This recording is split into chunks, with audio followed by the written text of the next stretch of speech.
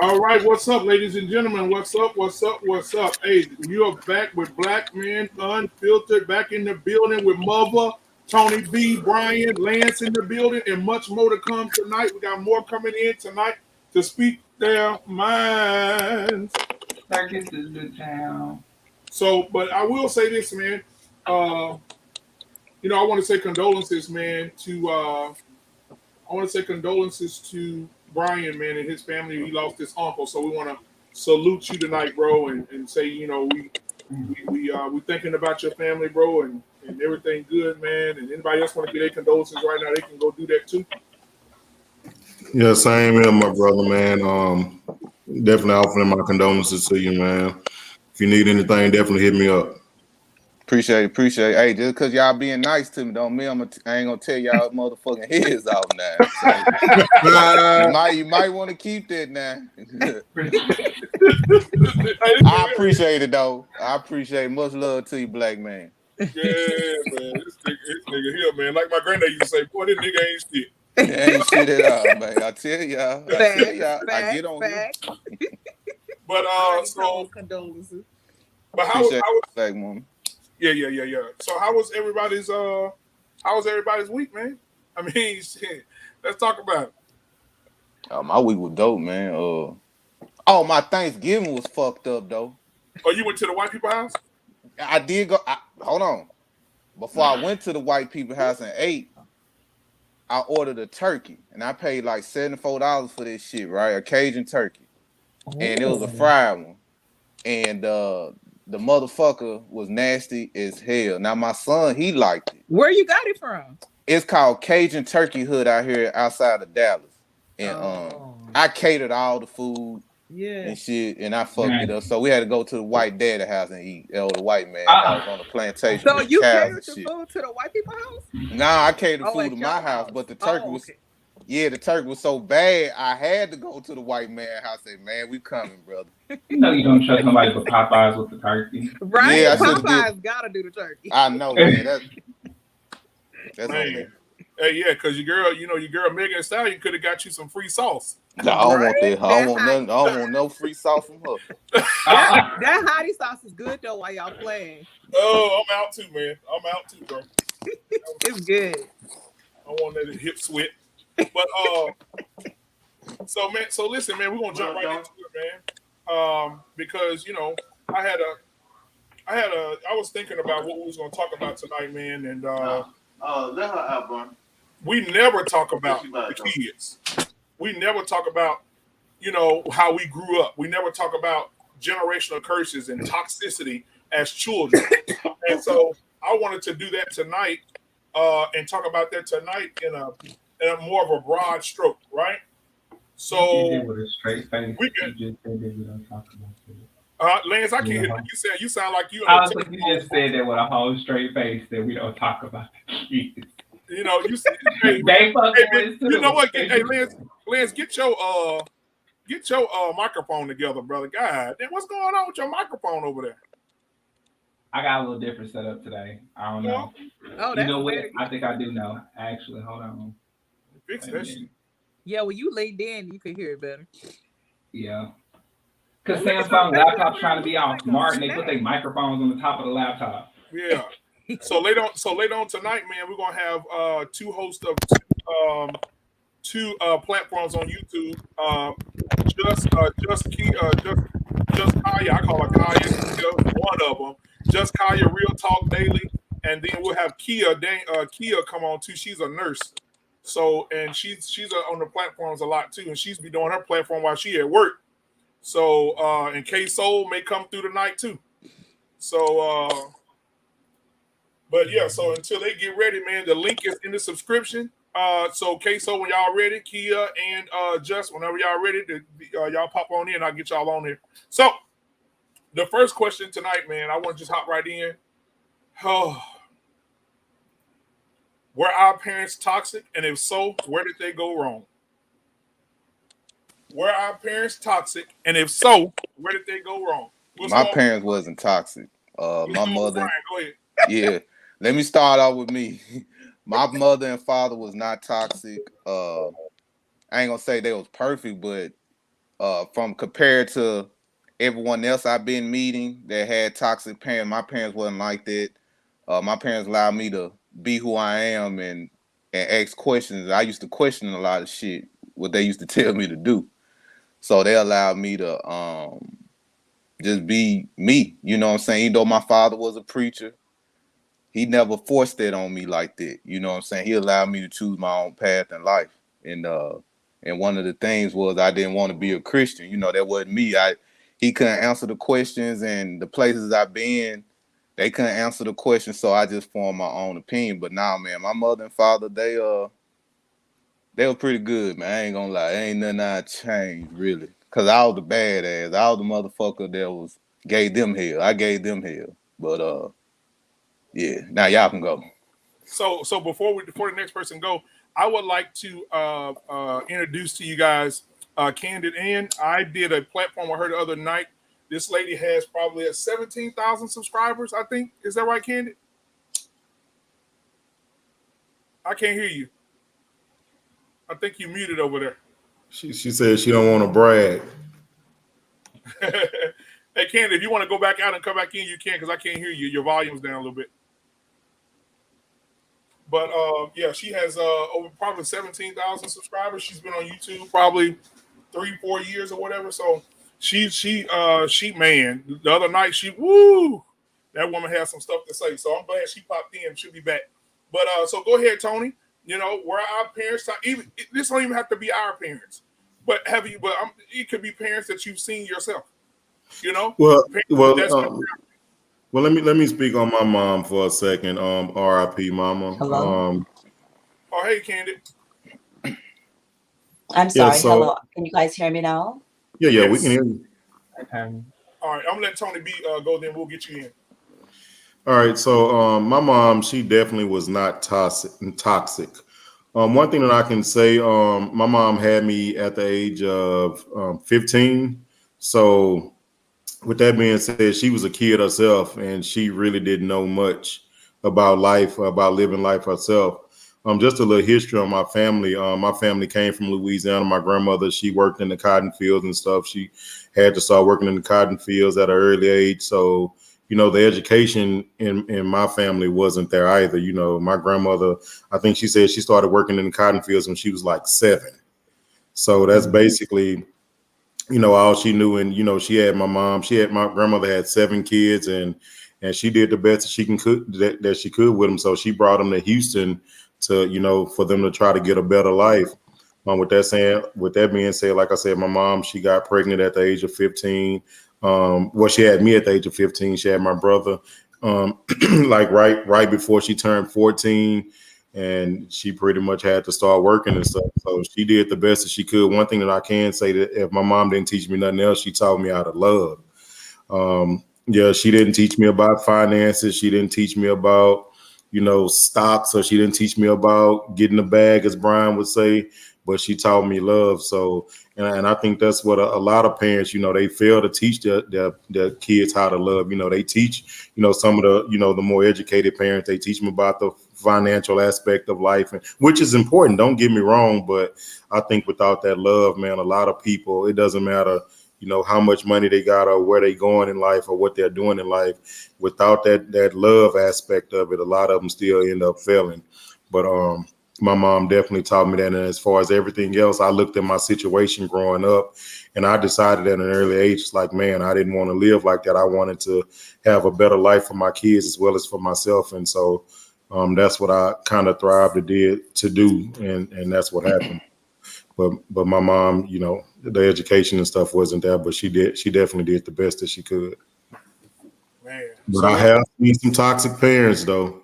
Oh, yeah, it's something out there, dog. We're going to talk about that in a minute. So, like I said, again, introducing Candid Ann. Like I said the other night, we had a real powerful conversation about, she said, you know, I'm going to let y'all know this later on, but I'll give you a little bit of what she said. She said, I didn't know that there were women out there like that. I didn't know that we were like, you know, so she has a lot to say. But Candid Ann, welcome to the show. She got, I think 17,000 subscribers, Candid?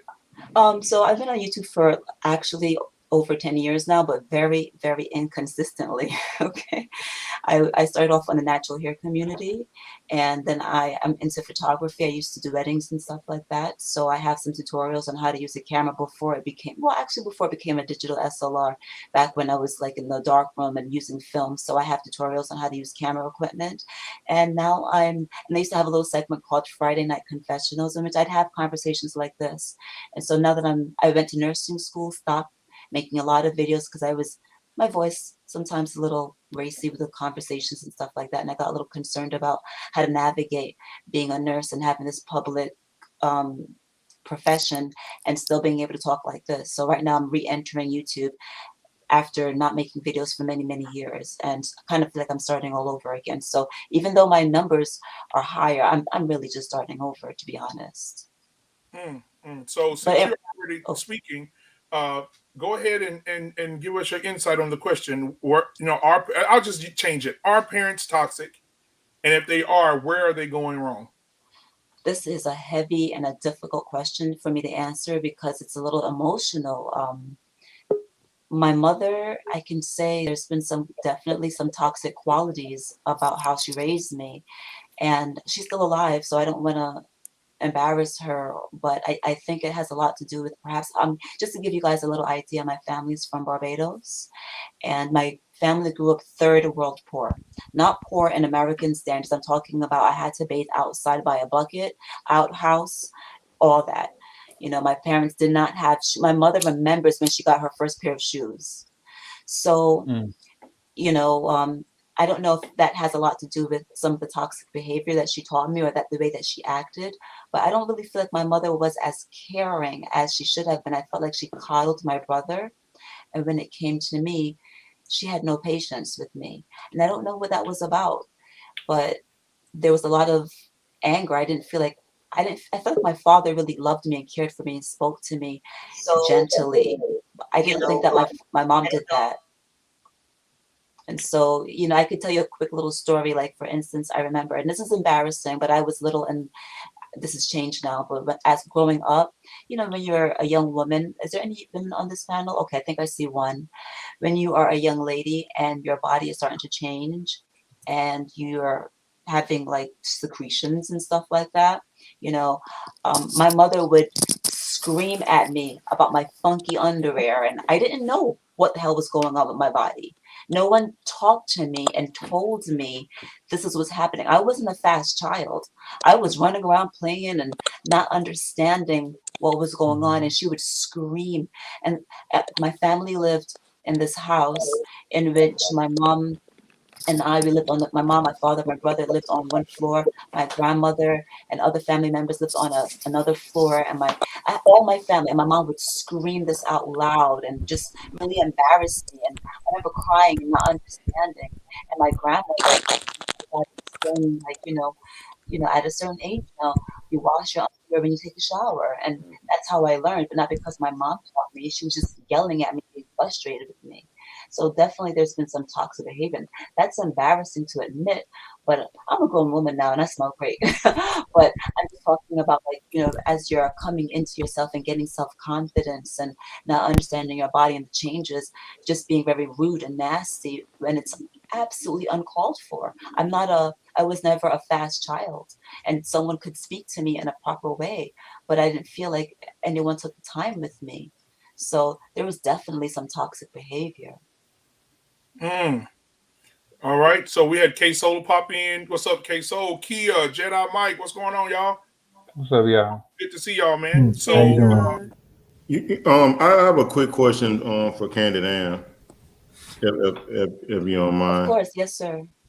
So with that, do you think part of that was the fact that your mother may not have really just known, or she just didn't,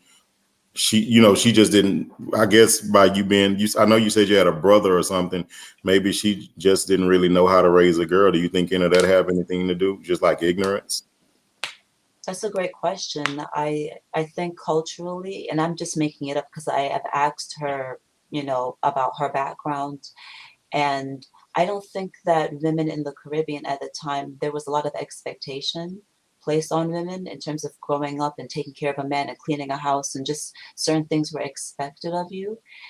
I don't know if I'm right or wrong. That's just that's the impression that I have. And when it pertained to men, the expectation was that you'd have a woman to take care of certain things. Because I remember growing up and my mom telling me to clean the dishes, clean the living room, sweep the floor, do all this, clean my bedroom. And when it came to my brother, who's only 5 years younger than I, just clean your room. And I asked my mom, why do I have to do all of these house chores and he only has to clean his room?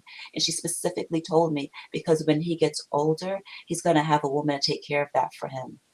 So I think it was perhaps a cultural thing in which there was a higher expectation from me as a girl. I don't know, it's not the right answer, or it's just what I think happened. Yeah. Wow. Actually, kind of want to piggyback off of Candid in a little bit, because I've kind of noticed that amongst a lot of us within the diaspora, if you will. So speaking for myself, I didn't grow up with any of my siblings in the same home, but I remember having a conversation, or often having conversations, even with my sister-in-law, in regard to like how her and my husband grew up. And oftentimes she would even say like, her brother just didn't have as many responsibilities. My husband didn't have as many responsibilities as she did. And I've kind of heard that as a general consensus, even amongst a lot of my peers, that if they had an older brother or even a younger brother, that they just simply weren't given the same amount of responsibility. And most times the sisters rather would end up covering for their brothers in some capacity because a lot of times they would just never do their chores. And so I'm wondering if maybe it is a lot more common across our households in general versus, simply being culture specific. I know in my situation, it not particularly with the responsibilities, but like just in terms of treatment. And it's something that I've had to work through and like heal from for years. But it's yeah, just a total difference. So I have two brothers, and it was just always, and even to this day, just a total difference in the way that they are treated, the things that they can say, and how the way that I'm treated and how harshly I'm like criticized and that sort of thing. With me, it's always like much more scrutinized. To this day, like we have a group text, and my husband is on the same group text. If I post a picture, anything of myself, anything, if my husband posts a picture with me and him, no comment, like my mom will like straight change the subject. And again, and it's the same kind of thing. So like my mom said, I don't really want to embarrass her, but I mean, this is the truth of like the situation. But if anybody else, if my brother posts pictures or what they have going on in their life, oh, you look so handsome, I'm so proud of you, all these things, she's so happy. But anything to do with me, like at all, she won't say anything. Or she like tries to quickly change the subject. She doesn't want anybody else to say anything. And so my husband has like asked about it. And, she acts clueless, like she doesn't know what's going on. But it's almost like I can't tell if it's a like competition, jealousy. I really can't tell. But because the other piece to my mom too is that she doesn't have like a lot of like female friends or any of that type of thing. So I had to kind of learn on my own how to have, sincere, genuine relationships with other women. And not for it not to be like a competition or always having, your eye out. That's kind of how I was raised and brought up to feel about relationships with other women. Like, oh, you always like keep your good eye on that bitch. Like she cool, but watch her. Don't leave nobody around your man. Like always this kind of, you can be friends with them, but always keep your eye on them. So I don't know if it's, maybe she was raised that way or that's just her mindset towards all women. And so even though I'm her daughter, I'm also a woman. And so maybe it just spills over that way. But I've given up a long time ago trying to figure out what the reasons are. And I resolved to just healing myself. And so I'm still cordial with her, but I do have to have like lots of boundaries just because that behavior, even into adulthood, has still continued. Man, so Lance, I guess we'll go to you. I mean, I feel like women were taught to black women especially were taught to self-sabotage just like black men were. Black men were told they weren't important. Black women were told they had to do it all. And in actuality, they just didn't want us on the same pages. And I mean, I feel that kind of same thing in my family. Like most of the women in my family put men up on a pedestal. And even my cousins and stuff. And we got a lot of cousins. And I'm just like, what did they do today? Like, did they save somebody from a fire or something?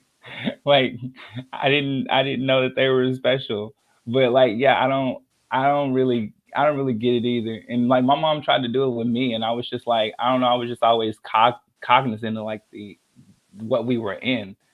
I was like, we like, don't give me no money. Like, don't try to like we don't have we ain't that's just not important to me. Like, let's just you go ahead and pay bills. Like, my mom was a whole custodian. I think she was an amazing woman, but I don't think they really had any choice but to give toxic. But also I say that I feel like toxic is what happens when you're ignorant, or what happens when you're aware and you choose to not have like a positive aspect or a positive influence. Because I mean, my dad was a son of a bitch, but I mean, there's a lot of stuff that we didn't know about the psychology of people today that we know now. So like, I can look at my dad today and just like be like, okay, well, you went through some stuff. Now I know that, and we're here now. But I think that's kind of a fucked up question, because it's like, is it toxic if you try to? Like, if your friend kept on messing you over, but they still felt like your best friend regardless. Like, would you ever say you were in a toxic relationship if that person still made you happy? I was happy. I felt love. I didn't expect much, so. And so I guess we'll go to UK Soul, man. And I mean, are parents toxic? If they are, where did they go wrong?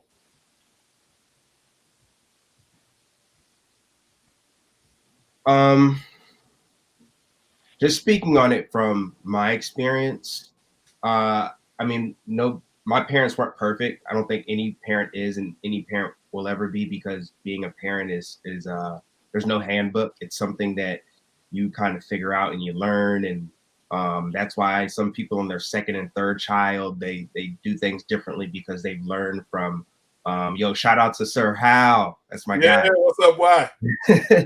And they kind of learn from their past mistakes, and my parents were the same. They made mistakes, but I'll be honest, I think one of the biggest things that my parents, especially my father, taught me is that we are supposed to be better than the previous generation.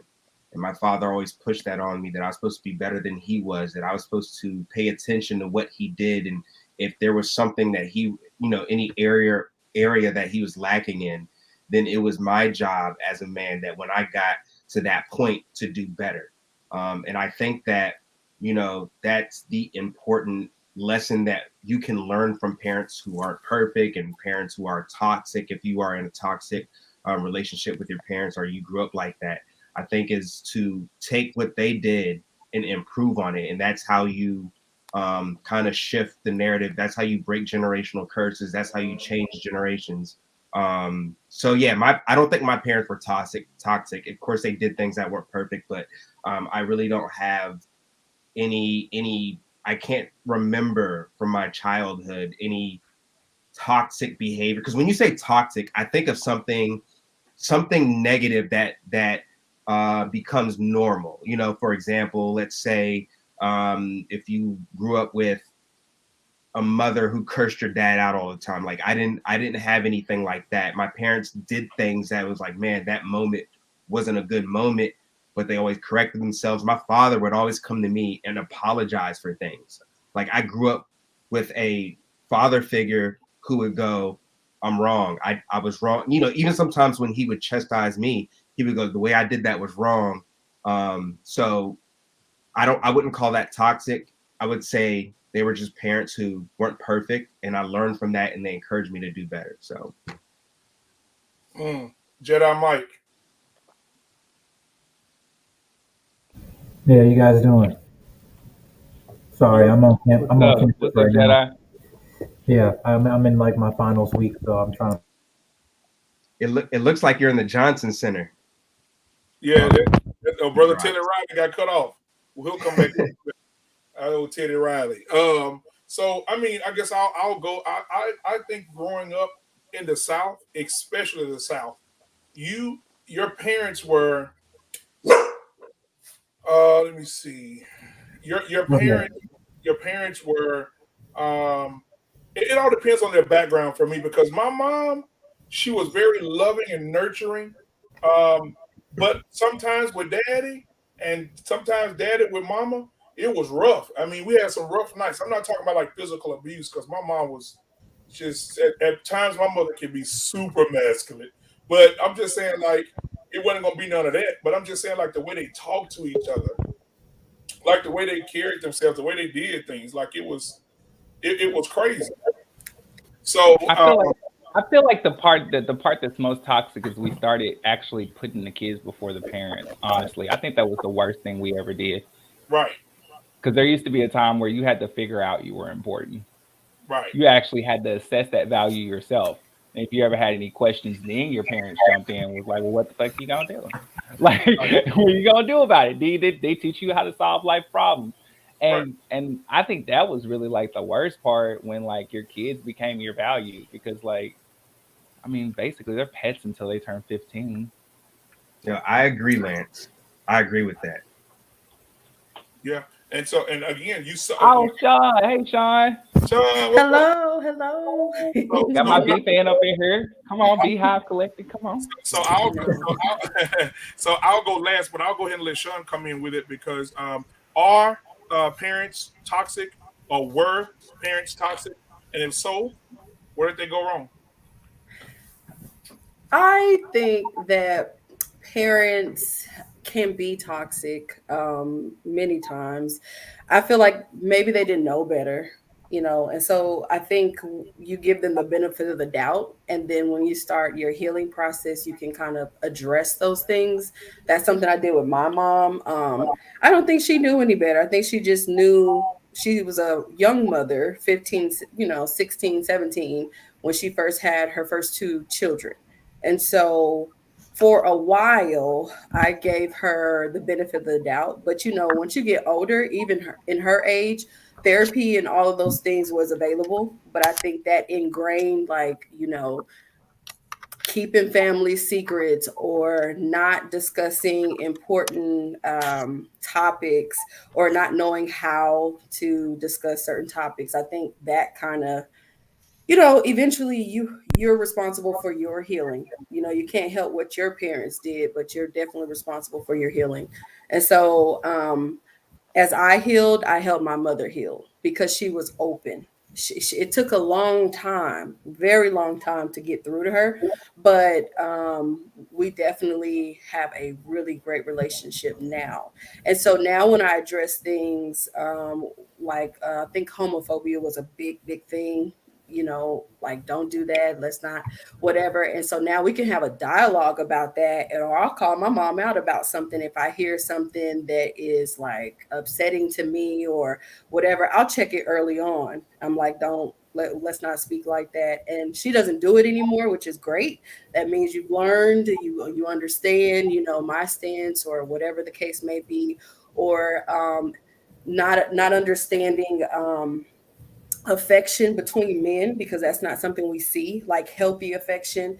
Oh, don't do too much of that, or don't do too much of that, or with my nephews or something like that. And I'm like, Mom, that's healthy. Like, that's important for men to know how to share affection and it not be sexualized. And you just have to go based off of her experience and give them grace, and then kind of, inch them in a little bit to do that correction in a respectful way. So, go ahead, Jedi. Yeah, sorry, the service, the Wi-Fi in this campus is shit. But yeah, it's but anyway, also on topic of saying the parents are good or bad, like you're right, they can be, but I do believe in terms of as parents, they have extreme influential power, right? and their influence is power. And with great power comes great responsibility. So on that note, I do believe that with my parents is like, I got the good, the bad, the ugly, and all that stuff. Even though I'm blessed, fortunate to have both my father and my mother, but coming from their backgrounds, like my dad being military, and now both my parents are now pastors and everything, and having that, just being a preacher's kid and everything, like knowing how to be in order and stuff like that. And also sometimes you have to have a point of you have to raise up, I don't say age up like too quickly in a way, whereas like I don't have the lifestyle of like most children, because I didn't have the time to, to be a child. Basically, I had to grow up a little bit, sooner than later. In terms of what the lady was saying before, yeah, I had that issue with my father sometimes, like affection, like not that he would like barely hug me, but just like he had his own way of how he give affection. But even then, it's kind of thinking like, okay, not saying does my dad love me, but saying I can't have a hug with him and stuff. And being the only child is that when you have a mother like mine, who she been through a bunch of stuff, like she was been abused, she was in a very abusive relationship before she met my father nearly to death. And with that, I was like a high risk pregnancy when I when I was born, and I wasn't guaranteed, in terms of living. But then since then, like she basically coddled me up, since I was a baby, but for just because I had a lot of medical issues, but also just because I was the only one, and she didn't, and with that, it's almost came like a codependency, just because like she always kept saying, "You came out of me, you came out of me," and all stuff. Right. So that always all the value in you. Right. So, but it was always kind of you could battle with my father in terms of like what my father wanted me to be more of the, let him walk out the nest and let him fall, scrape him, get hit, and mom's like no, stay in the nest. So those had that duality of parents that ultimately, basically, you don't have you do more harm than good, thinking that you don't have a clear path or direction. But over the years, it's gotten better.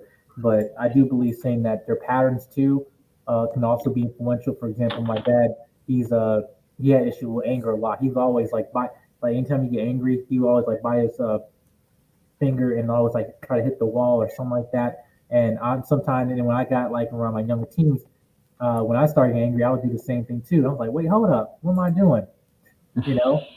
So it'd be like that sometimes, but ultimately, he break that spirit. But that's what it is, a spirit that passed down, from parent to child. I don't think really having enough, especially in our community, I don't think we're not having enough provoking conversations of identifying the problem. Because then identifying the problem is also having self-reflection, which I think most of us are not ready to be in that position.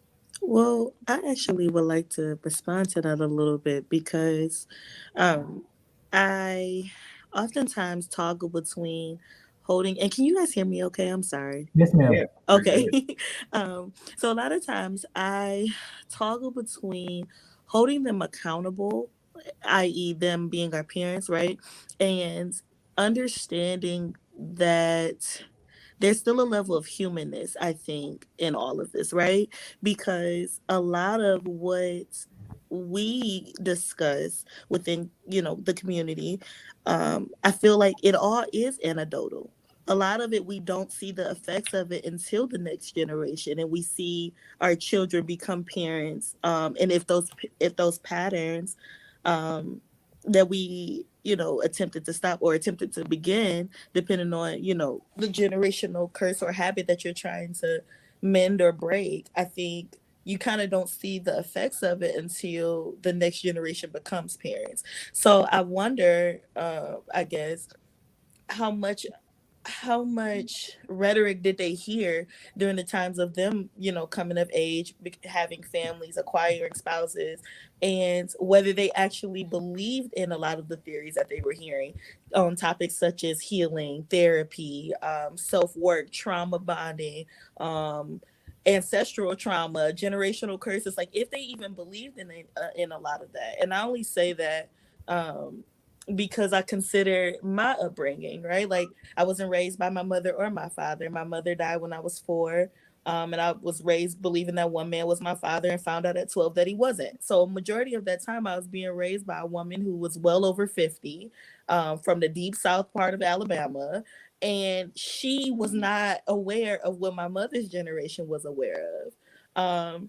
Yet a lot of the trauma that she caused her children, she also inflicted on me. So I'm wondering, that doesn't mean though, let me back up. That also doesn't mean though that there was no one having the conversation on them needing to heal, or there was no community accountability.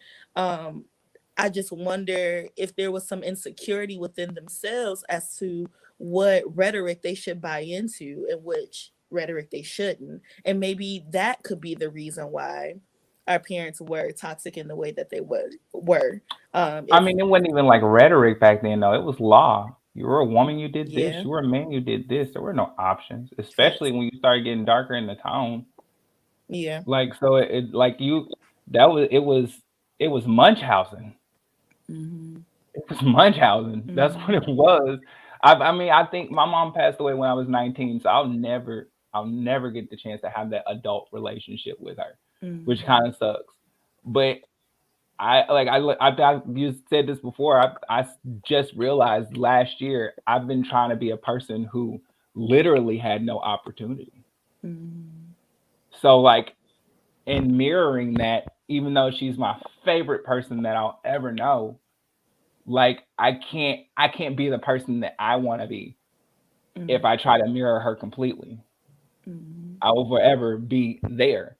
And I don't think I don't know. I don't see it as toxic. I feel like I'm emotionally like more fully functioning than other people. I think it was toxic.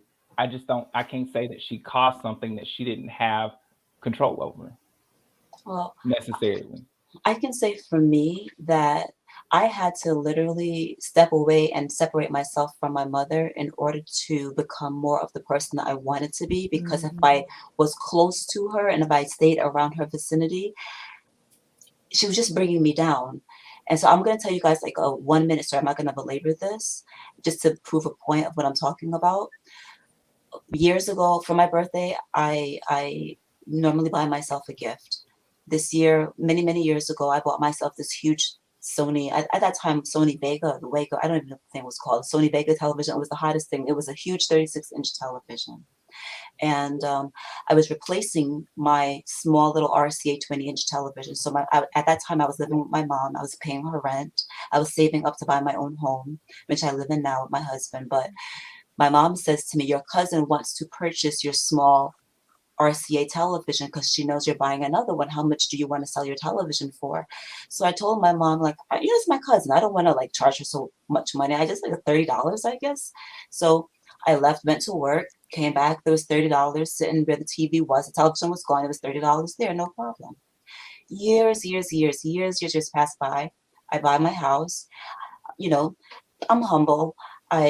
My same television, I moved from the Bronx to Connecticut with my husband. You know, we're just starting off, building up life together. And my cousin comes by to visit. She goes, oh, you still have that television? I remember when you bought it. I remember when you sold me your television for $50 because you bought this one. I said, what? How much money did my mother get from you? She's like, yeah, you gave it to me for $50. Yeah, my mother hustled me for $20. Wow. Right? Gang. Now that's funny, but like I'm her kid. Why would you hustle your daughter? My mom, if I go to the airport and I leave my car with my mom, she will park her car, use my Easy Pass, charge people to take them to the airport, run my Easy Pass up, run my gas down. And when I'm like, Mom, how come won't say nothing to me? I'll get my Easy Pass and like, why is so much money on my Easy Pass? I'm your mother. I gave birth to you. And she, no accountability. Same. No accountability. So I realized, and I can go, I'm not going to belabor this. I can go on and on and on and on about so many stories. I have so many that I could give you. But I had to realize, even the tone of my voice, like my mom is always screaming, always yelling. And I realized I don't want to be constantly yelling. And if you hear my voice right now, I made an effort to make sure that I'm not one of these women that's literally screaming for no, even if my mom says happy birthday, she's screaming. There's a lot of things that I had to do to separate myself to become a different woman, the woman that I wanted to be. I had to pull and pick and look at other people around me, look at other examples to say, I want to do that. I want to incorporate that. I want to do it like this. Because the example that I had at home, and I don't think my mom means like harm. I just think she doesn't know how to be accountable. And I don't know why she would hustle her daughter, because I got the $20. Like, she asked me for a flight to Barbados. I wrote a check and I gave it to her. Why hustle me? I just don't understand the toxicity. Girl, I mean, but boundaries. even in that same manner, I just on a positive note, even in that same manner, the fact that she knows that she would do something for you, but she's still a part of that hustle mentality, just know it has nothing to do with you. Like, I be thinking about that about old people. Like, Explain how can that they to just me. like, how can they just like go Oh, ahead and just like do stuff and just stand for stuff? And I mean, literally, when you have no choice but to stand, that's what you do. You stand, or you sit, or you fall. No, explain that Like, to me. and like a What do you woman was mean? not gonna go get no job. Like, and men, I mean, that was during like a time where everybody was kind of breaking up. Like, the people that was fucking up with black so people was Lance, black people. so Lance, Candid has a question for you. Yeah, when you said that, when you asked me to understand that it has nothing to do with me, can you please explain to me what you mean by that? Because I don't know. I'm open up to learning. You know, I'm not here to fight or anything like that. But if I feel like it has everything to do with me, like it's my money. Like, why would you? I'm your daughter. Why would you hustle me for $20 freaking dollars? I feel like because people feel like they're from a person or they're so deeply involved in the person, they expect their damage not to carry over.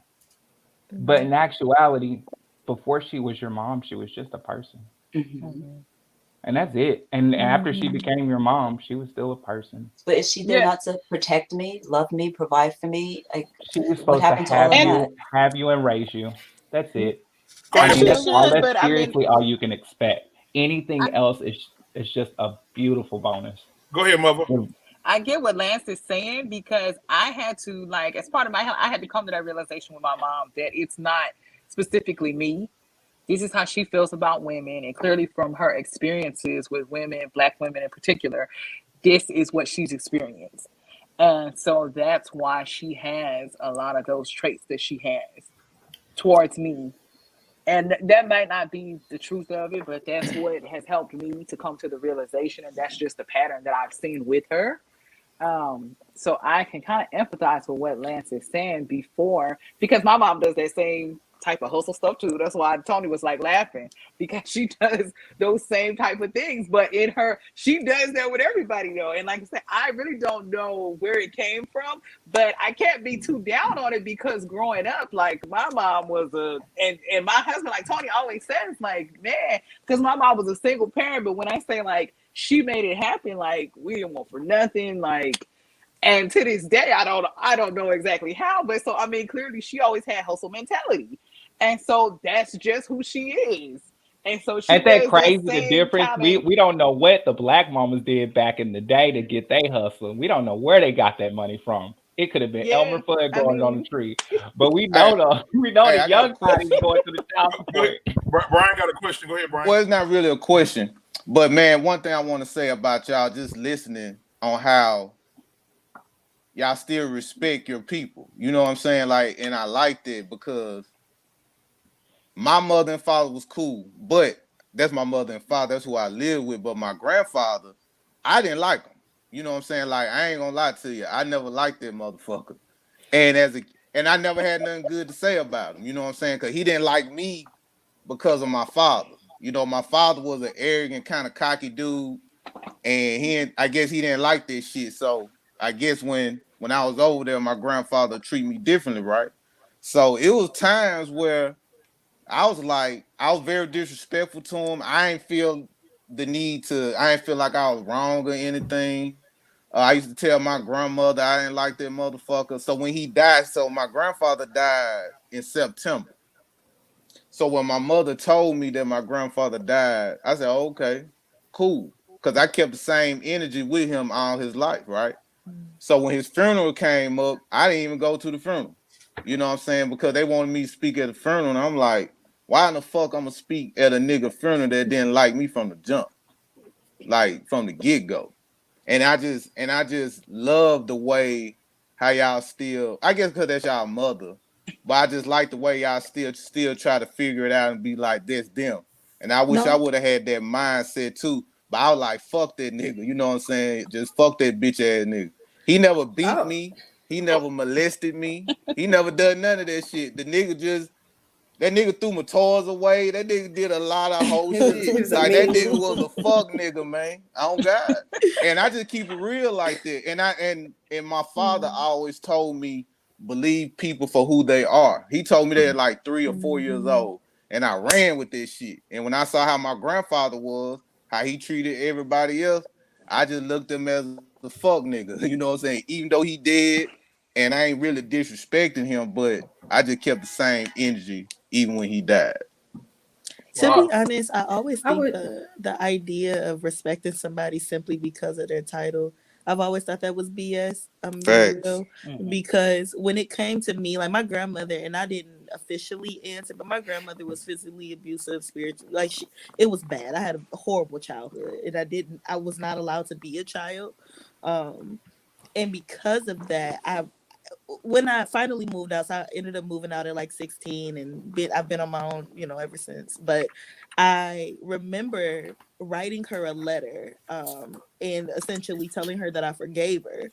And at 16 years old, I remember like having an epiphany, if you will. And I was like, man, this woman's suffering with things that I wouldn't even be able to fathom if I tried.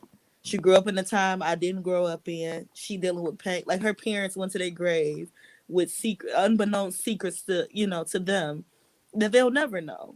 And she has to live with that. And so I think for me, the forgiveness or the respect, if you will, kind of came from just understanding like she's having a human experience too, if not have had a human experience already. Well, I ain't respect mine. That's why I salute you for still respecting this shit. I was taught don't respect nothing that disrespect you. You know what I Right. mean? Yeah. And I we got think I love that about y'all, man. I'm learning, man, to be nicer a little bit to my enemy. And look, because I hold grudges. Bro. Said a little bit. I think so with little bit. Go ahead, one of the things that really helped me during the healing process of my mother is, and this is how I held her accountable, is because what Lance was saying, I said, you know what, before she was our mother, she is a woman. And I always kept that in perspective. I knew how to, separate her being a mother and her being a woman, because, growing up in my own and developing and learning how to be a woman myself. So me knowing right from wrong, or what's right, what's wrong, I could hold my mom accountable. I don't think she liked it, which is fine. But I definitely think at first it hurt for her. Like, how could you? I've done all of this for you, and you're supposed to, because you had me, and I felt like, if you took on that, role, or you decided to lay down and have a child and all that, that is your responsibility, just like it's my I mean, but responsibility. they didn't take it on. It was the roles were made clear, and they have been for hundreds of years and for a multitude of nations and a multitude of villages. You were this, and he's this, and your kids just whatever. When they get ready to strong enough to join in the workforce, that's it. That's all. Like they didn't even have a choice. But the choice they did make was to stay regardless, and that's better than what we do. I mean, I applaud my mom for staying around, but it doesn't mean I won't hold her accountable for some of the toxicity that I experienced in my upbringing.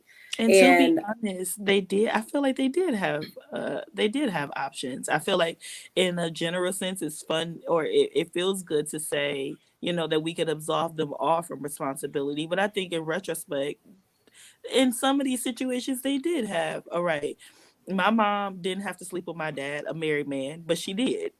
And she was in a whole relationship and chose to lie. And you know what I mean? And those are, it's. Yeah, they weren't stupid. Yeah, they weren't stupid. Likely. Yeah. I don't absolve her from everything, because there's a certain point that you made a conscious decision. Because I make stupid decisions. So I know my mom and dad did some wild shit. Mm-hmm. Yeah, and I know too. We all probably have made some Yeah, decisions, shit. but I'm And I feel definitely like, gone. yeah, like you said, still holding Yeah. space and being empathetic, right? Like Mm-hmm. I definitely agree, Lance. 100%. Absolutely. I ain't I empathetic with think my granddaddy. Fuck that. Hey, and so we have two questions. We have two questions from the chat. Just Kia's, she said that she had a question for Tony B. She said, "How did he learn to love from his mom? And please give examples."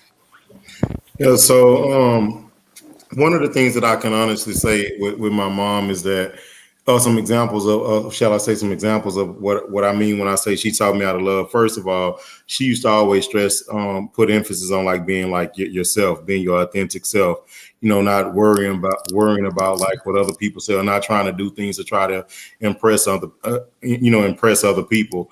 Also, some other things were like just examples, like maybe we were poor. We were poor, and one thing I can honestly say, I didn't know I was poor until until I was like maybe 13 or 14, and start realizing like, hey, kids, teenagers are cruel. You know, people start saying things about like the clothes and stuff that I had on. But even with that being said, with me coming home and telling my mom what those people were saying, just the conversation that she would have and just how she made me feel like after the fact with some of the things that I said, and I'm always hold that dear to me.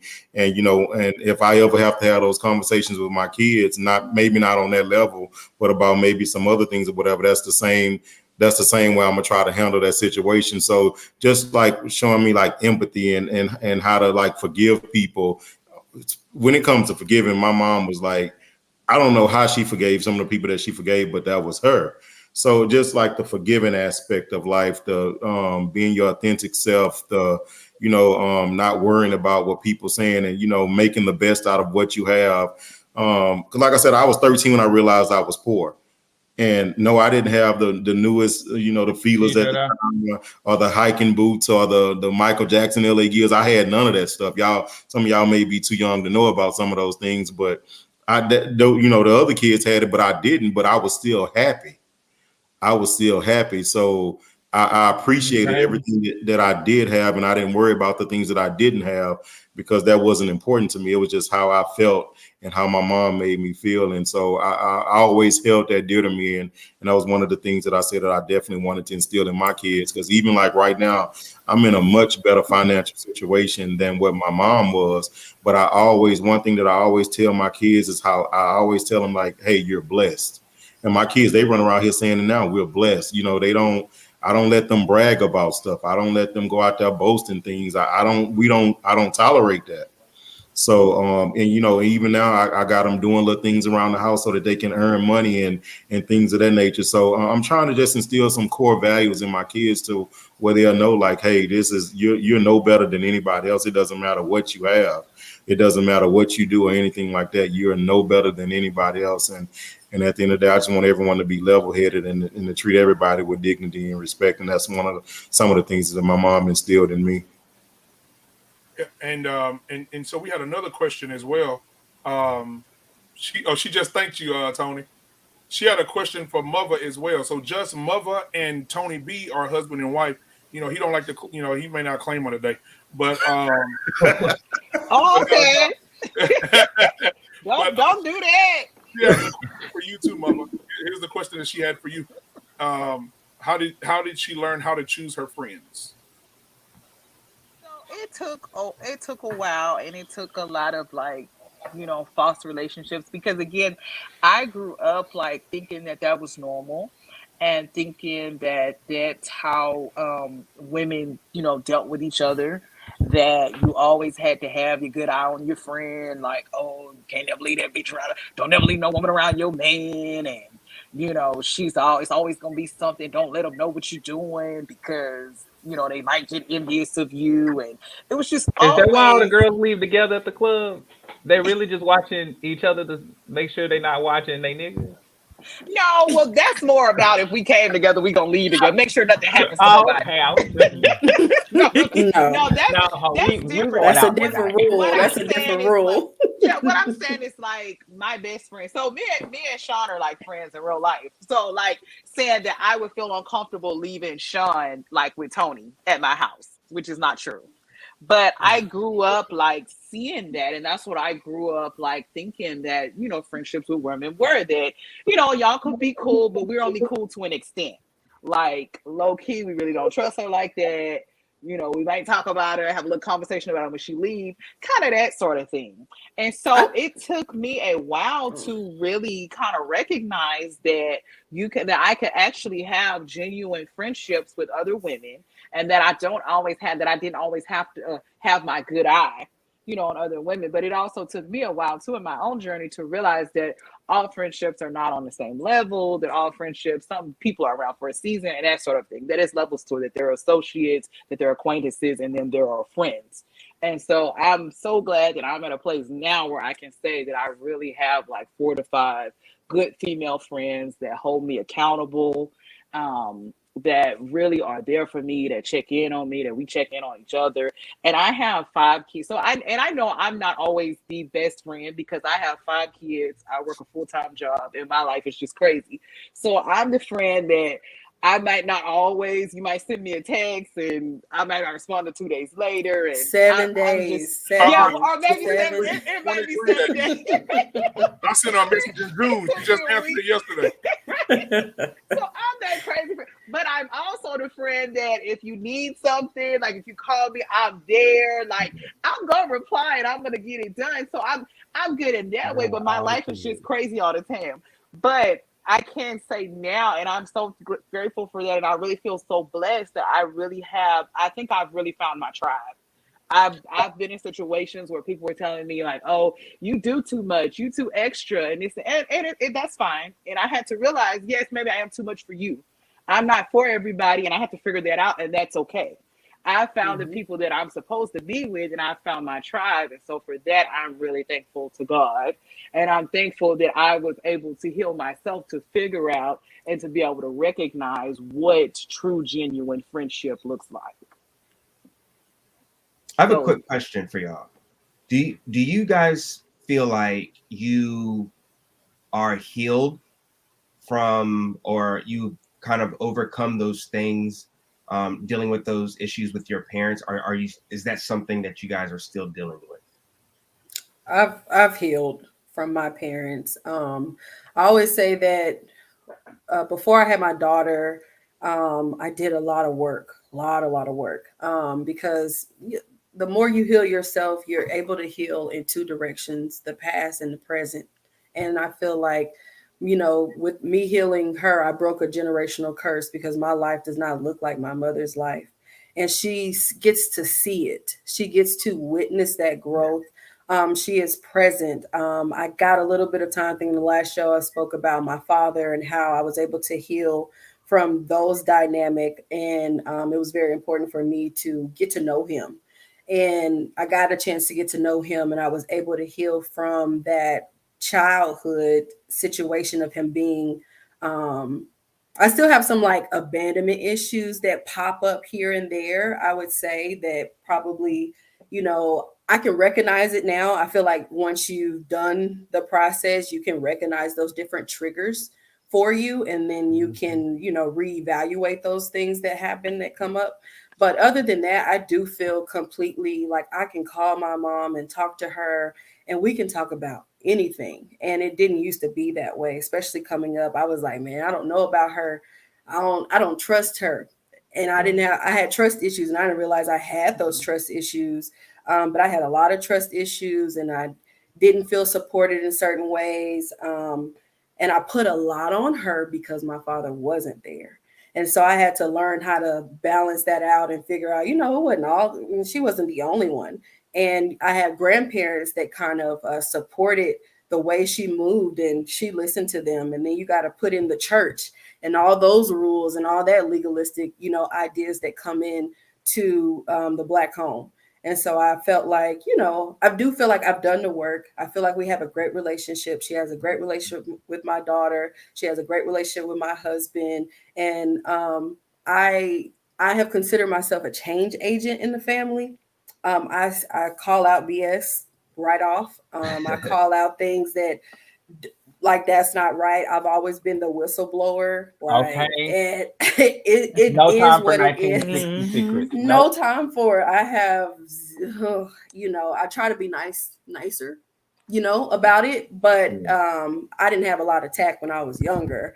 I would just call out and I would run away too. Like I was like, man, when I get old enough, I'm running away. But it was great that I did get away so that I could get the help, because sometimes you can't heal where you've been hurt. In the same space. And so, you know, it's important to kind of break away, like Candace, it's Candace, what's her name? Put it down. Stated. Candid Ann. I was like, get So was that intentional? You said you healed before your daughter was born. Was that intentional? Like you were like, very much so. Oh, that's I knew that there were some things within my relationship with my mom that did not feel healthy, or there was something that I was still holding on, and I didn't let it go or whatever. And I just made a decision, like, I gotta let this go. Whatever this is, you know, I need to let this go so we can both grow. That part is Shashawn used to always, because I'll be honest, so the first 4 that we have are boys, and the last one is a girl, and she's 6 months. So I'll be honest, I didn't really like start getting serious about healing or about any of my healing until like I found that I was pregnant with a girl. And it is something, even though I love all my kids, of course I love my sons, I wanted to change to be a better person for them. But it's something about when you have a daughter and knowing that, and it was just something about me never wanting her to experience the things that I experienced. And it really made me take a step back and look at myself in the mirror and the person that I was. And unfortunately, I didn't like a lot of the behaviors that I was exhibiting. And it was just something that clicked in me that said, wait, I never want my daughter to, you know, be out here acting like this. I never want my daughter to go through, experience the things that I've experienced in life. Like, I need to change. I need to change some of my behaviors. Like, this isn't right. And I knew how it felt to me growing up. And so it was really important for me too, you know, like, hey, I need to do this work. Like, I really need to change. And even though I had people around me, and even Sean had been saying, you know, like, hey, sis, you know, you don't have to act that way. Like, you know, you can change. Because I used to be, it's not that I was a toxic person, but everybody had me fucked up. And so that's how I, like, yeah. And so that's how I responded. Like I said, I always been a really nice person, but I was like very combative. Why are you shaking your head, Tony? Because, well, and that was, and even in my marriage, so, and again, but this is what I saw growing up. So my mom and dad's relationship was extremely toxic. My dad is like a huge narcissist, and he has his whole set of issues. And so their relationship was like really toxic. I was like super masculine, and you know, that was just that dynamic. Like, they cussed each other out, you know, all the time. And like I said, I saw that growing up. So a part of me really thought like that was okay. And that some of that, you know, was normal, and that, you know, that's just how you behave, you know, while, of course, you know, it did how most couples do when you go out in public. We all in love, it's chocolate and roses and all of that. But at home, you know, we gonna cuss each other the fuck out and we'll figure it out later. So I almost thought, you know, that was normal for me. And so it took a lot of work to kind of, you know, like it's a lot. It takes a lot of time. Yeah, to unlearn that behavior. But you have to think, you know, you're at home 18 years and you're seeing all of that all that time. It didn't take you, you know, 6 months to learn it. So it takes time. So, I mean, I think I'm on my healing journey. But I'll be honest, sometimes I do still get triggered. And I'll be honest, and it's sometimes that I do still, you know, get triggered and like act up. I'm proud of myself. It has been a long time. And I even see now some things that happen, and I'm able to, and I have to be honest, it's so much peace. Like, I think about, like, man, like, look how much energy, like, I used to put into, like, being upset with people, or, like, going off on people, or, like, oh, I'm gonna check her, like, oh, and I would just be so angry. And, like, even with my mom, I would put all this energy, like, oh, she got me messed up, I'm finna, you know. And now it's like, I see it, you know, I'll catch what happened, and I move on. And I'm, like, so unbothered by it, and it's, like, a level of peace. And I've really kind of figured out, you know, with therapy and through the help of all those things, that I'm solely in control of my own emotions. I'm solely in control of, like, how I feel. And I'm solely in control of what I allow to disturb my peace and how I react to it. Yeah, So I that's think, that's So dope. let me say this now before yeah. we move forward, because Sir Hale they came in the building. Dun, da, da, da, the chief is here. But before Sir Hale speaks, I want to go ahead and say this. You know, there are some falsities to what Mother said. Let me tell you why. The real reason that Mother changed is because me and Tony sat her down and said, "Listen, you need to get your shit together before we pack you up." Whatever. Don't do my Okay, girl. what happened? Don't Right. even go there. Right. Foolishness. Right. Foolishness. Right. Foolishness. But No, let man, me I'm ask just you this, though. joking, man. But I'm me just and Tony joking. been together 12 years, so why it just happened in the last year? Yeah, we just I heard she already built up the miles on her card. She's just waiting for the 1-2 deuce. oh man, go Lance. They go Lance. Hey, but you know what though? Sir Hale, go ahead, take it out, brother. Hey, first of all, what's up, everybody? What's What's up? up, man? Hey. Man, good to see see you. y'all, beautiful, dope black people on here, y'all. So good to see y'all.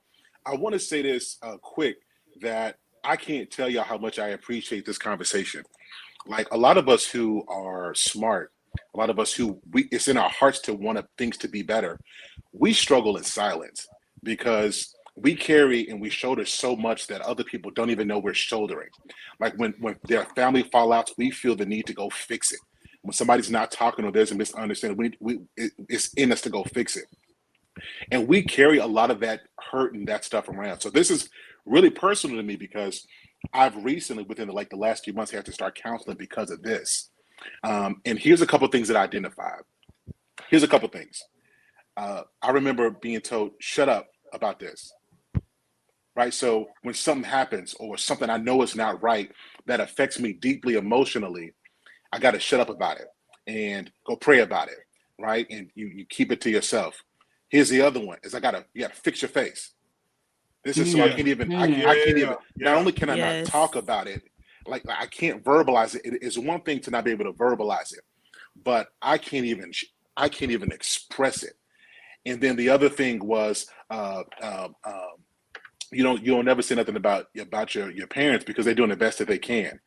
And I think that all of those statements have some truth, but depending on who it's coming from, it could be rooted in manipulation because you're hearing all the right things. You it's coming from a trusted source, but it's all aimed to keep you silent, to keep you in the dark. And what that does to you is it tears you up on the inside. Like one of the things that I struggle with, and I'm embarrassed to say this, but I've learned to open up about it. And I'll be honest with you guys. I struggled with, I didn't think that I was lovable because the love that I needed from my parents, my daddy wasn't there. He died at 5. And my mom, she couldn't give it to me. To compound on this, I'm a child of adultery. So I have lived with a deep sense of shame. Like I can't talk. I can't go to this side of my family because of shame. And I can't really open up to this other side of the family because I feel like I'm dissing my other side of the family.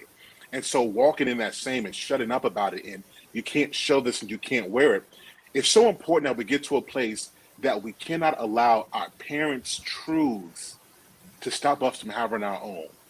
That was the biggest lesson that I've learned, that just because they have their experience and they got their fears about stuff, I can't let them live my life because I'm the only one who's got to suffer with it. And if that means I got to tell the truth to break some curses in my mind, in my family, we got to listen. We just got to tell the truth about it. It can't be, well, I'm your mama. And so you accept this toxic behavior because I'm your mama. Because you can't tell me to accept it from you and then get mad at me for marrying somebody who's doing the same thing you're doing. And then you're mad at them. And the reason I pick them is because I learned to accept that from you. Right? Come on. And it's the same thing with it's the same thing with dads. Like you can't tell me not to accept, for ladies, you can't accept this in a guy when the reason why I'm attracted to guys like that is because my first example was you. And what we do is we don't like to go there. You shut up about that. You keep your mouth shut. You have some understanding. And I found it interesting in this generation where us children, we have to be more, we couldn't even be kids. We had to be adults in teenage bodies without the privileges of adulthood. And I find our generation having to parent our older generation, having to have a compassion for them and a love for them and an understanding for them when we never got that ourselves. And so this was very personal, this topic, because I'm dealing with that now, y'all. And if you guys are spiritual here, you guys pray for me. This is the first time where I've openly said this, but as a minister, as a person, I need prayer because I'm deeply affected, because I want things to be better. But sometimes you can think you're healed until you're back in that situation again. Like you can think you're healed as long as you're away. There's distance from that person. You think you're here. Isn't it funny how you can be away and you're like, I'm good now, I'm recovered, I'm great. And then you go to a Christmas dinner or Thanksgiving, and all the emotion that you thought you were free from, they rush back to you again. And so I don't think You ain't even got to go to a whole get together. You can just lay in bed and it catch you all completely off guard. Like, oh shit. Maintenance. Yeah. Wait a minute. Let me just cover this up real quick. And then, and what happens is you feel bad about that, and then it creates that whole cycle again. You got to do that whole internal work to build again. And I understand what that's like. So I don't think healing is a one-time event. I think healing is something you have to do every time the wound reopens. And that's how you give yourself grace, because you'll beat yourself up thinking like, dang, I'm 35 years old, I should be over this right now. Or I'm 28, I should be done with this. And you got to give yourself some grace and allow yourself to heal. Give yourself some grace to heal every time you feel that pain. Like it's a reason why the Bible says, and I'm a believer, it says, forgetting those things which are behind. It never said forget. It's a continuation. And I've got to figure out a way to keep on reminding myself that I don't have to live in this pain. It happened. It was true. And I might not ever get an apology, a sincere apology, in change from the person who wounded me, but I will give myself the grace to heal so that I don't bleed on my children from the cuts and the damage that was done by my parents. So we got to give ourselves some grace. And I'm learning to give myself some grace, and I hope you guys are doing the same thing. So that's my piece on that. Yeah, and I don't know. I have a question. Some horrible parents out here, and I honestly felt like I had grace. I recognized that as a kid. I was like, we were a very stoic family.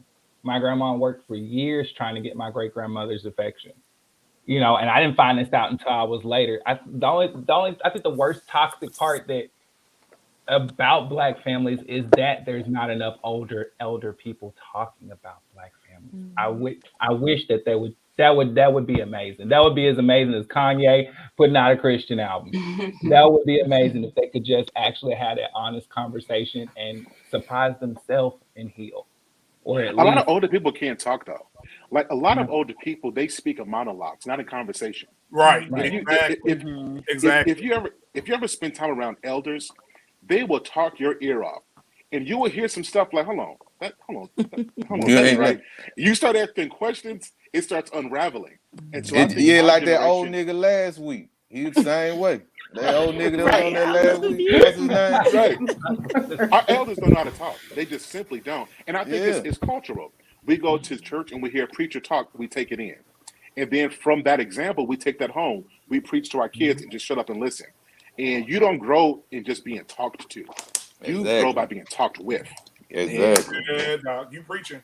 And you know what? Yes, go. No, I didn't want to interrupt you. You got to go ahead and finish. No, I'm just saying I'm proud of us. It's dope. We got Black people on here talking like this, man. Like it's so beautiful, because a lot of us, you can feel alone. You can feel alone by yourself. Like no one gets you, no one understands you. And then certainly if you have some modicum of success, we assume that you're not dealing with anything. You had the perfect life. And truth is, a lot of us had an unperfect life. And the reason why we're so driven to success is we're trying to escape that. And we don't want our kids to see it. We don't want any trace to be there. And people don't get that. So I think it's dope that we're having this conversation like this. So, and one of the things that I think that a lot of times we make excuses for our parents. I think that we don't hold them accountable. And that was the next thing I was going to talk about anyway. So I might as well put it up here. Should we hold our parents accountable for how they raised us, or should we just keep pretending like it didn't happen? Because a lot of parents, like me, I'll have to say something about my dad. My dad was horrible, and I mean, he was horrible. And so I say, y'all, I tell my brothers and my sisters, hey, listen, man, Daddy was horrible, man. Daddy needs help. The phrase I hate the worst that makes my stomach curl up is when people say, oh, they did the best they could. No, you did not do the best you could. I disagree with that. I think everybody does the best they could every day. Even if you know you could do better and you Lance. don't, there's still something that you haven't figured out. You that know makes right you from wrong, better. Lance. You are First of literally all, whatever limit that you set for yourself when you walk out the door. If that's what you've decided to do, Lance, or whether you didn't decide to do I it, you love still you, made a Lance. decision not to I figure it love out. Lance. I love you, Lance, but you're carrying the luggage for everybody's car, and everybody don't deserve to have you because they're not with you. What I'm saying to you is, Lance, is this: these parents out here, some of them, and we got to be honest, and I want to be brutally honest. Some of these parents were straight trash. Let's just What be does it change real. for you? What does it change for you knowing if you know that your parents wrong? Okay. Yeah. Imagine Honestly, you like that's one of the blessings that I have now, because the small resentment that I had for my mother, feeling like she kept us in that situation, is so stupid. I've kept myself through so much worse.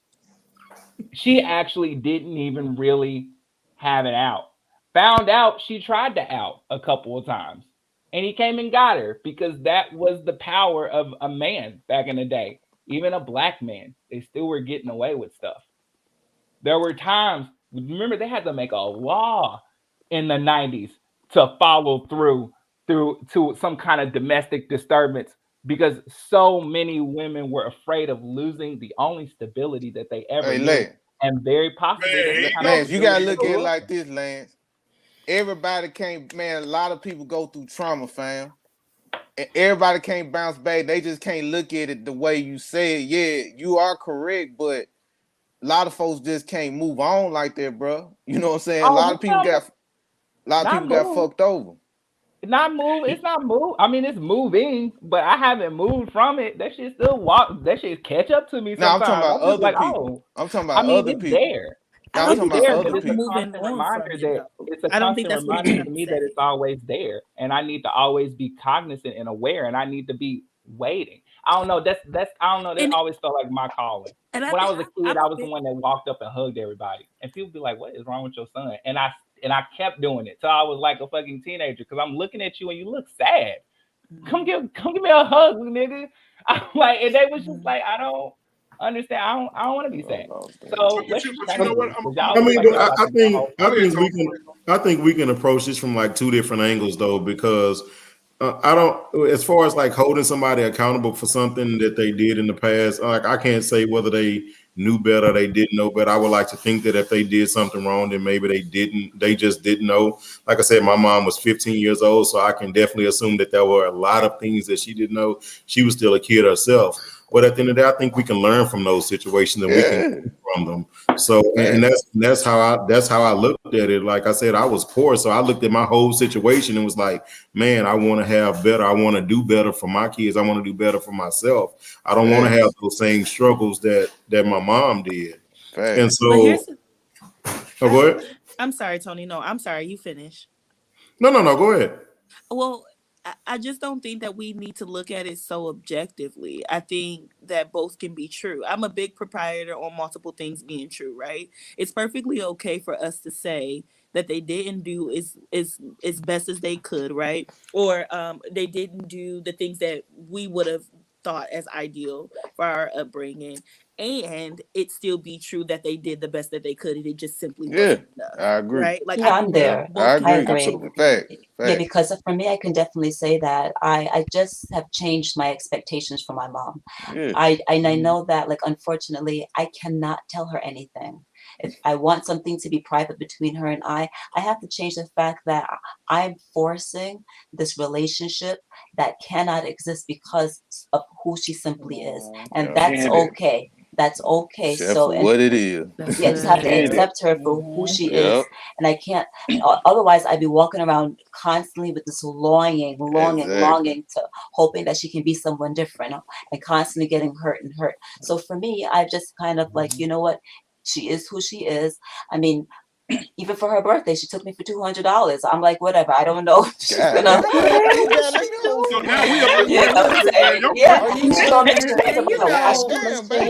She told me she wanted to buy a washing machine. I ain't $3,000 seen the washing machine yet. It's been a whole year, no washing machine. But she told me she wanted to buy a washing machine. But See, when I gave her the and money, I realized already who she is, and I don't have any hard feelings about it. I Nah, already know you what it's already all know. about, so it's okay. So And let I'm me. thankful that I have the I money. don't know. I that think is I all was willing to walk away from the relationship Facts. because it I've had done it gotten multiple bad. times. It's been But years, and I'm but you, not proud to say this. You It's been know, years in which me and my mother didn't speak, and I had to walk around thinking to myself, if she dies, am I okay with the fact that I haven't spoken to her? God forbid someone calls me and tells me your mother is dead.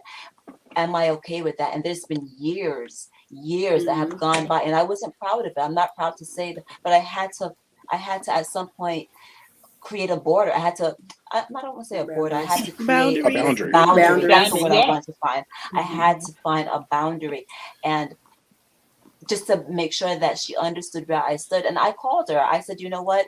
Even though I'm not as religious as some of you guys are, I was raised in a church, and I remember being taught, honor thy mother and thy father. And I don't know if it was a manipulation, because sometimes I feel people use the Bible to manipulate, and that's a They different do. story all the It's a time. verse right after That's why that I don't believe this about I shit. don't know about it as paying well. for I kids. just know that's what my mom You're right, told Sir me. Hale. It's a verse after that.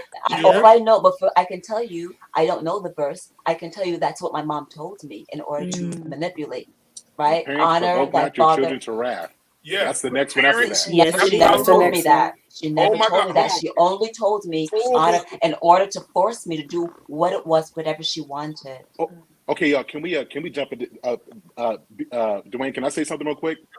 Before you do, that verse that says, "Do not provoke your children to wrath." A lot of parents will be held accountable for the actions of their children. Yes. A lot of parents will be held. Okay, that's why I put it down here. Accountable Mm-hmm. for the actions of their children. You see your son going to jail for domestic violence, and you're like, I can't believe that's my child, but he watched daddy whoop you for 20 years. You will be held responsible for what your children do. But go ahead, Sir Hale. Well, two things. First of all, Candid, that's dope. What you said is absolutely dope. I respect the fact that you were able to grow from that, and I can tell your heart is still there, but you've had to apply logic, and I respect that. So I just want to say that. Oh, The thank you. second I thing is, appreciate it. I think it's okay to hold people accountable and to be able to move on. I think it's like we either do one or the other. We say it was okay. I understand for what they were. They did the best that they can. But I've noticed something, and this has been I do a lot of counseling for relationships. I've noticed a pattern. If you are unclear about what's right and wrong in your primary relationships, you will repeat that in your other relationships, in marriage, and so on and so forth. It is so important to be able to call wrong wrong. A lot of us, whether we know it or not, were manipulated. Yes. This is one of the things Come that, on, like, sir. You it's speak hard. it. It's hard to put your finger on it because it's interwoven in religion, it's interwoven in love, it's interwoven in duty. It's your position, as a child, and you as a child, you're a sponge, and you're absorbing all of this stuff, trying to make sense of it. And whether or not the parents do this intentionally, manipulation is anything that is being done with the intent to gratify somebody else at the long-term expense of you. And so a lot of us have to go through therapy in our 20s because of the damage that was done in our teens and earlier years. And so I think it's okay, and we got to get okay with calling out manipulation in our families, because a lot of us are. I'll give you an example of manipulation. Is when you volunteer to do something to help, and your kindness is stepped upon, and you're asked to do more and more without consideration for what that might be doing to you. If any of you have ever given your parents money or put yourself in a rut or wasted time doing something, a lot of times they'll pull on the strings of your heart. I'm your mama or I'm your daddy, because daddies do it as well. I've seen dads do this. Get money out of their kids. Manipulation is getting something out of you using emotional strings to get it. Because if you were in a conscious mind, you would say no to it. And so parents absolutely do this, and we got to get okay with calling manipulation.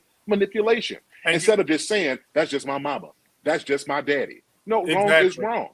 Yeah, I never okay certain behavior. I won't say never. I think I learned over time to set the boundary with my mom.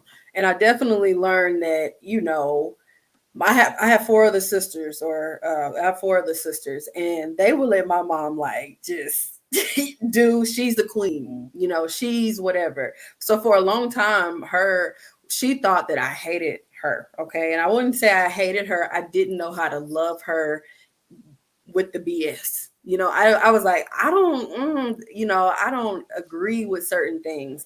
And they was like, well, she's your mom. And I remember I can't even argue with. I had I did a counseling session, and I was in college, and you know, I called my mom about my dad, and she's like, you should just get over this, and da da da da. Like, really, just, if my mama see this, we're such in a better place. So forgive me for this. But you know, she was so upset, and that was the first time I had actually cussed at my mom. And I was disappointed in myself, yes, but I was so hurt because she really was not being empathetic at all to, you know, what happens. She didn't understand until she lost her father, which was 10 years later, I believe. Wow. She didn't get it. She didn't understand the loss, the void of not having a father until she lost. And she called me one day out the blue, and she was like, I am so sorry that I'm so sorry that I didn't attend to your needs at that time, that you were really needing me. I did not get it. And it's because she lacked experience with not having that. So she didn't understand the void, not having a father in their life or whatever. And I had my sisters who all called me to like cuss me out. And I was like, I was willing to stand alone. I was really willing to be isolated and just be on my own, because I was like, I'm not going to keep putting up with this. I've created a whole tribe outside of my family. So it's important to have, my mom didn't have friends outside of her kids and her mother. So it was just that whole little unit, because you don't want people in your business. You don't want any of that.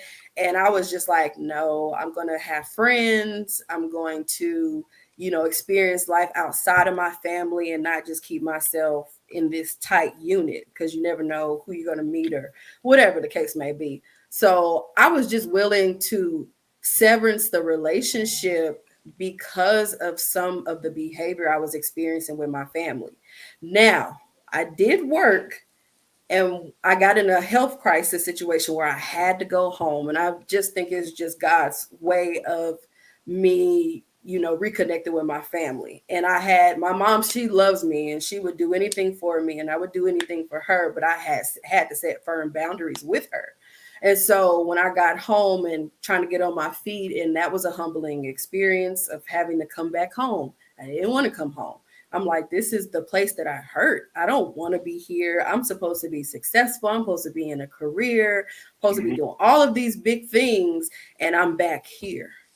Oh my gosh. You know, that was very humbling for me to have to experience that. But I got really heavy into my faith at the time, because, you know, you can only look up from there. Like that was the lowest I had been. And so I had definitely poured God all over in my life. I was going to Bible study, and I was just learning to heal and grow and do all of that work. And it was chaos going around. Like my mom, my father, a pillar in our family died, and all hell broke loose in the family for 10 years. During that time, somebody had to pray. Somebody had to be the voice of reason. And I did that. And I worked on those relationships with my sisters and my mother. And, you know, I could see them coming out of it. It took a decade. It took a long time before I could see them grow and see them come out of that, because I've never been so tied to people like death. I'm not weird about it, but I'm very, it's a part of life for me. So it doesn't like shake me like that when people go. And so, but they were shooketh because they put a person on a pedestal who was very flawed. And I could see that. I knew that. And it is what it is. I never put people on a pedestal. I just don't do that. But during that process, I definitely healed. I did my work. And as I healed, I was able to lead by example. I'm not perfect by any means, but I definitely did work so that they can see what that looks like. Sometimes you're the trailblazer of your own family, and that comes with a heavy load. It feels very exhausting sometimes because I'm like, I'm the go-to person for this or whatever the case may be. And you really got to have a solid understanding of yourself. You really have to heal yourself. So one, you don't fall victim to manipulation and things like that. And you can set clear boundaries, and it gives other people permission to do similar things and make it work for themselves. So, just, yeah, that's all I have. And mine is like the opposite of that. So I have two brothers, and my brothers are, and honestly, the only way I ever made it growing up is because of my brothers. So my brothers were always so supportive, and even to this day, they are still. So all the love I missed, and I won't say love because I do believe my mom loves me, but all of the all of the things I missed from her, I got from my brothers. And so they have always been, and even when me and my mom get into it, so they don't really hold her accountable. They're kind of the belief, oh, that's the mama. Nobody's gonna talk about the mama. She was a good provider, so they still, do above and way beyond for her, even though she's done, several hurtful things to them. But I've always been grateful for the support that they've given me. And like I said, even though they hold my mom to the highest respect and they don't really hold her accountable for things that she does to them, when we have our spats and different things happen, they attempt to hold her accountable, and they at the same time support me. So I've gone through kind of the same things like what Candace said, and I've kind of had to, and that's what's been the challenge for me. So my mom will go through these periods where I have to get space. And I have to distance myself, and I'm not proud of it, but having to block her number, from my cell phone, from my house phone, block her from texting me, just because some of the toxic stuff.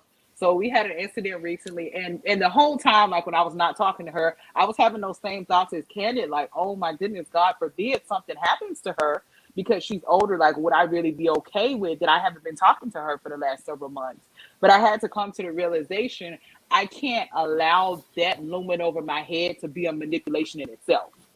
The looming thought that, oh, something could happen to her and she could pass away, that turned out to be a manipulation in itself, just that thought. So, and again, I really don't want to embarrass her, but we got into an argument. It was a heated argument. I was pregnant, and she said to me, just hope you don't have a miscarriage. And me, that was way over the border, across the line. And so I had to cut communication. I had to block her. That's toxic. It reached a whole nother level of toxicity. I need distance. I need a break. And so the whole time, so that went on for several months. And the whole time, I was really kind of having those thoughts wow, I really hope that, nothing happens to her, while we're not talking. But I had to reconcile with myself, even if something were to happen, that doesn't excuse your behavior. And I just had to become okay with, no, this level of toxicity is not okay. And it's okay for me to set boundaries. And God works in funny ways, because then the winter storm happened. And my brother's house was the only house. So we're in Houston. And I think you guys had it in Dallas too, where the winter storm happened and we were all without power for several days at a time. So by this time, I'm 6-7 months pregnant, and my brother's house was the only house that had power. So of course, me and my husband and my family was there, and naturally my mom was there. And of course I walk in, and that's what she does. To this day, I don't think I've ever heard her apologize ever in life. And I walk in, and of course it's nothing ever happened, and oh hell no, hey, how's nope. the baby, kind of that sort of thing. And I think I had been in enough of healing at that time myself, and then again I was pregnant, and so a lot of it to me was about the energy I was giving on to my daughter, because everybody knows the old me, it always having me fucked up. But thankfully by that time, I was at a place of what, it's a winter storm. We all have to be here. I'm not going to say anything about it. It'll be fine. So I just let her, continue with that as if nothing had happened. But in the back of my mind, I just know, you know, there's boundaries. And we were like Candace said, I'm wondering, I'm starting to wonder, like, is my mama from Barbados? Because a lot of those same things that Candace asked for her mom are a lot of the same things that I can't tell her, like, no serious, I can't tell her anything, unfortunately, because the second that you get into it, she'll try to throw it back in your face. She will throw it in your face. So that's how the whole miscarriage thing came up. So I had, again, that was my 5th pregnancy. So this last pregnancy was the most difficult pregnancy. So I hadn't told her anything about it that I had. And of course it was during COVID. So I hadn't told her anything about like me having anxiety with the pregnancy, just because, you know, it was during COVID. It was my 5th pregnancy. The baby was like larger. So I had like some issues. My cousin told her about it. And so that's the only thing that she knew about me. So that's why she tries to go for the jugular. She tries to like hit you below the belt. And so that's what she does. So that's the reason for, in my case, why I can't tell her anything. And even too about her telling other people, and certain things, if I tell her and like try to confide, she'll talk about it with my brothers, or like try to talk about me with my brothers. And so that's why, unfortunately, it's that type of relationship. And I'm sorry if we are, and you know, and this is still part of my healing, but I'm not there yet. If we are friends, if you're part of my tribe, family, or whatever, and I tell you something in confidence, if you ever throw it back in my face, you know, when you get mad at me, we're done. Like, that's it. It's over. Straight up. That shit hurt, And man. so When maybe, folks you do know, that that's shit. part of my, it's hurtful. And my mom, unfortunately, that's what she does. And so she would do that, you know, with other relationships, with friends. If you confide in her, as soon as she gets mad at you with her friends, oh, well, that's why your man, you know, it's going to come out. You know, it's going to come out. And so I just feel it's nope. It hurts when anybody do that shit. So let me pose it's this. a heavy distrust. So let me pose this, because how do we handle this for everybody? Everybody can chime in. How do we handle, like, my dad was horrible, right? You know, and over the years, you know, he did a 180. But now that I have children of my own, right, the behavior toward my children is superior, 100% better than it was with me. But you and I, what happens when you and I haven't healed, but you have that unconditional love for the children that you never had for me? You got time to heal. You see what I'm saying? Like, you got the love in you. So Yeah. now you could do both. Yeah. So how do people, because I know a lot of people deal with that. You know, your parents were trash, but now they treat your children like gold. You gotta give yourself credit too. You done healed yourself, didn't even know it. You know what I mean? Say for I was just gonna say for myself, and this is something that like I very rarely admit to others. I was stifled. I was scared as hell to have children, because I did not want to be the mother that my mother was to me, to a child. And because of that, I was extremely scared to have children. I don't have kids right now. I'm married. I've been married for 16 years, and that's neither here nor there. That's a whole different thing altogether. But for a long time, I was just scared. And I have to tell you also, my brother, he doesn't have children either. My mom doesn't have any grandchildren. She's the only one in 5. Well, actually, my mom had 5 brothers and sisters. One sister never married, and so she never had children. But all of her other brothers and sisters have grandchildren, and my mom has no grandchildren. I can relate to that. I had to do a lot of work before I decided to have my daughter. And I clung to birth control. Okay, it's close. Okay, I do not play. I know that pack. I know those pills. And I'm like, no, because I hadn't healed enough to be producing kids. I didn't feel ready enough to have some kids with the emotions that I had about my mom. And so my husband was like, I'm like, and we're new in marriage. Like, why would we do that to ourselves? That's a lot of pressure. So it took, 5 years into our marriage, which is the number that I said anyway. I was like, after 5 years, we're going to do this. So, and I did work all the way up into that. But I will say, I was willing, like I said, I was willing to walk away, because some of that stuff, you know, because I had said everything I needed to say. If something happened to my mom, I would be at peace because I said everything I needed to say, and it wasn't from a hurtful place. It was from a place of clarity. So if something ever happened to her and we're in a disagreement, I've said everything I need to say. If something, Lord, I would hate to lose my mother, but I understand that my healing was very, very important. So I didn't leave anything unstated with my mom if something was to happen during our times of not speaking.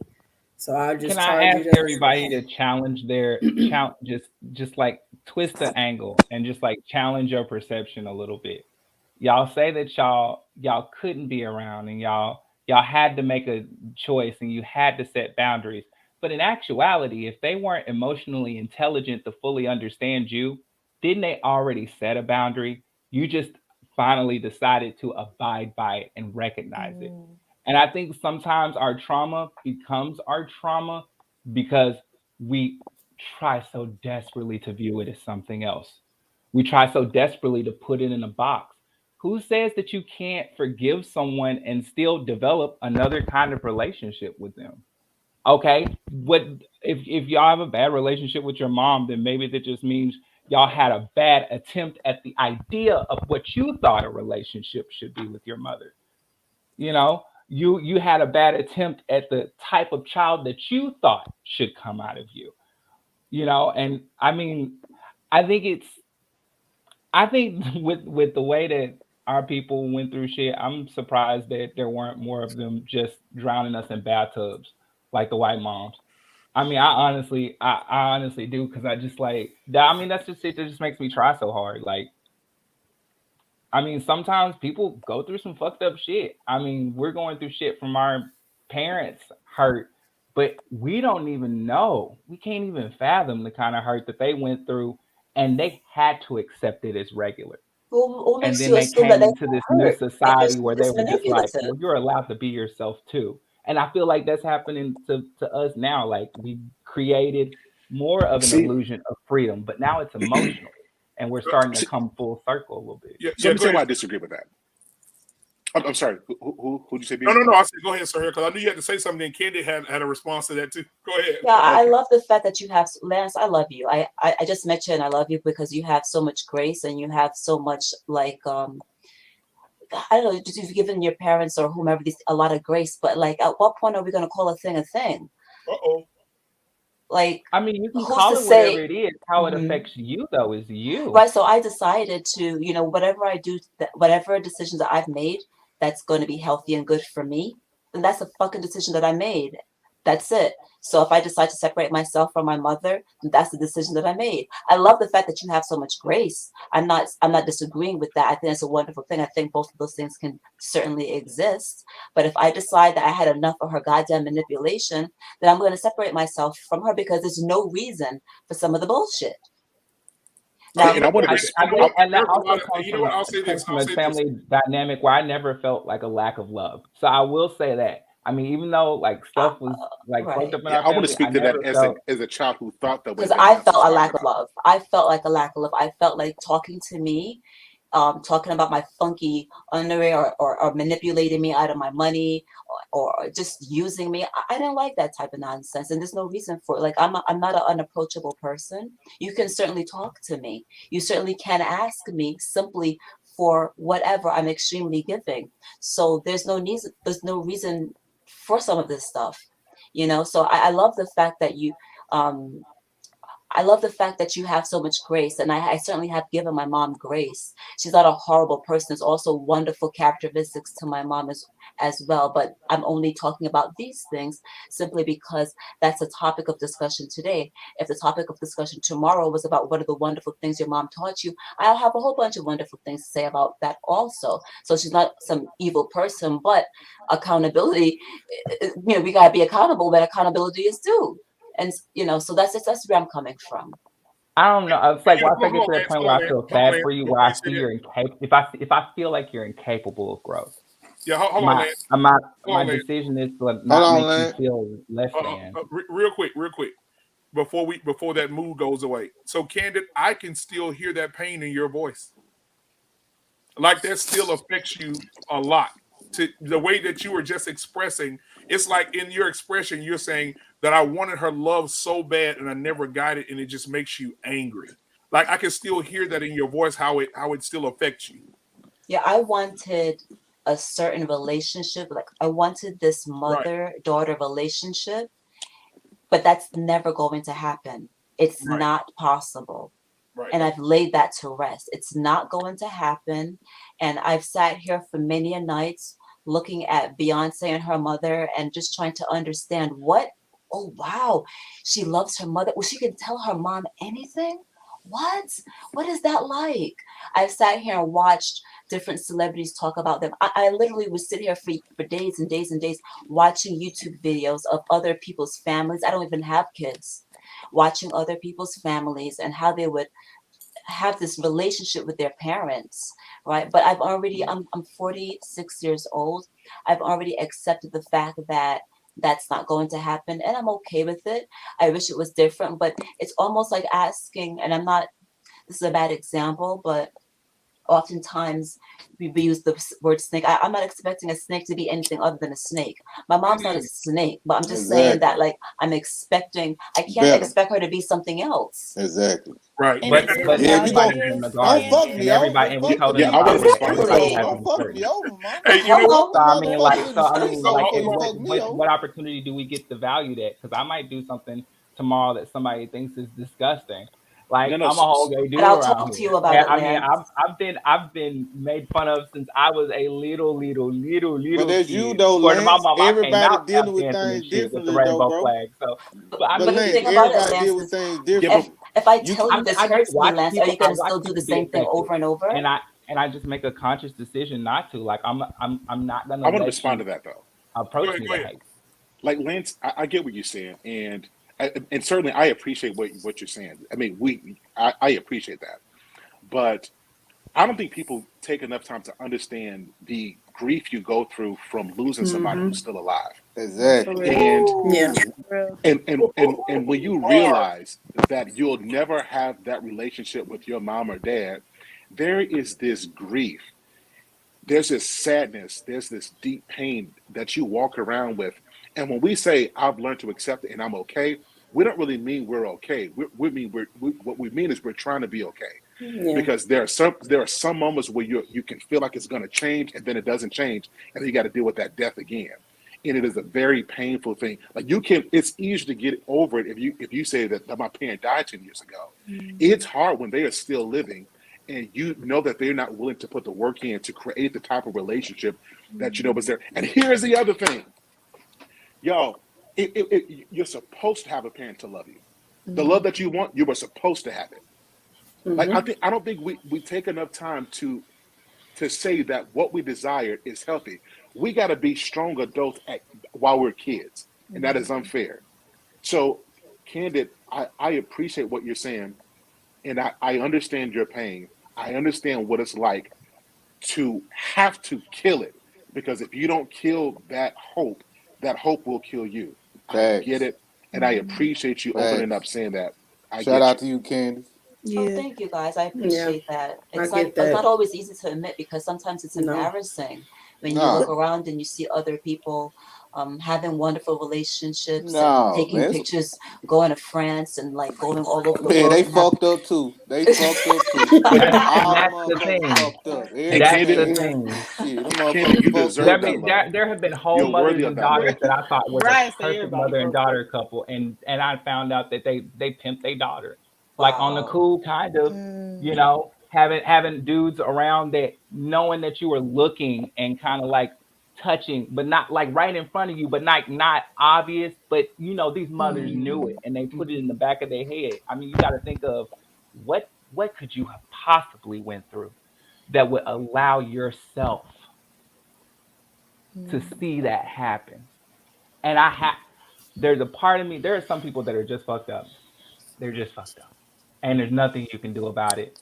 And you can still choose to be there and love them, whatever. But there are some people that, as much as we look up to them, they were destroyed before we even became an idea. And at what point do you blame somebody? Like, do you blame the person that's been supporting you for 16, 18 years, no matter how good or bad a job you Yes, It's think not they blame. did? Or yes, do It's you, not blame. It's do you accountability. support that It's person more? accountability. yes. What We do you gotta mean be by real. supporting me? What do you This mean ain't by fairy supporting me? tale, Doing bro. her job, birthing me and feeding me? What do you mean by supporting me? I'm Yeah. sorry, I just think that all of our parents, all of them, were lacking something.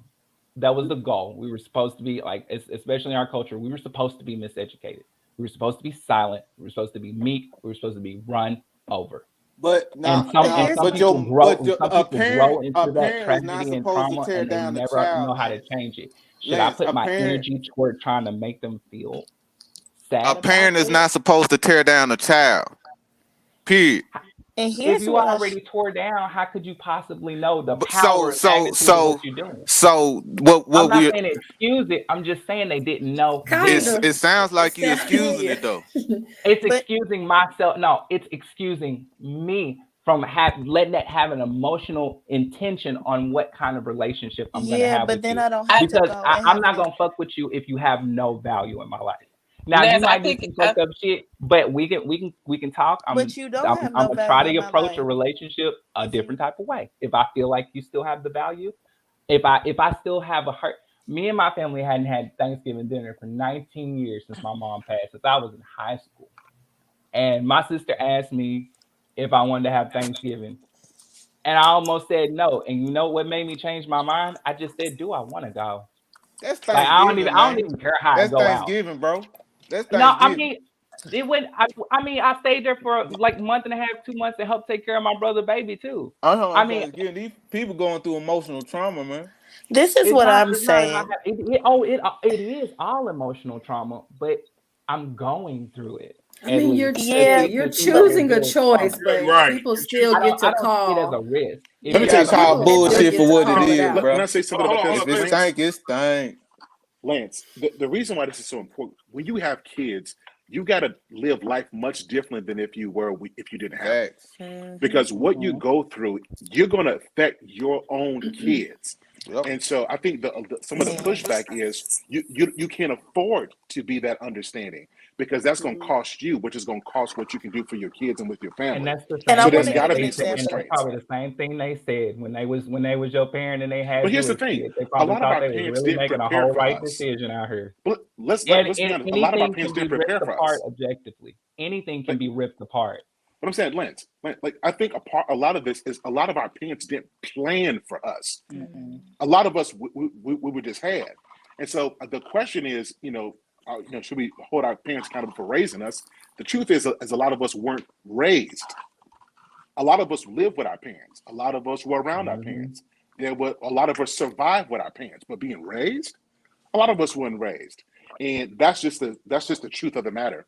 And the result of that is what we see now. A lot of us had to raise ourselves. It's why we see kids who are precocious, who are so emotionally intelligent now. You don't just get that. Kids should be doing stupid stuff, eating dirt, making mistakes, Yeah, playing with, come on. playing Man, with what glue, doing precocious stupid stuff. mean? What precocious It mean, it man? means it means highly intelligent beyond their years. God damn, man. I got a 9th grade education, man. Come down with the Hey, vocabulary, technically I do too. oh, But you know what, Sir Hal? If, I if want if it to. wasn't for that though, we wouldn't be envisioning so big. If it wasn't for that, we wouldn't be I agree. envisioning. I'm not saying this. We Go would ahead, we go ahead, wouldn't Well, I'm not even saying we But can't here, say I Go that ahead, want to because Kia. there's speak to good. that It's though okay. because the Go ahead, Kia. difficulty. I'm sorry. I want to speak to that though because I guess based on my experience, like, all right. So short version, my husband and I just celebrated our first year of being married. And we all know the Congratulations. thank you hey, guys. But congratulations. we all know, the idea behind the first year of marriage that it's the hardest. I cannot tell y'all at 26. Well, we got married. I had just turned 25. So at 26 years old, looking back at the first year of our marriage, I can't tell y'all how many times I crumbled in his arms and boohoo cried because I didn't know what I was doing and I wanted my mom. Yep. I think we forget that it goes past 18. It It really does. does. And that you never stop needing your mom. You never stop needing your dad. No Mhm. matter facts. what, you go into parenthood and you want someone to bounce ideas off of. You want someone to know, am I doing this right? Should I be upset with my wife for this? Should I be frustrated with my husband for this? but they're supposed to be the ones that we're bouncing those ideas off of. They're supposed to be the ones we're gleaning the wisdom from. And so I agree, Sir Hal and Candid, and I agree with it, what everyone has said so far, is that based on the principle that, excuse me, we cannot afford to not be intentional about our children. We cannot afford to not be intentional about the decisions that we made, because they do have these long lasting effects. I'm sure my mom didn't expect to get pregnant by a married man, but she did. She made an intentional decision to go and have an outside relationship with them. You know what I mean? I'm sure she wasn't expecting to die at 32, but at the same time, she didn't make enough intentional decisions so that her children were set up if something were to happen. So I think that, yes, where there is room for empathy, and yes, there is room for still acknowledging the fact that they had a human experience outside of us, right, before we were even decided upon. But I think what you said, Sir Hal, was exactly right. They didn't prepare for us anyway. They weren't planning for us anyway. So there's no real way they could have prepared. And so we do still get to hold them accountable for their shortcomings, right? Yep. While still, acknowledging that they were, fumbling through it too.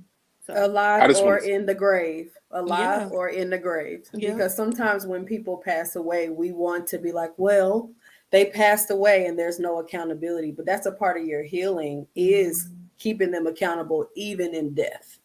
Because you're still living, you're still having this experience, and you're still being affected by someone who's no longer here.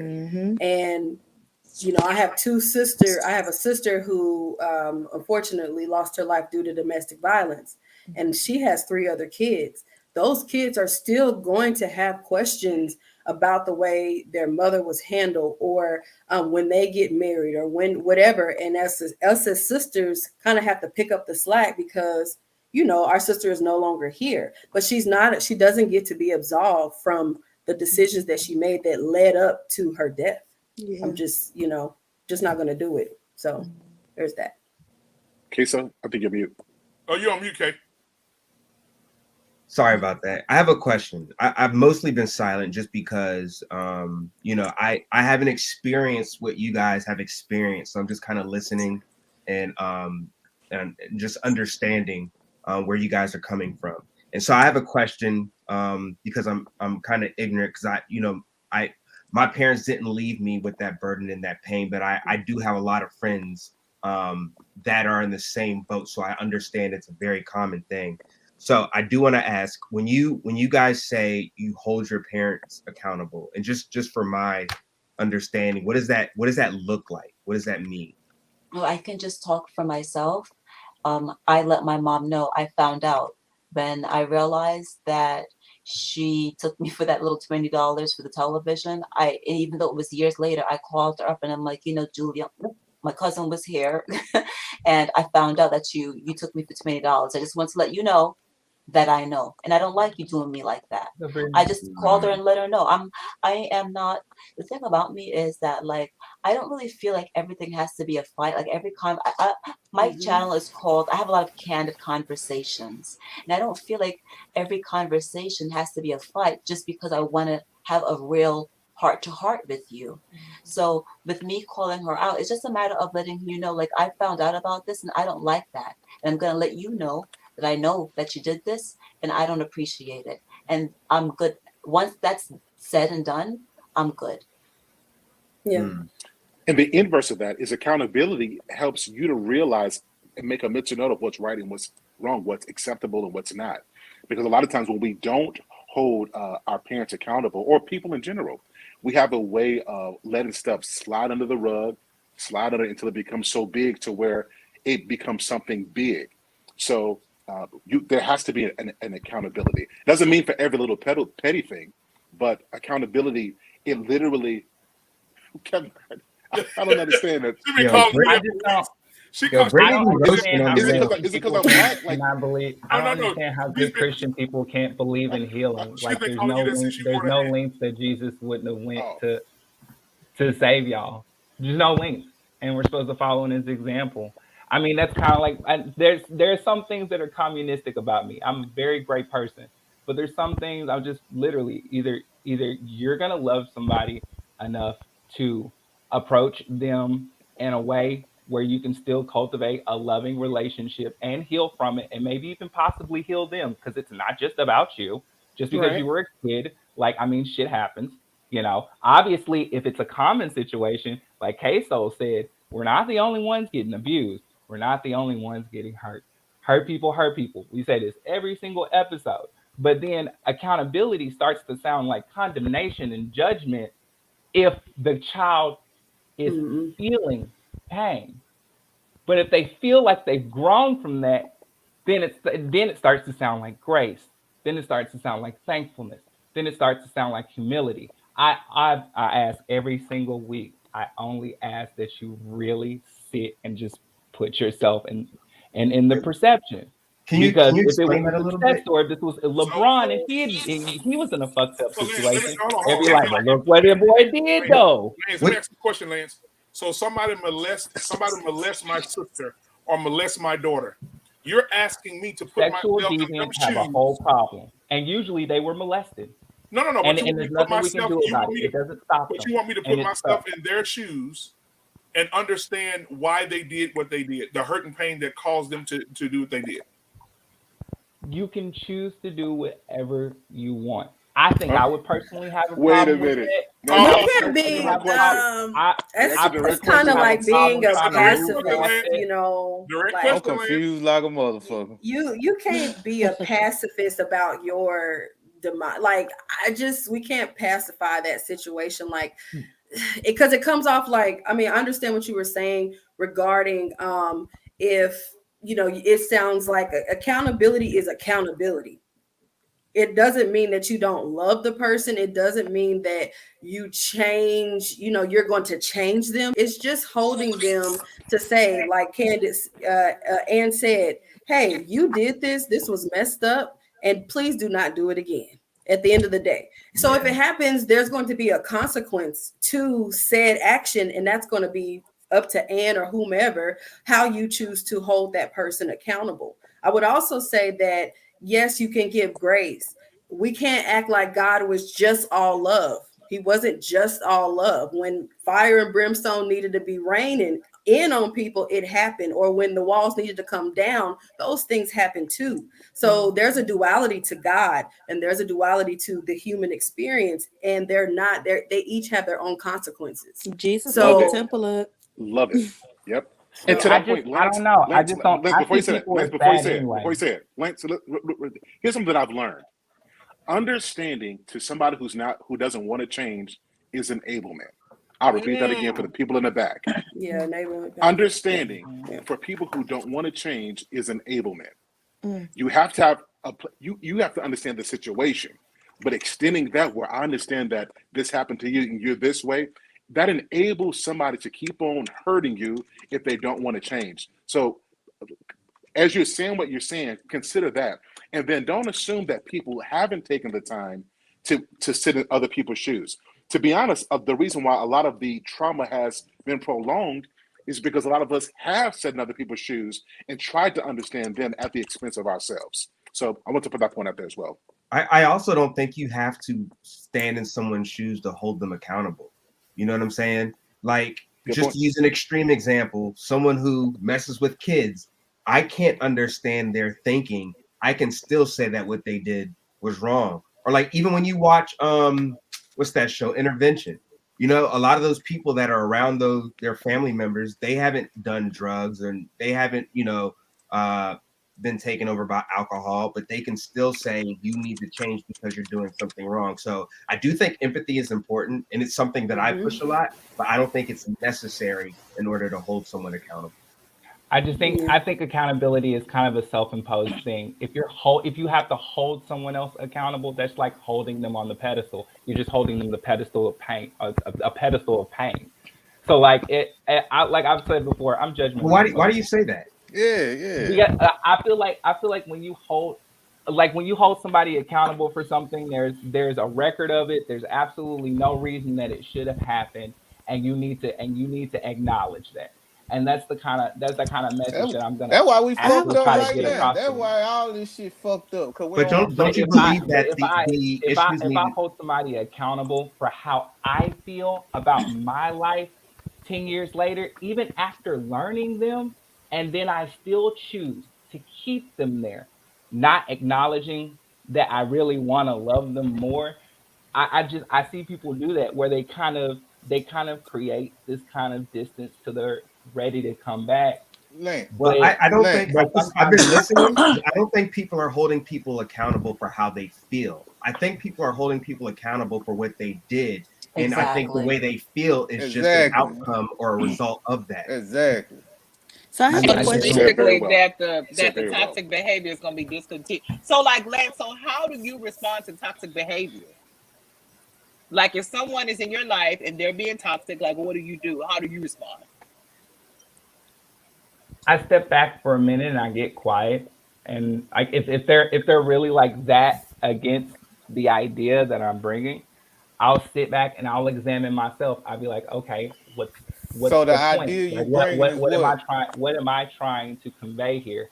And is it more important than what's happening with them right now that they don't understand that I care about them? Because the people I fuck with, like all of them know I care about them. Like they know if I come to them and like call them out or whatever, like they know that I'm not gonna do that like with just loose lips and an empty heart. But But So you you're hold them keeping them accountable though. accountable. You hold them You're I keeping accountable. them, mean, in I mean, love, but Lord. in love. I'm also the type of person that But you I hold them believe in accountable though. emotionally investing in people. Like I don't just sit up there and say, "Oh, that's wrong" because I don't like it. I say that's. I mean, have you looked at this because you said that you were complaining about this wasn't going like this, and maybe if you change that a little bit, and every situation is different, of course. I just always ask people to like, how can you be upset? I can't in my head I can't be upset. Like I my think dad, like, and I can't be upset for long. It just kills me. I And think and I feel like I can't carry that around or else I can't do anything positive, that Do I you? want to emotionally. I think I all feel you're like saying is that you have a different approach in holding people accountable. I think that's the Well, I only keep because when I approach. just heard you explain it, you're still I holding mean, someone yeah. accountable, but you're just doing it in a way that you believe is a little more fruitful than someone else might. But I think it's all the same. You're still holding someone accountable because you're still addressing the issue, and that's what holding someone accountable is you're actually addressing the issue. When I asked the question earlier, I just wanted to know how people were addressing it in their different ways, and I think all you're doing is explaining it in the way that you would do it. Does that make sense? It's just the way, I don't know. I just feel a sadness there. I Well, do I do excuse a lot of stuff that people have done back in the day, more so than I do now because we've elevated to kind of a level where we can be aware, of the shit that we're doing. We can be aware of what we do to kids and what they really be seeing, and and I and there's think you might nobody be telling us to taking it just too as forget that like shit. that we're You holding on lying. to it. And for me, it's definitely not about holding on to because I've healed from the past stuff that happened. For me now, it's about self-worth and not allowing that behavior to continue. So for me, it's really tied to self-worth and fighting for me and knowing that there's certain things as a person, as a human being, outside of anything else that I shouldn't be having that I shouldn't have to experience. So for me, it's a lot of it tied to my value, to my self-worth, that there are just certain things, regardless of who it is, I'm not gonna tolerate. Whether it's my mom, which is to me the highest level, I'm not gonna tolerate it from whether it's my mom, whether it's whoever. It's certain things I'm going to fight for myself. And I had to really get to a place in life to realize that I'm worthy enough to fight for myself and that I have enough self-worth and self-value not to allow certain things to happen to me, no matter who it comes from. And to be honest, it sounds a That whole was lot like big. That's awesome. self-preservation because I'm not going to I don't know, so I'm allergic to mosquitoes, right? Like I'm not gonna go stand in the middle of a forest every day in the evening when I know the sun is setting and the mosquitoes are high. Like I'm just not gonna do that if I know that it's going to bring me harm. Because I'll be honest, to K Soul's question, I'm a part of the cutoff crew. I will cut you off and keep it moving. I got family members I walk past, like, and I feel no shame. I feel no shame because they felt no shame in the harm that they caused. You know what I mean? And I think that if that is the boundary that they've set, if that's the precedence that they've chosen to take, then I'm a firm believer in assets and liabilities. So if you're not bringing anything of value, Lance, to your point, into my life, then I'm not going to feel any shame about not having you be there, because it's honestly it's costing me more to have you in my life than it's costing you to be in my life. No, I And feel I'm that. not going to do that. That's a waste of That's my real. energy. That's a waste of my time. Facts. And that's my And peace. that's the way I used to feel until I realized that there was people out here that had it worse than me, and I was just like, damn. And I just started being more grateful, and I was just like, shit. I mean, I never, on the doubt, like I can't say that enough. I never not felt love. I I was respect born that. 6, 7, 9 years apart from the rest of my siblings. Didn't even really spend that much time with them, but I knew they loved me. It was a fact. It was an essential fact. So let me. And I don't know. Maybe I had something better to grow from. I don't know, but I've always wanted to provide that opportunity to somebody else, like no matter what, to give them Same, the power but to then know it that they started can costing continue to me love so somebody. much. I was the something. same way, but then it just started costing me more I than like I that. could. Honestly, it started costing Okay, me so more than I really had she got to you, do huh? it. Bro, I she feel said that too. assets and liabilities, and bro, I like the way that was dope. That's a bar. Thanks, yo. It's true. I like that. Honestly, it's very true. Like, it just started costing me more than I could honestly scavenge, to be honest. And think about it, right? Like, we were talking about manipulation. You get conditioned. This is a programming. And so after, okay, let's say, for example, I don't know, 18 years of living with your parents, right? We go off to college or whatever the case may be. That's 18 years of manipulation, 18 years of conditioning, 18 years of programming that you still are going to deal with the effects of, even outside of living under their roof. And so I think what I realized is that I was still showing up for everybody. Like Sean, I'm the person that everyone comes to in my family for wisdom, because I'm the one who's really doing the work. But shoot, I'm 26 years old. I don't know half of what y'all think I'm supposed to know. I'm not as successful as y'all see in the pictures, or I am, thank God. But you know what I mean? Like, I'm not as accomplished as they think, as they presume. And so what I realized is that You just not done yet, girl. You just not done there we yet. go. My name is in rooms, okay? But I realized that I needed more of the energy to build myself up and to heal myself and to really project myself forward, so that I wouldn't subject my children to what I was subjected to, more than they needed me to pick up the phone at midnight because my sister wanted to go back to the dude that she'd been dealing with, who been cheating for the last 3.5 years. You know what I mean? Like, I just realized that my time and my energy could serve a better purpose if I gave it to myself with intentionality to heal, than me continuing to pour into cups who don't want to, go be filled up on their own. So let me say this real quick before I have one more question. The last question of the night. I know it's going to be a good conversation, because I had an opportunity to hear Anton Daniels. I don't know if you guys know him from La Peep Let's Talk. Talk about his children. His daughter, of course, the other day, and it went viral very quickly when he was talking about his daughter. But this is the next question: are we loosely raising our children because of the trauma we experienced? Should we be more stern in directing their future? And before we get into it, I'm going to share this with you guys so you guys can see what I'm talking about. Let me see. This is it right here. All right, here we go. I'm going to take myself out real quick.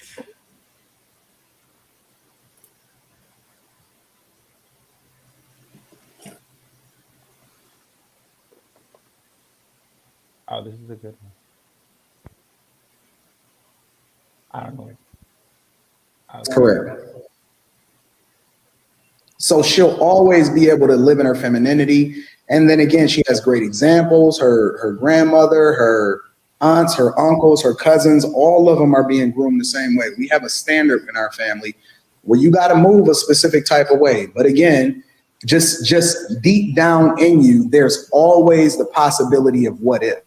And so when you start to explore those what ifs, those are the things that you try to mitigate and solve for by teaching certain lessons and being a certain type of example.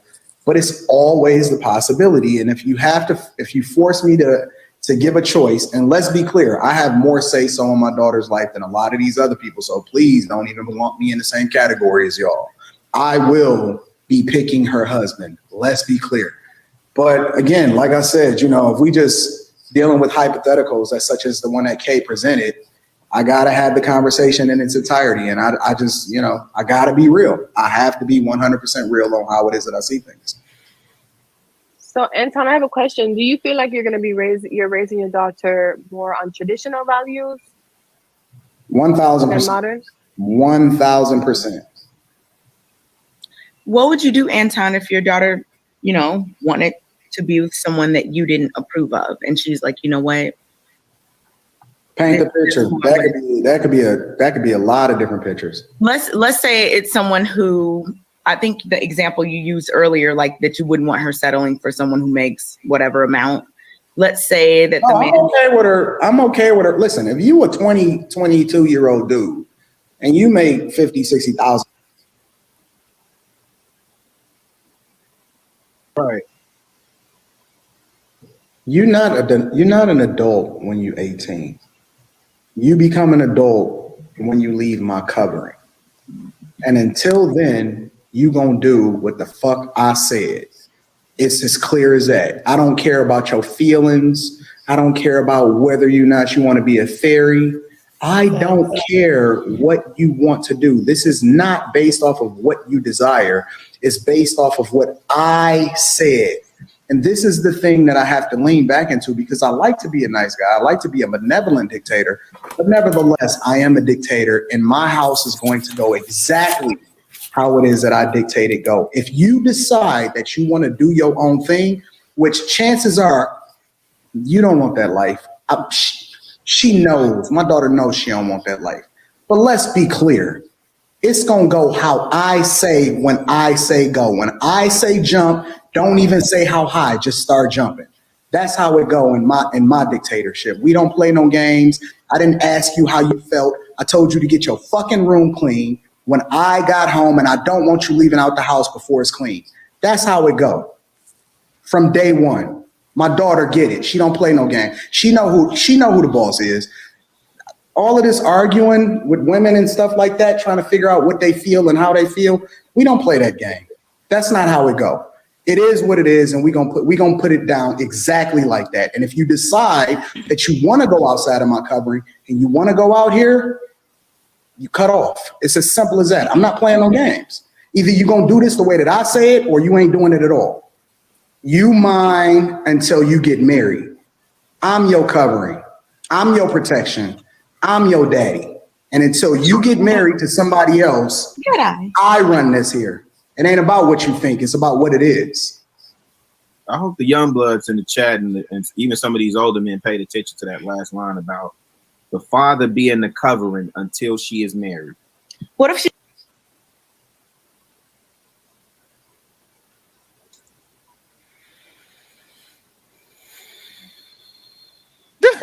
We're quiet. How much should I be nervous? Y'all quiet. Yeah, what's the question? What's the question? Yeah, what's the question? Are you on mute? You're on mute, Dwayne. So the question is, do you guys agree with what he's saying on traditionally raising his daughter, on how his father and his grandfather raised their daughters? Do you think that? What do you think about how he's raising his daughter from what you just heard? I don't see nothing wrong with it, but I don't rule with an iron fist like he does. It works. You know what I'm saying? But I don't agree with it. That's not my type of parenting. My children, I don't look at my children as slaves and I don't have an ego like that. You know what I'm saying? I don't got to be dominant like that. You know what I'm saying? Like when you got to do stuff like that, it just shows a lot. I don't know. That I ain't that type of nigga. And plus he got paper, so when you got paper, you can do that. But I think everything the funny thing is that he's saying sounds good, and it sounds good in theory. But I think in reality, what's gonna happen? He's gonna have a tight hold on it. I saw enough friends in college that had this type of situation. He's gonna keep the tight hold on her, and as soon as she gets out, I have a first cousin like this too. Tony knows her. She popped off like a spring. They homeschooled her. They did everything kind of all the same stuff that he was saying. And what is it you said, Dwayne? Throwing it from the free throw line. As soon as she got out and got into her own, was able to be around boys and that type of thing. I mean, it was buck wow, because they didn't allow her at all, like any type of freedoms. So I think, in theory, to think that you're ruling with an iron fist and all that good stuff, I think it sounds good. But I think in actuality, a lot of times you can make those kids almost resent you. And like I said, it's like a spring. Anytime you keep a spring tightly closed like that, as soon as you let it go, it's gonna be buck wow. And Yeah, so I think it can either go two ways. You got it may go okay, depending on the type of child, or you may end up. Hey, dude must be rich or something. Dude rich. Yes. That's what he Yeah. claims. Yeah. Anton claims that he's rich. Let me ask But you the funny thing is, Anton goes Oh, on and he yeah. talks about oftentimes on the Lapeef Network, which I've seen that clip. Anton talks about and I'm just the positioning here. He talks about how women are conditionally feminine, and that's fake, right? But here he is talking about conditional love. Because once his daughter doesn't do what the fuck his daughter is supposed to do, he's going to cut her off. And it's funny to me how a lot of these men lead with money, as if money is going to be the only reason why a woman is going to do in 2020. Like, I make over $150,000. I don't give a fuck about your money. Like, what is that going to do? Once you make over a certain amount of money, it doesn't really matter. Like, my happiness isn't going to change. I think the New York Times says after $70,000, it really doesn't make a difference how much more you make. So Shit, who let a gives a motherfucker shit? give me $1 million. But Let- what she I follow Anton's Patreon. I let love me give him. some There's a lot of perspective. things Talk about to him him, that I Sir love. Hal. I love the Yeah, fact let- that Oh, yeah, he he rich. Let Add me some more let me respond context. to what you were saying. Add Let me some more hold on, let me context. There's a respond lot to of what you were saying. context y'all don't have. Just Yeah. let me I love respond the to what fact you that Anton loves his family and he's Yeah, wonderful I with Yeah, his love wife. Candid. I love the fact, but Candid. Let me yes, respond to sir. that though. Yeah. So if you take that clip for just what it is, it seems crazy Yeah. until you realize that he not only said that, but his daughter is going to be able to date. It's just that he's going to be a part of that process. But he Absolutely. says his daughter's going to pick who he wants. That's not true. You can't let me finish though. Let me finish. assume that. We often say we wish our fathers were more involved. Yes. Yeah. I wish I had my father to protect me. I wish I had my father Yes. there. And when a Yes. father is there, he doesn't present in a way that seems like he's more of a friend, but that Yeah. he has much more structure and authority than we present it. And the first thing we say, and this is, we say as soon as they go off to college, they're gonna pop off. Because we assume that a father being that involved means that he's not also providing ways for them to understand life. And I think that's where we're Thanks. missing it. I'm a father with 2 girls and 2 boys. So I know this. And what's funny is my name means stern. The name Ernest means stern. So I'm absolutely Well, of can I that same share something mindset. with you? Can I share something with you? I'm extremely close to my father. I speak to if 2 days go by and I don't know what my father's blood pressure and his blood sugar is, I'm having panic attacks up in this bitch. I love my father. I need to know what his numbers are. I got to know what his A1C is. Like, we are close. We talk about everything. We're much closer than my mother and I.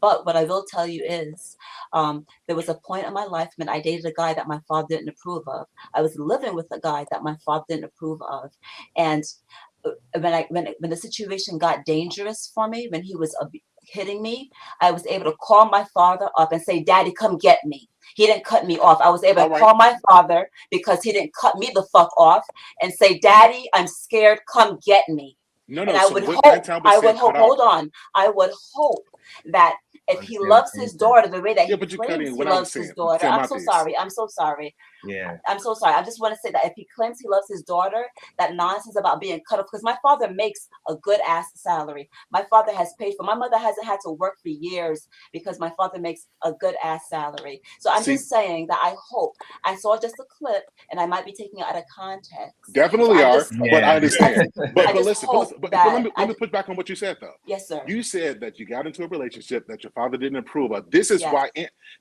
Anton is like that, because it's going to happen, right? And what Anton is saying is not about he's cutting her off from the relationship.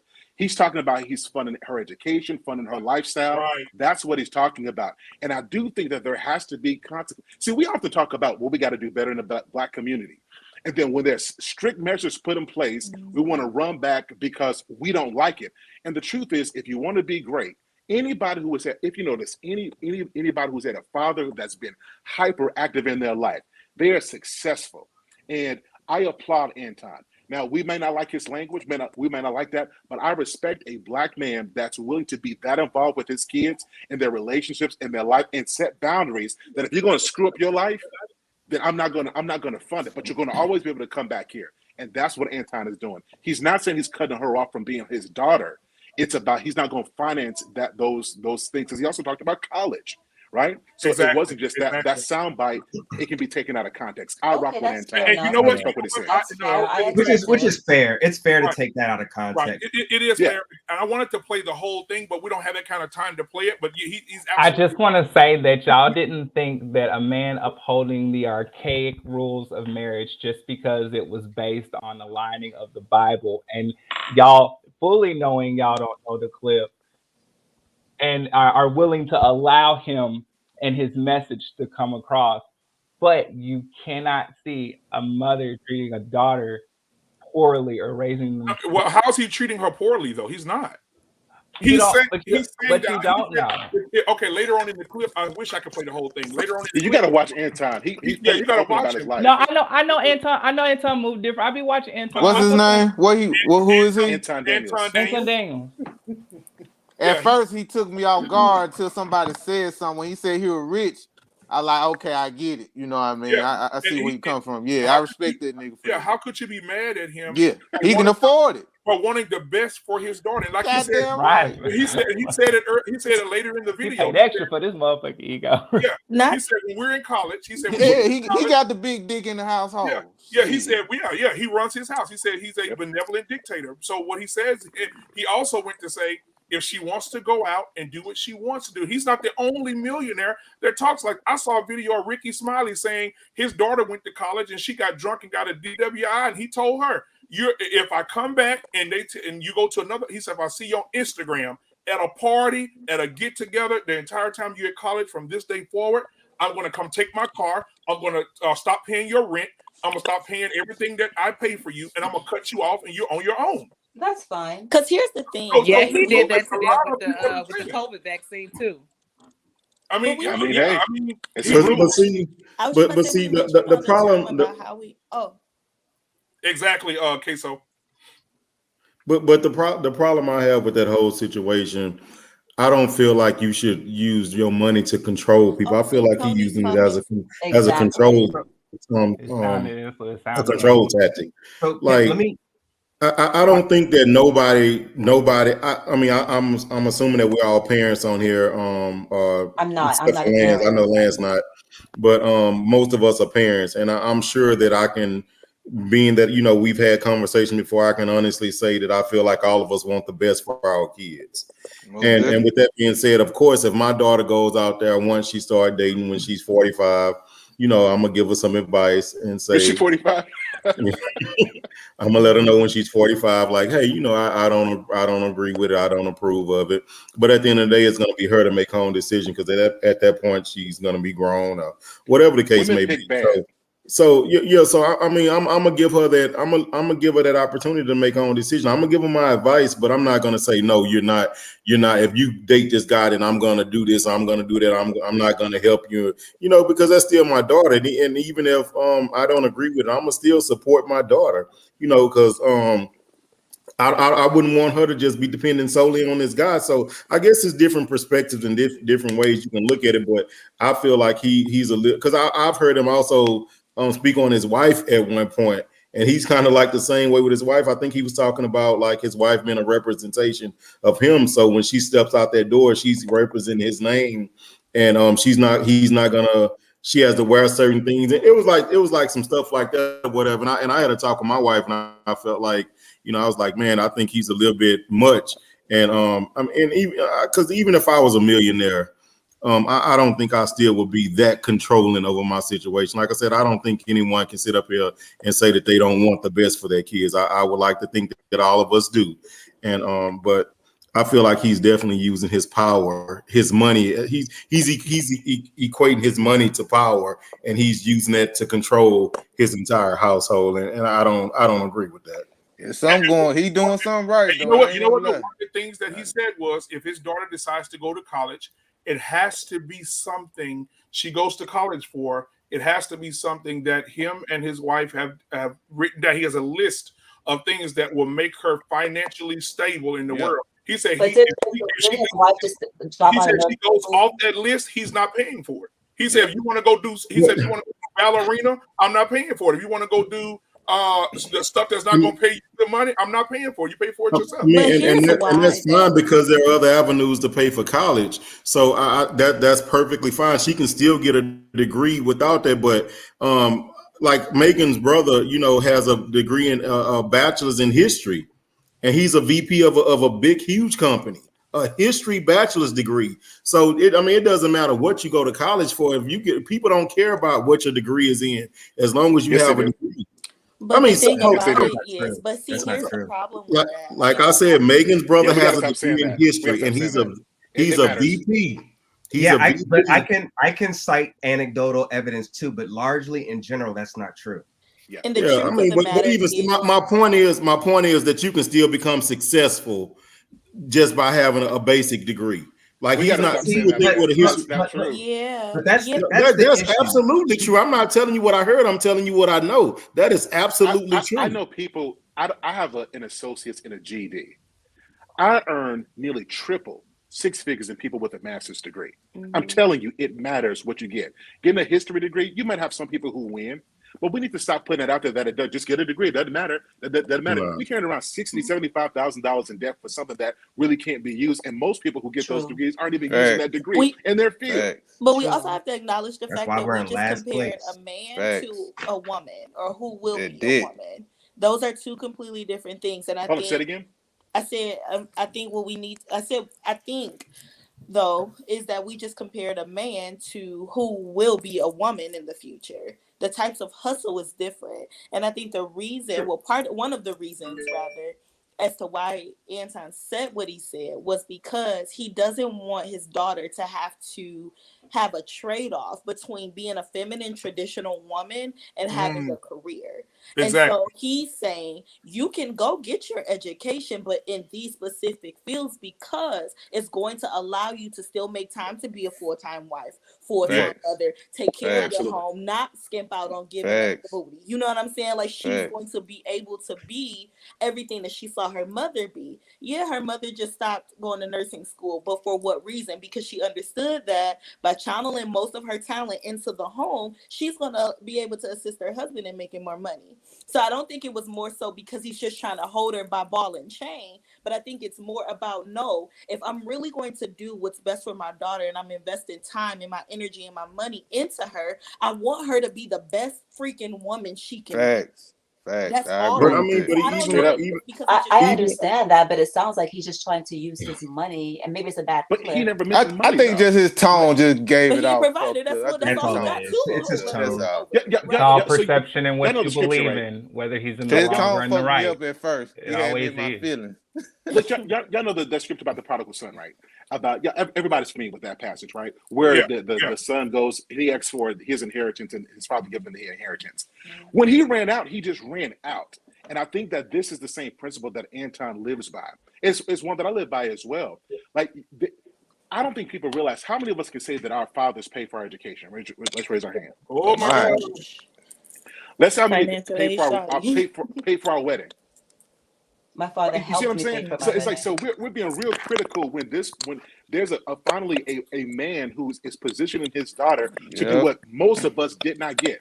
I think if we take away the tone. Yeah, it was just see the that our tone. father's involved. Yeah, All we can do is respect that guy. The way he uses Yeah. his words are like shock value. Like, but Yeah, I yeah, understand the undertone of what he's saying. Me It too. it does not sound great at all. You know, hearing I'm a benevolent dictator, because they're not there to serve you. But I get what you're. It's for the sounds like entertainment you're riding factor well too. and He living got to good. keep us intrigued, man. He got to You keep us know, intrigued. I get where he's coming from, but Yeah. no, I wouldn't I want, like that because nigga. I'm gonna the look way him up. he speaks, I don't know if he could handle hearing that from another man. Maybe he would okay it, because I wouldn't want my daughter to Be like have talked a to. man that be spoken to like that. Exactly. But I mean, Yeah, that may be I what agree. she's So he conditioned. was talking to us about what he Right. said. I mean, His tone of language is different.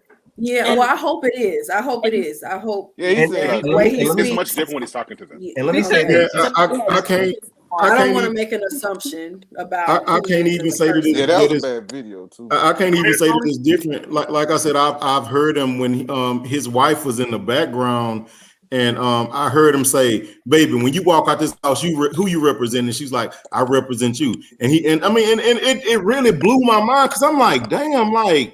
Wait a minute. Like, So we can work at companies and wear their uniform, and we have to represent them. No. We can put on our, It's a we can put on difference. our Though. church If your colors. boss walked But up to you, when it comes to representing a husband, it's an no. issue. I'm just saying. I'm saying like the whole tone of the whole situation when he was speaking. Like I didn't feel like he was talking to his wife. I felt like he was talking to.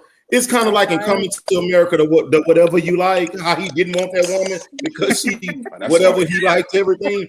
I kind of felt like his wife was the same way. And Hey, like, Dwayne, you got to send it to Anton. You got to send it to Anton. Yeah, that's what I kind He of also felt like. spoils his wife though. Just to give you the he spoils his wife like crazy. He just bought her a Tesla like last year. So even though he might say stuff like that, and she's a grown woman who loves her life and who chose to submit to that. They got married at 22. We can't catch feelings of how someone chooses to live in his happy lives. Well, I mean, whatever is good for them, but I mean, I guess it's person. So I have a situation it's similar, but not the same. So of course, my dad wasn't around like that. So my brothers, and I've talked about it before, like somewhat raised my older brother. So he did. So while I was in college, he paid my cell phone bill. He bought me my first car. Like he would help me out with things. He would do all of that. And he basically said, I will continue to do this until you get a man. And he said, then when you get a man, basically that he should take over those things. And he said that he was doing that because if a man, if I was like in a serious, he wasn't talking about like dating. He was saying like if I had, like a man, like a boyfriend, a real relationship. Basically that if a man couldn't help me out with those things, that I shouldn't like even be entertaining him. No, I didn't take offense to that. And even to this day, he still brings it up sometimes. And so Tony, like my husband was like my first like real relationship. And he did, and it was truth. And as soon as like he met Tony and I like introduced him to Tony, he did in fact like stop paying my cell phone bill and all the things that he said that he was gonna stop doing. And I didn't take offense to it, at all. It was like, and now even to this day, like we laugh about it. And I don't know if it was because it was my brother, like, and technically not my dad, so he didn't really have to be doing those things.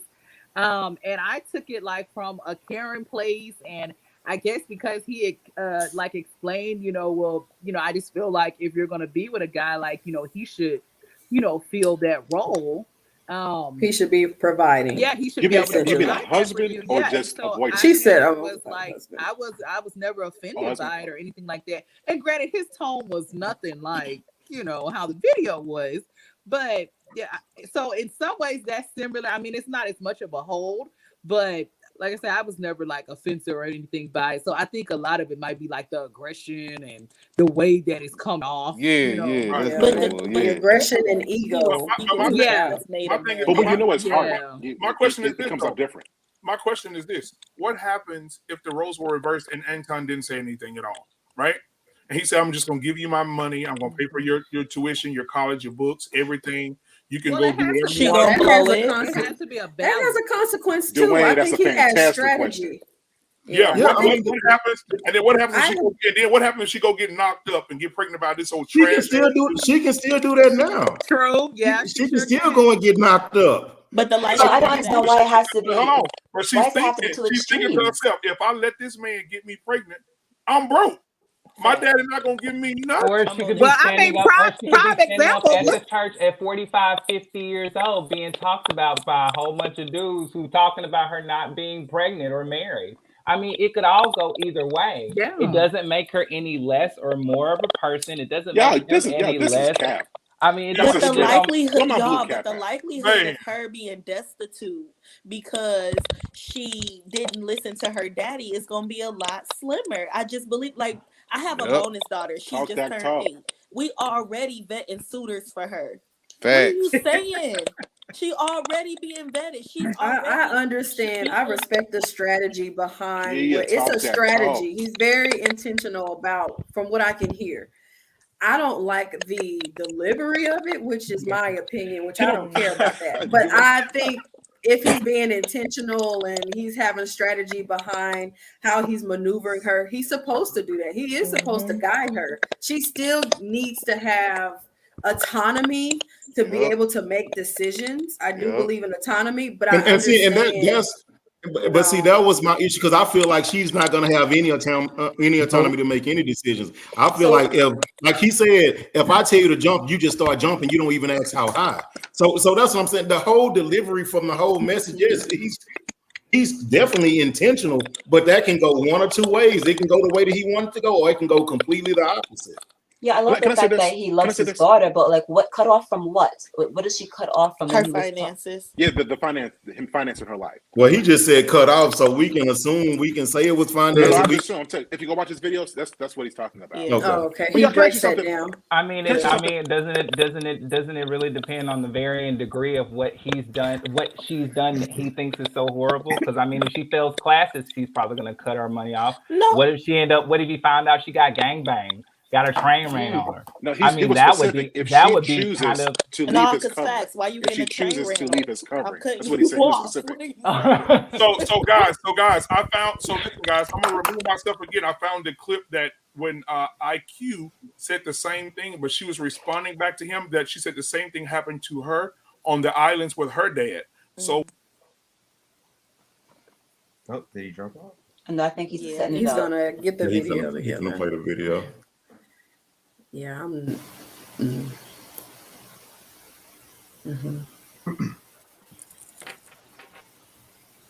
So Can I say something first, Anton? Because yeah, I get you what sure you're can. saying. You can say, listen, you say whatever you feel So- like is best, IQ. No, I understand. Looking back at it, I got cut off. No, I got cut off. But I get what Anton's perspective is coming from because there's a lot of Nigerian cultures that if you don't go into the doctor field, you don't go into the lawyer field, you're looked down upon and you'll be cut off. So I was cut off for certain circumstances. My dad is very strict. More college, you got to do college and stuff like that. So I get what he's saying. If he's paying for X, Y, and Z, right? That he has control. Agreed. If she wants to do military or whatever, she got it. But I get what he's saying when she said if she doesn't want to go to college, that's fine. He got everything set up. That means business wise, he has everything set up for her to take over and continue.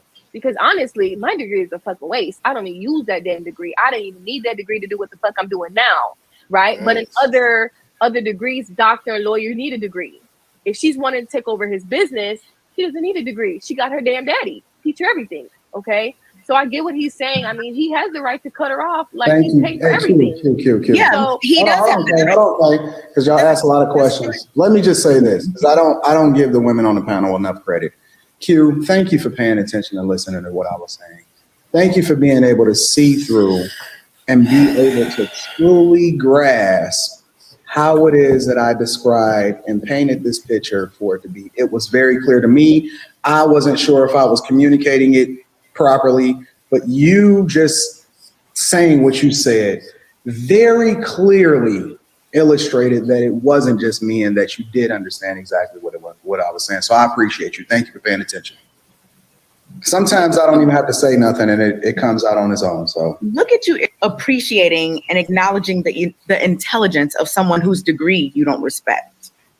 what do you mean? Honestly, my degree is a waste.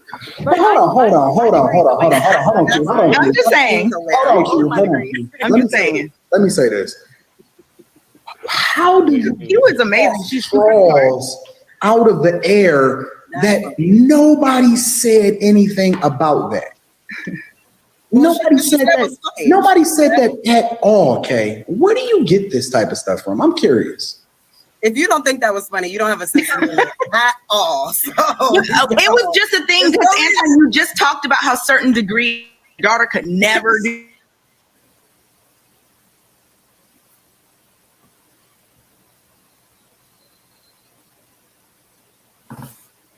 Did you stop it on that?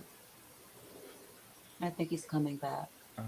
While he's coming back, I'm going to just address a little something by B9 Nizzle, who made a comment about like parents have to watch their tone, and I guess it seems as if he feels that it's not necessary for parents to watch their tone, but oftentimes if you listen to anyone in the Black manosphere, you guys get very upset when women don't watch our tones with you. So I'm not exactly sure why it doesn't matter when we're asking a parent to speak to us with any kind of decency. Now, I'm not saying that Anton doesn't speak to his daughter with decency, but you know, I think tone matters all around. It's the condescension that displays with him for me, you know, like it comes off condescending.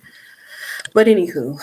Yeah, I mean, like I said, I believe he probably speaks to his daughter in a different manner, and that's fine. That's fine. But when we talk about tone doesn't matter, it seems like to some people, tone doesn't matter when it comes to you speaking to somebody else with a nasty tone, or when somebody else approaches you with that same nasty vernacular, all of a sudden we're masculine, our tone matters, we're aggressive, you don't like Black women because this, that, and the third, right? But anyhow, I'm just pointing something out, but whatever. Well, also just to give some context too, I mean, they're on a debate show, and then two, I watched that entire show.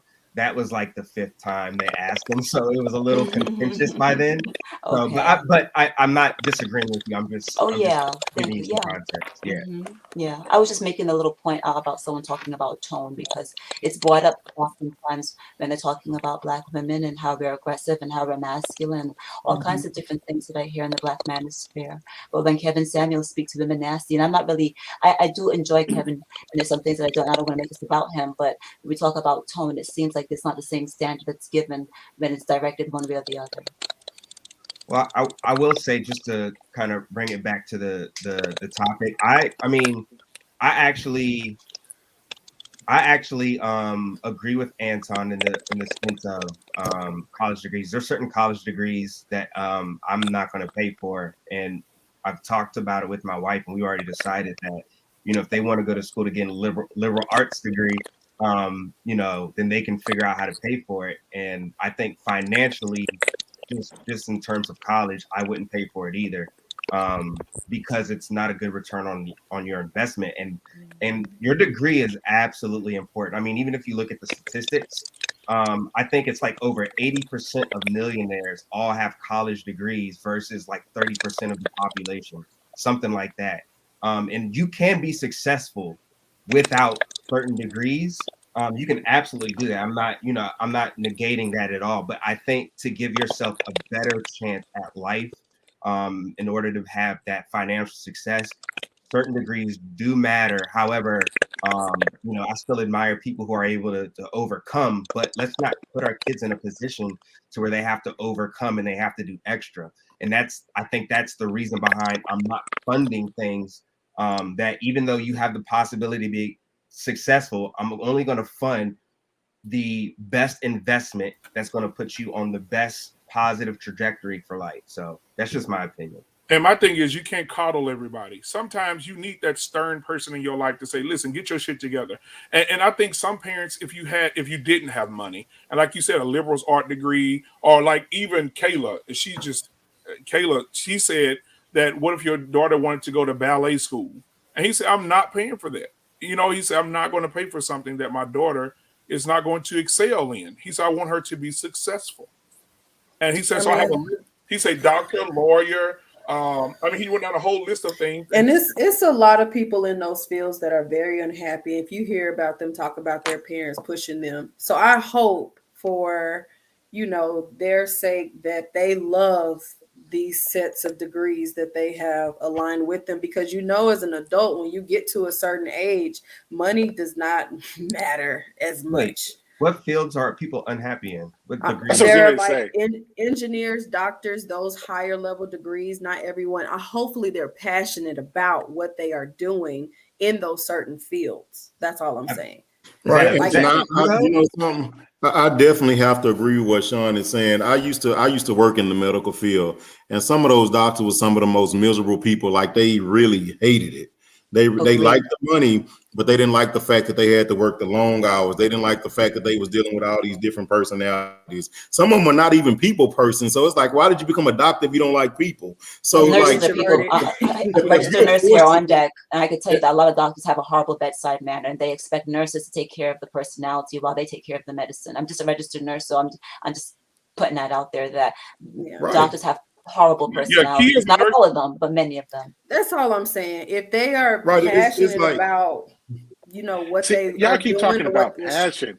Like I understand, so you have to have a degree of passion, right? Then, but fathers don't raise their Oh kids to God, be. I want you to money be ain't passionate everything. about it. We want you to be able to feed yourself, take care of Goddamn your right. life. It's about Like some that's what money. the purpose of this I is. under- And then I- the second I thing get is, but you that. setting them up let for me say failure this if you last point. pushing them into you setting them up for failure Let if me you say this pushing last them point. into the I promise. Let me say this last. I'm saying this last point. Like we fathers, the way that we raise our kids is different than mothers. We want to make sure our kids can feed themselves. If we die, Yep. I want to make sure you got a skill that you can take care of yourself and you're gonna be Facts. fine. And you don't Facts. gotta like it, but you gotta eat. So I want to make sure you got something you can do that you can eat. The second thing is we got to stop saying that. Like I think that the assumption is men have to talk to children the way that mothers do. I think Exactly. I don't think you have to be rude to your kids, but a father should provide some level of sternness, and then mother balances that out. Now, personalities come into play about that, so you may have there's some nuances there. But I think what we're doing is we're trying to make fathers the way that men naturally are, more like mothers to make it more Yep. soluble. When the truth is to raise strong people, you have to have some sternness. This is why Yep. when you go to the military, you know it's going to be tough. You go to the Navy, it's going to be tough. You got a Yep. coach on a football team, going to be tough. It's like we allow toughness everywhere else except for when it comes to the father demonstrating that. That's why we And I in think we have last to stop. place in everything. Emotional We in last place intelligence. in everything. Emotional No, intelligence is required for everybody, no. not So just, you know, you need to have emotional intelligence as a father, and you don't have to be, absolutely. you know, you don't have to be this person that has this, you know, be aggressive or be condescending to get Why your not? point across. I'm raising my kids So to go out into a world yeah. of people who are And predators, compete. who would take that time, So wait and a I want them to be second. sharp and great. I have to Goddamn right. instill it into the kids, and that you That's a don't good come, point. hey, little Susie, you can do great. I No, believe in Goddamn you. I'm not No, right. you got to saying have that. some sternness about you. Goddamn I'm You right. got to okay be with the unapologetic sternness. about that. I'm And okay one with thing the I Sternness do, and I'm okay and one with thing the that I condescension is sternness. two different Yeah, I'm things. okay with the sternness. But let me So ask you guys a but question. y'all Is are speaking Anton as raising his women. daughter to Y'all be are a speaking wife, as or he's mothers. I'm hmm? speaking as a father of 4 children. I'm telling you how this works. You Yep. know, I men, mean, we there's cannot expect men to talk to our children like the mothers do. That's why we need y'all to be like y'all How are. do you But know men, that I'm gonna it give up works? because What? my son is 14 years old. He has a phone case business and he makes his own money. They pay their own phone bills. They are excelling at school. Their mother is a crafter. She's way softer than I am, right? She's where she levels me out, but she allows me the space to give them the strength that they need while she rounds them out. This is how mothers and fathers ought to work together. You Facts. understand what I'm saying? So I'm Facts. not speaking what I think. I'm speaking what I know. I got No, married at I'm 19 not years old. denying that it No, does. this, That's let why me I was finish. Hold asking on. you the I'm on my question. soapbox. Let me finish. I'm on my soapbox. So I got married at 19 years old, first son at 20 years old. I know what it's like to go through these phases. And kids have to be balanced. This is why a lot of our kids aren't tough down. They go through Yep. one little issue in this culture and they want to give up everything. Yep. Because everybody gets a trophy, everybody's nice, and that's not how it works in the real world. You have to have tough skin. There you And go. fathers provide that. There you go. Well, let me say this. I have no issue Hold with that. on. I Let me have say no Sir this. Charles, you my type of nigga, boy. Hold on. I'm Let just me saying say. you type can of have an nigga, issue boy. with it, but my kids are gonna be great. No, I said I have Goddamn no right. issue with that. Let I me let have me I'm no say this. issue with no, that I'm whatsoever. not But what I can say is disagreeing with I've that. only ever been spoken to harshly. I wish someone would actually have a conversation with me and talk to me reasonable, because that doesn't, like Lance said, doesn't apply to everybody. Not everyone needs to be spoken to in such a harsh manner. But So I can agree with that. but I Candy, and I think, agree with that. but I think though and this is not, this is simply the state of fact. It's not to be offensive. So please forgive me if my oh no, tone go right sounds ahead. I could take it. offensive. I'm from New York. I But got thick skin. I think though, like as far as the harshness and kind of that being the majority of the way that you've been spoken to, I think that speaks to the brokenness of the relationship between you and your mother, because your mother wasn't where she was supposed to be, so she couldn't give you what you were supposed to need. So now you found yourself dealing with the deficit, whereas like your father was he was your person. So I think that speaks more to that than it does to the harshness specifically, because I do agree that honestly, if my father would have been more proactive in my life, or you know what I'm saying, my situation was a little different. But even now, like, my father has the opportunity to be present in my life, and he's simply choosing not to. And I realized, though, had I had parental figures, more specifically my father, since that's what we're talking about, I wouldn't have wasted as much money in undergrad and still not have my degree. And honestly, I was going to get my degree in education and was already making more money than a tenured teacher would have within my first year of teaching, mind you, without a degree. And you know what I mean? So it's like, I realized eventually, like, what I'm spending to get the degree is not even worth my investment. But at 25, that was the first time I had ever even heard of that concept. And it was from a white coworker. You know what I'm saying? And so it's like, I think what he's doing is he's saving his daughter from a lot of harm. Goddamn right. Well, I'm fine with that. I And the have, money like, you work it was for. just, the thing is, it was just a clip. So I'm responding Yeah. to the little bit that I saw. I don't have a problem with him being stern. I don't have a problem with parents, especially fathers, being stern and being the men that they're supposed to be in their families. So I'm just responding to what I saw, which was a small clip.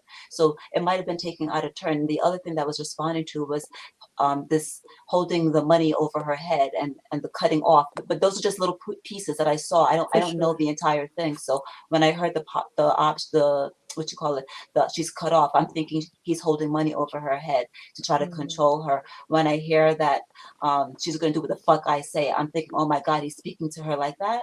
I don't know what really goes on. I'm just looking at what I saw. So Yeah, I'm I just saw the commenting clip, on and that. I saw the clip, and I just saw a father passionate about his daughter. I saw a man who struggled, and he wants her to make a decision.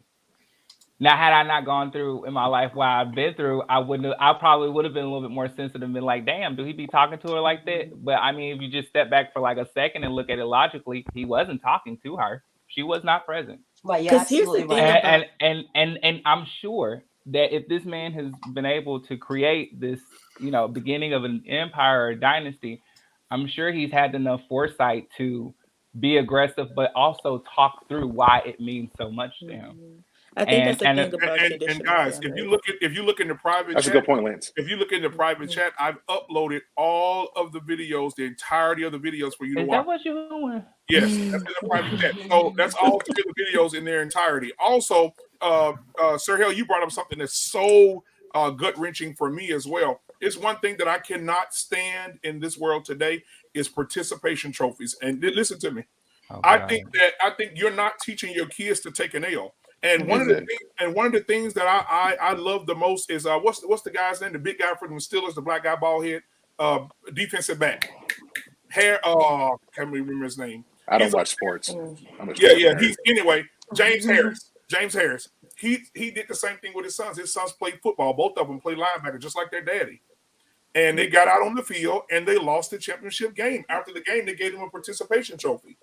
He took the trophies and brought them back over to the coach and said, listen, I'm teaching my sons to learn how to lose in life.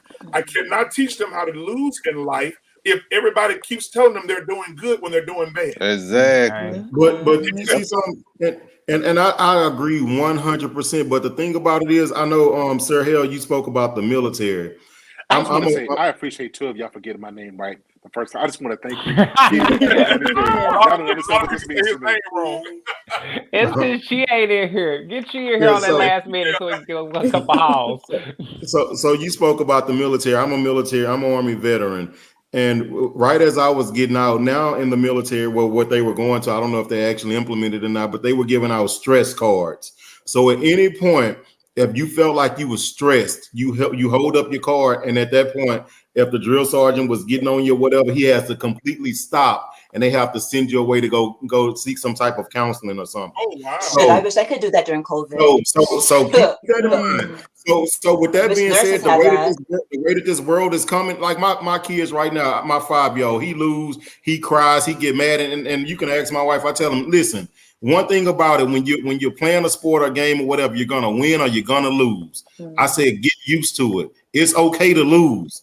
I said, if you lose, learn why you lose, and then try to do something different the next time to ensure that you win. So that's the type of stuff that I try to instill in my kids, and that's what I try to, raise them by. But the world that we're living in, because when they go to school and stuff, yeah, like you said, they're going to get them participation. Even fourth place now gets a trophy. It used to be first, second, third, now fourth place. They get a participation graduation now. No child left behind. Hell, they ain't even. So with that being said, but we have to teach them. We have to still teach them those values that we were raised by. Like, hey, it's okay to lose. It's okay to lose. And you know what though? In those games, because I just my brother Rico was coaching a basketball team, and I just helped out a little bit because basketball is not my sport. I'm more of a contact sport guy. But he coached basketball, I coached football. But I went there. My kids played on that basketball team, and they got blown out, beat. After the game was over, they told me, take pictures. I say, take pictures of what? A winner? They're not winners. You got to get better and come back next year and win. I'm not going to sit up here and hold y'all up above my head. And exactly. I want winners. I'm not I don't want no goddamn losers. But guess what? But guess who was doing this? Oh, no, take their pictures. Oh, that you did so wonderful. Your son and shot. He's 0 for 16. He done fouled out the game. Oh, you did a wonderful job. Oh, you wonderful. Oh, you've done amazing. No, that is trash. Do not set your kids up for failure. Absolutely. I look at my kids. They say, Dad, how we did? I say, you were horrible. You couldn't dribble. You dropped it off the ball. The ball went out of bounds. Yep. You shot too many air balls. You fouled too much. You can't keep up. When they get aggressive on you, you back up. You get scared. You're fearful. I tell them what their problem is because they can't get better if we're not teaching them what the problem is. Hey, I'm gonna say this. I teach my son is 14 years old. I teach him to be aggressive, not aggressive in the physical sense as in a bully, but you got to be aggressive because I point out to all the children that you name. I said you're gonna take over them. Your personality stronger. You're gonna eat them alive. Those gonna be the weak. I said you're not gonna be a weak kid because I had a father. He told me not to be a weak kid. Stand on it. Be about yourself, and you don't need everybody. You don't need everybody. You gotta be tough, man. You can't cry about everything. You don't want to lose. You gotta focus on winning. I'm not gonna say a lot. I'm just gonna say this and I'm done. I coach football, man. Before COVID, I was deep in it. Every weekend I was coaching somebody's football team. And these guys on the team, we had one guy on the team, his mama brought him out the car. She said he needs to play football. He got out of the car, I said, God almighty. I mean, how old is he? He's 13. He's 6'3", 275. Jesus. And he came on, we put him on the line. The little 100 pounds, push him over. He said, I don't want to hit him. I don't want to hurt anyone. I said, oh my God. Well, just because you big, it just ain't in him. But you know what though? His mom, you put it in, he's gonna be a monster. Yeah, and guess what? His mom, this is what I'm telling you. His mom said that was game number 2. He got ran over the field. I was like, he big and sorry. After game 2, we worked them, got that aggression, start slapping the back of their head, start pulling them up by the head, shaking them. Goddamn right. Season, he's sacking people, falling on people, punching people. Yeah, we had to get him out the field. That's what I'm talking about. Goddamn right. You put him in the role that he was born to be in, goddamn it. But you know, so my son. Look, Sean is on here like this. Oh my God. My son right now. Impressive. My son right now, he plays football for Texas Tech. I tell everybody the story. My son, we started him off in Little League football. He was one of the biggest kids out there. My son wouldn't hit nobody to save his life. You know what I did? I pulled him out of football, put him in baseball. I honestly thought my son was going to be like a MLB baseball player. He excelled in baseball. I'm like, man, so we was trying to push him in football. And I'm like, shit, he's actually a baseball player. So with that being said, I don't feel like with that guy right there, maybe football is just not his calling. Just because he's big, maybe, he probably would have been. It's not the football though. I don't think it's the football though. I think it's mindset in this case. Yeah. Well, I mean, but I'm saying so my son, he played baseball for like all the way up until his 8th grade year. 8th grade, he came to me. He said, Dad, I think I want to play football. I was like, okay, cool. And I'm talking about he excelled. He got all kind of accolades and awards and stuff. He was defensive player of the year. He had like 50-some scholarship offers or whatever. And now he over there at Texas Tech doing his thing. So at some points we have to realize when kids are ready. We can't force kids to do something when they are not ready. And I get it. You feel like, oh, well, I'm a father. I'm gonna make my son do this. I don't think that because I didn't make my son when I pulled him out of football and he started playing baseball and I saw he was good. I was like, well, shit, he's That's what he is. See, So I'm gonna disagree just a little bit. I think in some areas you have to force your kids to do stuff. Let me give you an example. We've had little kids before, right? There's a certain point where you're like, I got to teach you how to hold your own bottle, and so you will position it in a way. But the goal was to teach them how to do it themselves. The same thing when it came to walking. You have to put them in a position to where you wouldn't just hold them. So you had to put them down, let them walk, let them bust their lip, let them hit their head, because they had to learn. Okay, they speed it up a little bit. They had to learn how to run.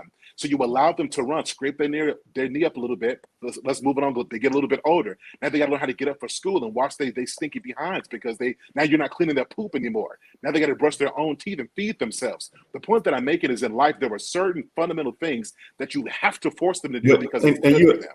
And I think you're absolutely right, but I think right now we're comparing apples to oranges. Like in cases like that, yes, like you have to let them fall. But I'm saying, my son, I wanted him to play football. He wanted to play baseball. I let him play baseball. He excelled in it. So that's what I'm saying. I didn't force him to stay on the football field. I pulled him out.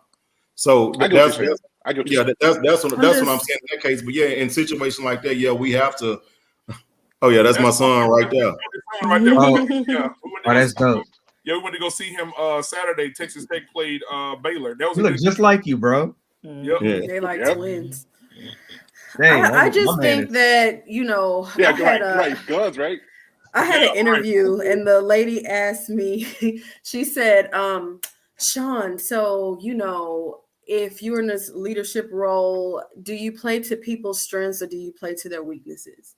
And as a leader, I play to people's strength, and we can work on your weaknesses. I think sometimes we force, because it's a strength of ours. Maybe we have the wherewithal to do certain things, and we expect sometimes our children to do the same thing or to be the same way, and they're just not. So allowing grace in those spaces where, this person can have time to catch up or to develop. So I agree with allowing people to, you have to force them and help them spread their wings and doing all that, but you have to be intentional, and you have to have emotional intelligence, and you have to be wise enough to know, when to back off and when to push.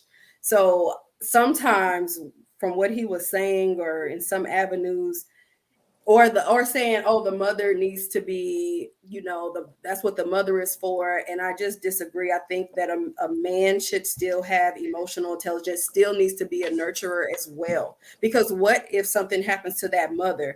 Not to say anything will happen, but you still want her to know what that softness looks like from a man's point of view.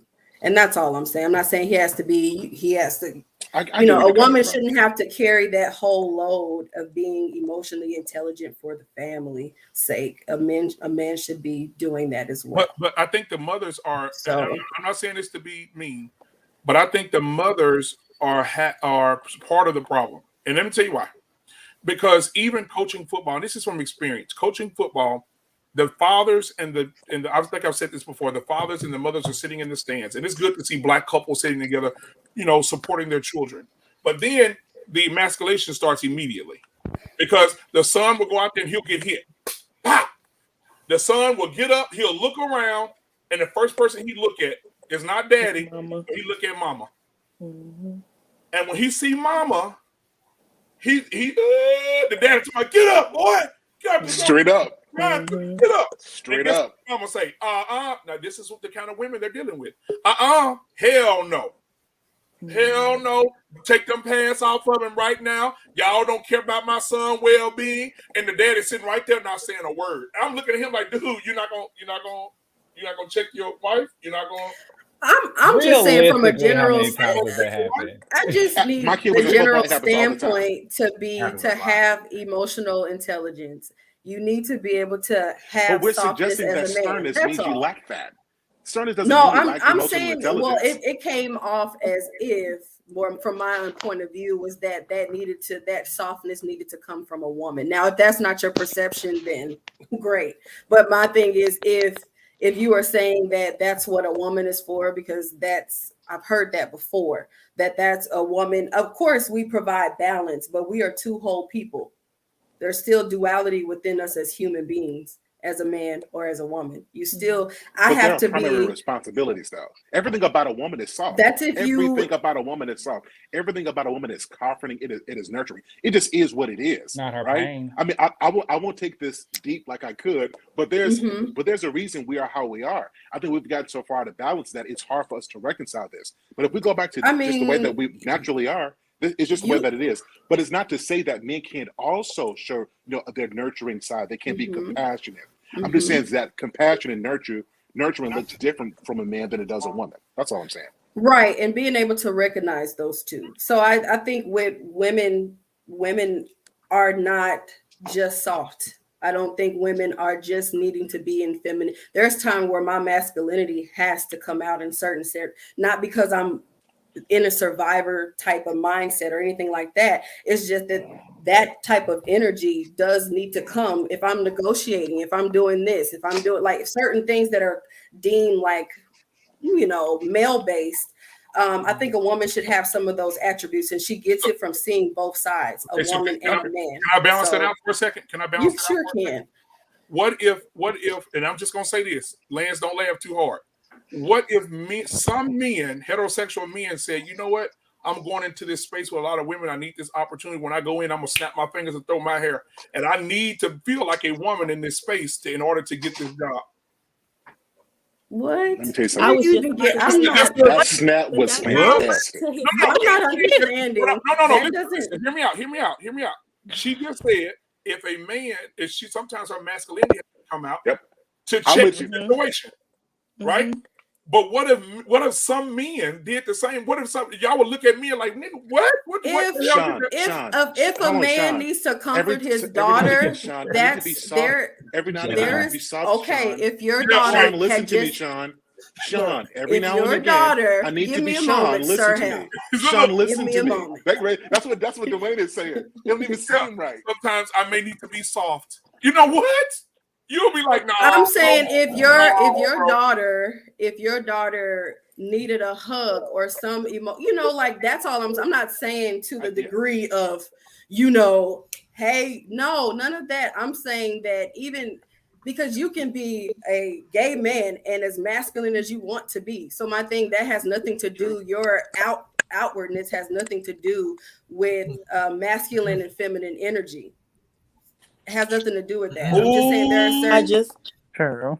Did you see what artist's name? Did you see what artist's name she just said?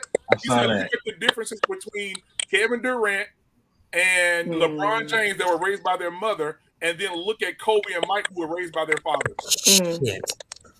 I never That's a whole show. That's a whole show. The one who show, almost made his team. That's a whole show. Artists, I'm dropping off. You come on. Okay. Y'all, I appreciate y'all. Dope conversation. Y'all talk to y'all. All right. Well, Nice meeting you. I'm gonna let Jedi go, and then we'll get artists on in here. I'll let Jedi go. Then we'll Artists about to shake it up. I just need people to recognize that we are in an era of change that at one hand y'all can find so like reprehensible for somebody else, but then all of a sudden you got it like it's a come up. That's like crazy it's to me. like we're all just learning the balance. Like we are an immature like culture. We're rebuilding. So I mean, some men gonna be soft. But that's not to say that they don't operate. That's not to say that they don't. That's not to say that they don't operate with intent, with a vision. No. Sando. So, Women don't respect them though.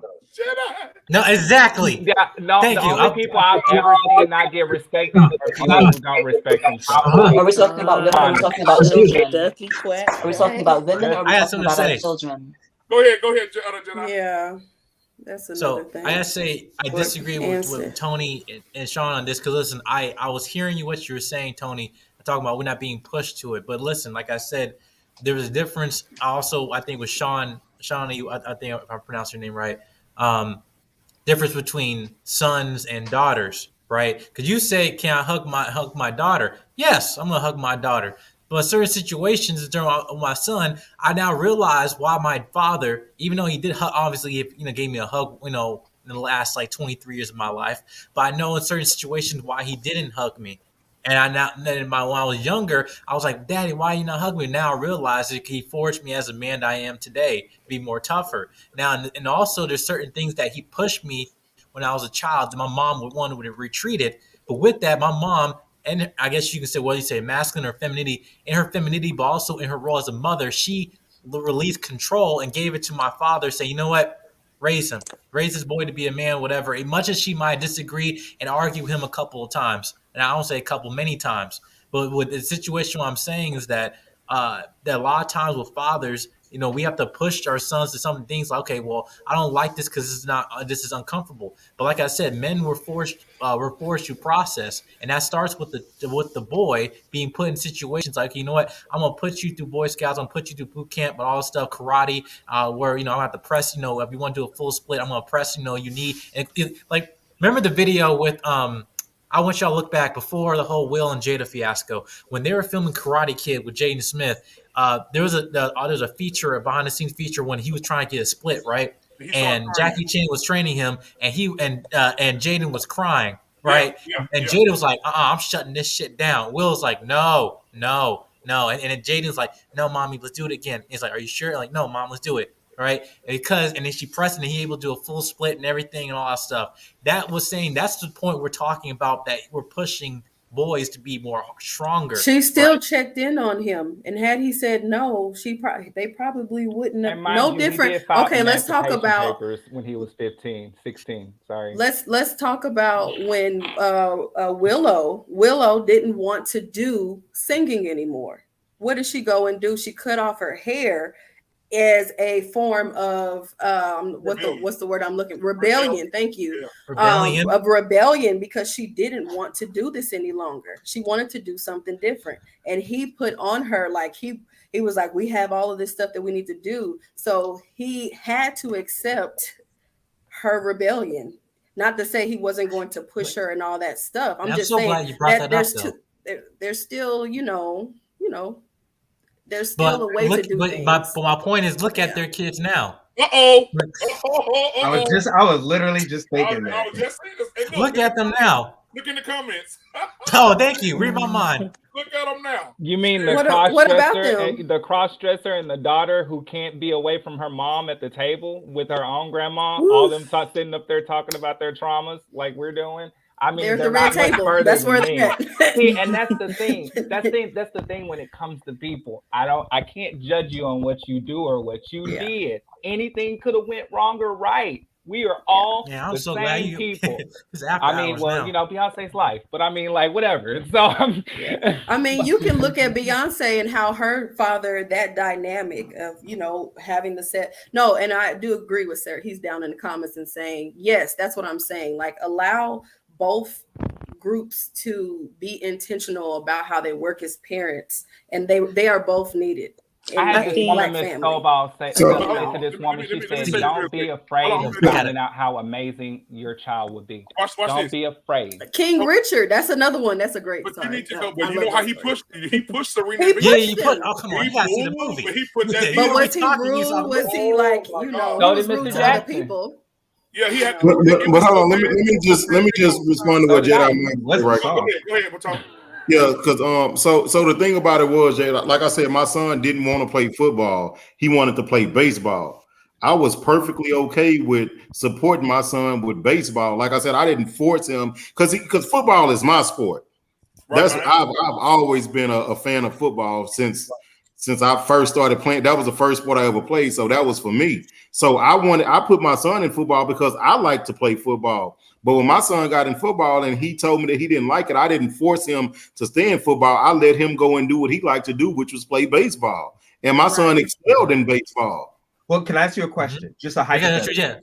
Yeah. What if your son was very, very talented at football, right? And he didn't want to do it, but you as the father, you said, look, I know this is something you don't want to do, but I think it's going to be the best thing for you because this can take you places. Maybe just college, free college, maybe to the NFL where he can make enough money to actually do the things he wants to do. And I think what the argument is that sometimes as a parent, what's best for your kids and your kids aren't always looking at what's best for them. They're doing whatever makes them happy. They're leading with their emotions. And go ahead. No. So the thing, he sucked in football. I know. That's what I'm saying. So that's on my point. It's a little Yeah, different. he sucked. He sucked ass in football. Yeah, So I was yeah. like I was getting frustrated with going out there and like fussing at him and hollering at him and screaming at him. And it wasn't doing me screaming and fussing at him. It was doing absolutely I can relate nothing. to that.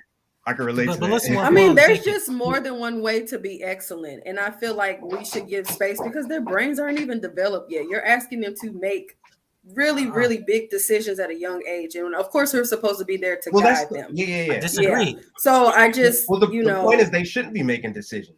You as the parent Exactly. should be making decisions. Right, absolutely. Thank you. That's what. And I'm also, just listen saying, to after point a this. certain age, they're going to be making decisions. Okay, but we're we have talking to about- we we're talking have to about- be there to guide. We're We talking can't about kids already- that live Can I in- respond? Yeah. May I respond? Like Go ahead. 18 and up. Excuse me. Let me get an age range. Well, then they're adults. That's different. Adults. We're talking They're about adults. kids. So that's why I was Not, like, though. If people were as Well, adults, there's as no point they in say they making were, they're why not are they done allowed at to 8. still They're deal not with done at trauma and shit? 18. You know, they're not Well, done at let 18. me- They let still me- need They're not guidance. adults. I'm gonna respond though. because I hope Hell, you Jesus was an understand what we're adult when he talking was about. 13. Really, they supposed to be out when they're 13. Isn't that supposed to be the period of like proving grace or some shit like that? No, And then when Jesus came to his like fruition as a man and went out on his own. A 13-year-old 50 years ago could raise a family of 20. A 13-year-old today can't boil water. I mean, Oh, it's a difference. There's a difference. I acknowledge that. I acknowledge that. Can I hear But from my point is, B9? man, but He's been on here for a little while. Can I hear something from B9? Well, Yeah, I yeah, think B9, what's up, baby? I think Jedi was itching to get something. Jedi, out. go ahead, Jedi. Let me let Jedi go first. Hold on, Okay. B9. Hold on, Yeah, B9. I don't want to. Sorry, But I want to hear B9, from I B9 give for you- sure. listen, Yeah. Yeah, I want to hear from you. But my point is, listen, you can be, this thing about you being a jack of all trades and being a master of nothing, right? And I think it's that the point that when you leave your children be indecisive with their decisions and at a young age, they don't want to do something. They claim that I want to do this, but then once it gets difficult, I don't want to do it anymore. So the thing with your child said, listen, he wasn't good at all. It's not like saying, oh, I want to be a football player, but I don't like to go out training and stuff like that. And that's what Foster, they'll push him to go to practice, push him to go into that. He said he did not like, he wasn't good at it, nor he didn't want to do anymore. That was a choice he decided. But also realizing there's no bright future if you continue on this path. He wanted to baseball, and yet you push him on first baseball when he feel like going to practice, right? No, he wanted to go to practice. He wanted to play. He wanted to play baseball. I wanted him to play football. No, but the point I'm saying is that you, as a father, is like there's a difference. We're talking about pushing your child, saying making a decision for him. Like he wasn't good at it, but yet Like he's you saying, acknowledged he wanted to play baseball, is what he's saying, and But- supported him after that. Well, no. And I that's think his I opinion. think he's still stuck on. I should have pushed him to play football. No. that's what he's saying. I'm not saying pushing a football. What I'm saying is that the difference of saying that, oh, well, you should not make your decisions and force them, let them choose. Is like he made the choice. Oh, okay, he wasn't good at it and he didn't want to do it anymore. So it's like, why would you push a child the one they're not good at and know that they did not want to do? Like, it's not like Willow was a horrible singer and she was saying, okay, now I don't want to do this anymore. She was making records like break as a 10-year-old kid. And so that's what I'm saying when the Willow came up and cut her hair, she's like, I don't feel like doing it no more. And he's like, what? That was the point we're talking about. Okay, so hold on. Let me give you two instances. Then B9 gonna take the floor. So I'll Go give ahead. you two. Lamar Jackson's mom. I don't know if y'all saw it. She did a little documentary or whatever on her son. She said Lamar came to her and said, "Mama, I want to play football." She said, "Okay." She said, "So I'll help you. I'll do whatever you need to do." He said, "Okay." She put him in football, got him trainers because his dad wasn't in his life. Got him trainers. They trained him. She said, "What position do you want to play?" He said, "Quarterback." You know what she said? She said, "You're going to play quarterback. We're going to invest in you. I'm going to invest my money that I can't make into you to play quarterback." She said Lamar started playing quarterback. She started putting weights on his legs. She started running him at night when all the other kids was playing on Saturdays. He was training and he quit. He said, "I'm done. I want to play with my friends." She said, "You don't have a choice because I've invested in you and I want a return on my goddamn investment." And she said, "You're going to play whether you fucking like it or not." Now look at Lamar today. Come on. I don't know. Okay. The second Lamar Jackson, the quarterback. Not Lamar Odom, right? Oh, I thought you all were thinking about Lamar. Odom. And now look at even Gigi when Kobe was alive. Vanessa said they have a basketball court in their home. She said she used to hear Gigi crying at night. Mama, he won't stop running me. He won't stop making me dribble. And Vanessa said it was so hard for her not to go out there, but she understood what Kobe was doing, and she stayed out of his way. And he broke her down. If Gigi would have not died, she would have been the face of the WNBA. She would have been great, right? So LeVar Ball, somebody put it in the comments. LeVar Ball, the same thing. LeVar Ball pushed his boys constantly every day. I don't give a damn how you feel. And now 2 of them are making millions of dollars. One of them on the practice squad. I mean, all of his sons are successful, making their own money. But that's not everybody's Cinderella story, though. That's not everybody's Cinderella. It's been people that's been pushed and they didn't make it. I believe in Anton Daniels' vision, though, because I mean, I feel like if I were to have kids, I would be completely militant. I feel like I know it's best for you, but also I don't feel bad about that because I know all I can do is have a vision for you. If I feel like you're emotionally intelligent enough that we can work on that vision going in a different path together, and then we'll do that. If I feel like you're even more advanced that I don't have to be inside of the decision anymore, and I feel like my job is kind of doing its job, then it's doing its job. But I also don't think that a lot of people are operating from a healthy place when they're trying to teach them the lesson of having a vision to stick to, because that's what you're really doing. You're not teaching them about football. You're teaching them that no matter how hard football gets, you don't quit. And there's nothing wrong with that. I think that's the reason college is still worth it, what it's worth today, even though it's really not worth it. Yeah, but it does the teach same you. situation. It gives you a goal. And once you learn how to conquer goals, you don't really just stop. That becomes a part of you. Yeah, but B9, go ahead, baby. What's up, man? Hello, everybody. Hello, happy B9. everybody. Wonderful show, Black Man. You have actually a wonderful channel. I have been catching up on a lot of your content, and you got a wonderful show, man. I don't know how I've gone this long with you had slipping under the radar like that on me, man. Well, man, I've been on the Anton show with you all a whole bunch of times, though, man. We've been on there together a whole bunch of times, bro. Yeah. Yeah, we've been together. Me, Jedi, you. Yeah, I see some familiar faces, but I'm talking about your channel in specific. Has a lot of great stuff, and I want to give a shout out to Lance as well. Lance has a lot of wisdom, and he brings that to the show, and he's a very important element and component to your show. And like I said, just as an outsider looking in, I love the chemistry, and I love the topics. You don't shy away from any of the important stuff, and that's why I like you, because your show is going to, along with Lakeith and other shows, are actually going to create change versus just having these A-man corners that everybody's accustomed to getting into, looking for a nice, comfortable blankie to hold on to versus dealing with the real issues out here. And how ironic that that's the topic that we're going on tonight. You're too comfortable. And we're too comfortable as a people. And I just want to ask this question before I get into it. Are you happy with the results of your race? Come on, Uncle. Yes or no? Yes or no? Are you happy with the results as a collective? What results? I'm happy with Can the you be a little results bit more because we're not a particular, please? collective. We weren't given the chance to be a collective. So That's yes, a I'm fair very happy statement, with the too. results. I think we've done a damn good job. I think we've done a Considering damn all good the- job, and I think our parents did a damn good job, and I think our grandparents did a damn good job. And that's why I say I will never say that I've suffered from trauma. I've been through trauma. I have trauma that has uplifted me, but it was just a situation. I mean, when it comes down to it, and they were just people. We could have been better. We could have been a whole community, but they fucked that up, and we know who that is. Right, but my point, but it moved the goalpost a little bit. A lot. Are you happy with your race? Is the question though?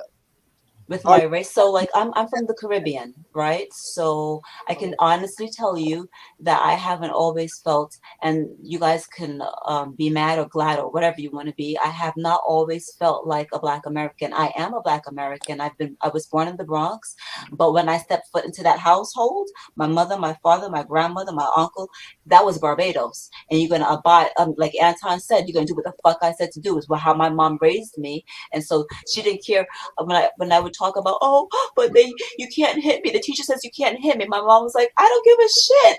Go let them take you away. This is my house, and you're gonna do what I say.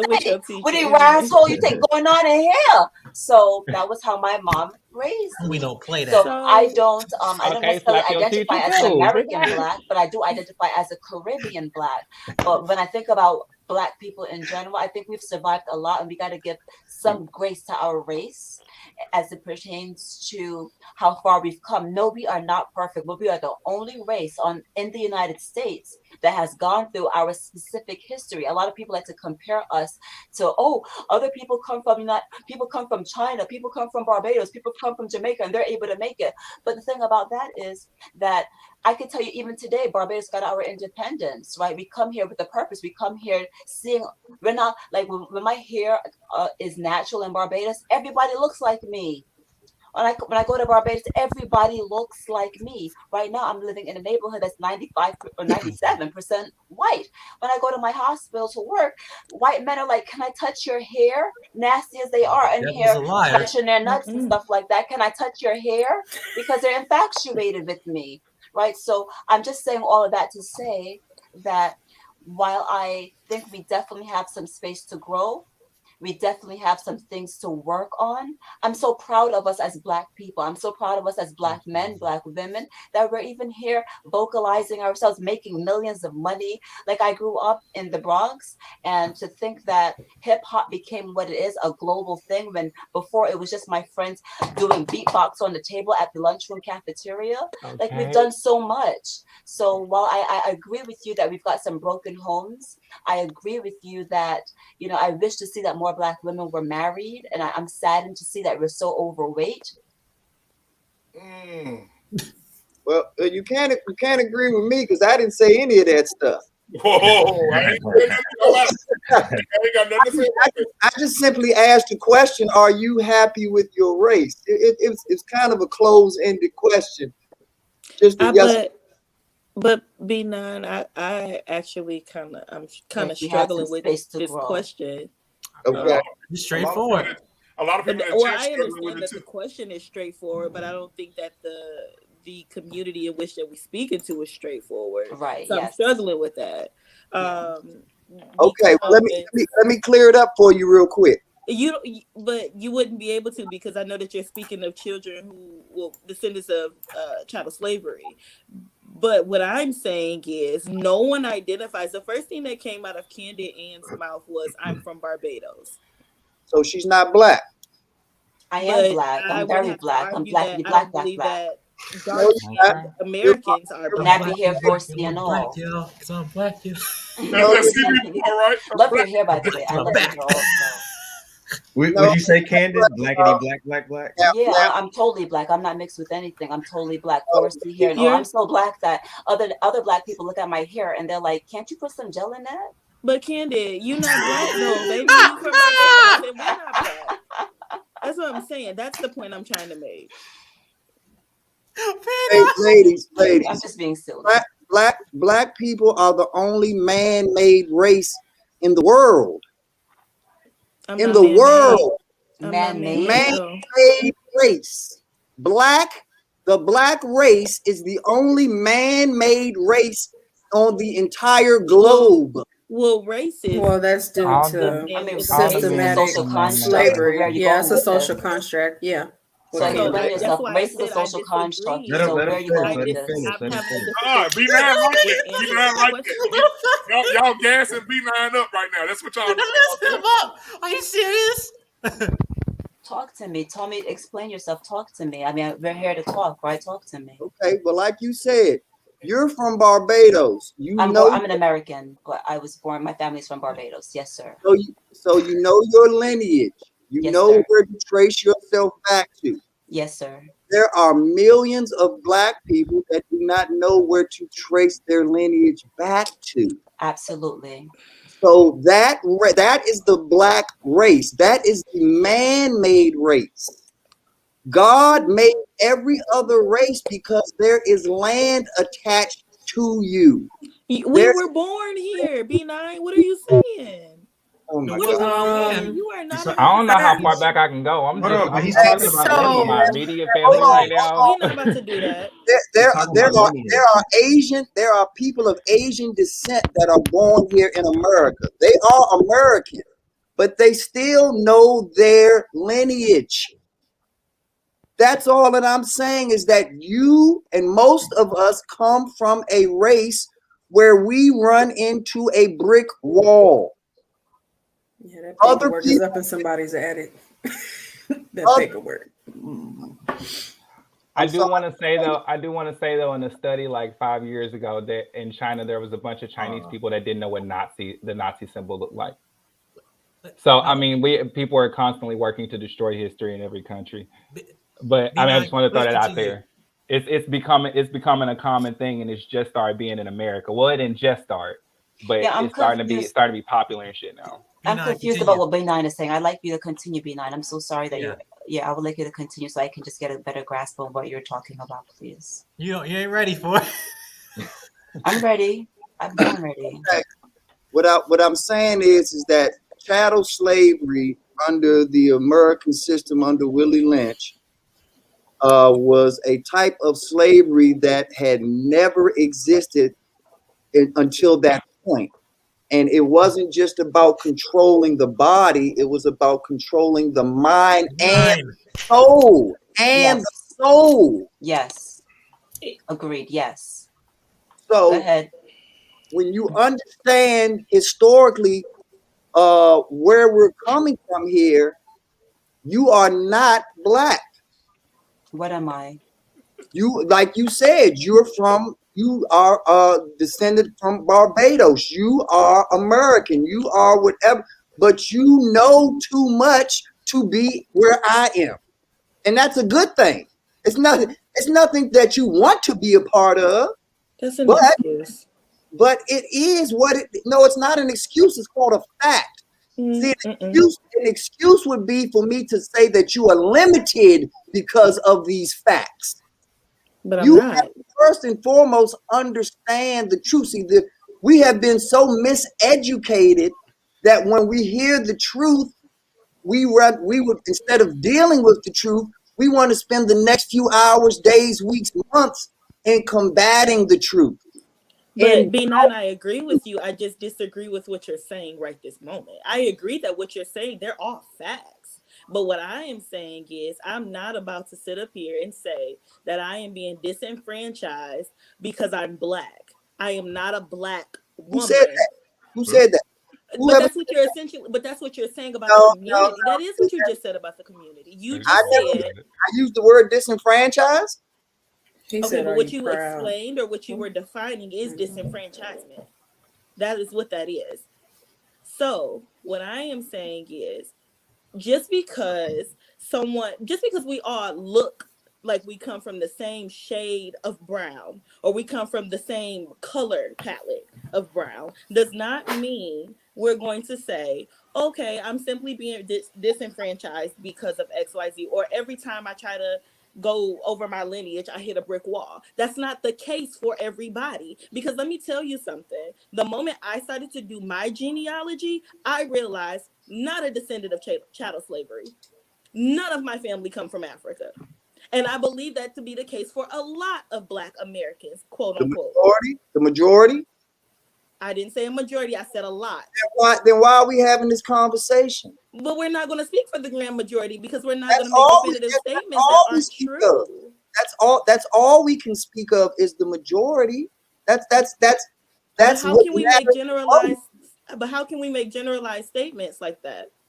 Because we're talking about the majority. How do we work past that ignorance? The point of making a generalized statement is you're talking about the general population. But the you can't majority. say that if you don't have definitive information, like definitive facts. You don't have that paperwork. You don't know the genealogy of most of these families. I do know the genealogy of most of these families. You Yes, don't? I do. Okay. It's a fact. Okay. It's a fact. But like I said, I'm not here to you can anything that I say, by all means, whether you believe it or not, by all means, research it. Don't trust anything that I say or anyone else says. We're having this conversation for you to do your own homework, for you to do your own research, for you to go back and recheck your facts. So this isn't about listening to B9 or believing what B9 says. Don't believe me. I choose for you not to believe me because I want you to see it with your own eyes, and I want you to come across it with your own efforts because it will mean more to you that way. So, Mr. B9, how does this circle back to your original question regarding are we proud of where Black people are, or something along those lines? How does it circle back to that, please? Yes, it circles back to that. Thank you, Miss Ann. It circles back to that because everything that I've heard tonight was micro individual examples, itemizations. You told me about your story. Other people have told me about their story. Tony has told us about his son. These are all very specific things. And what I'm challenging you all to do is look at things from a macro perspective versus a micro perspective.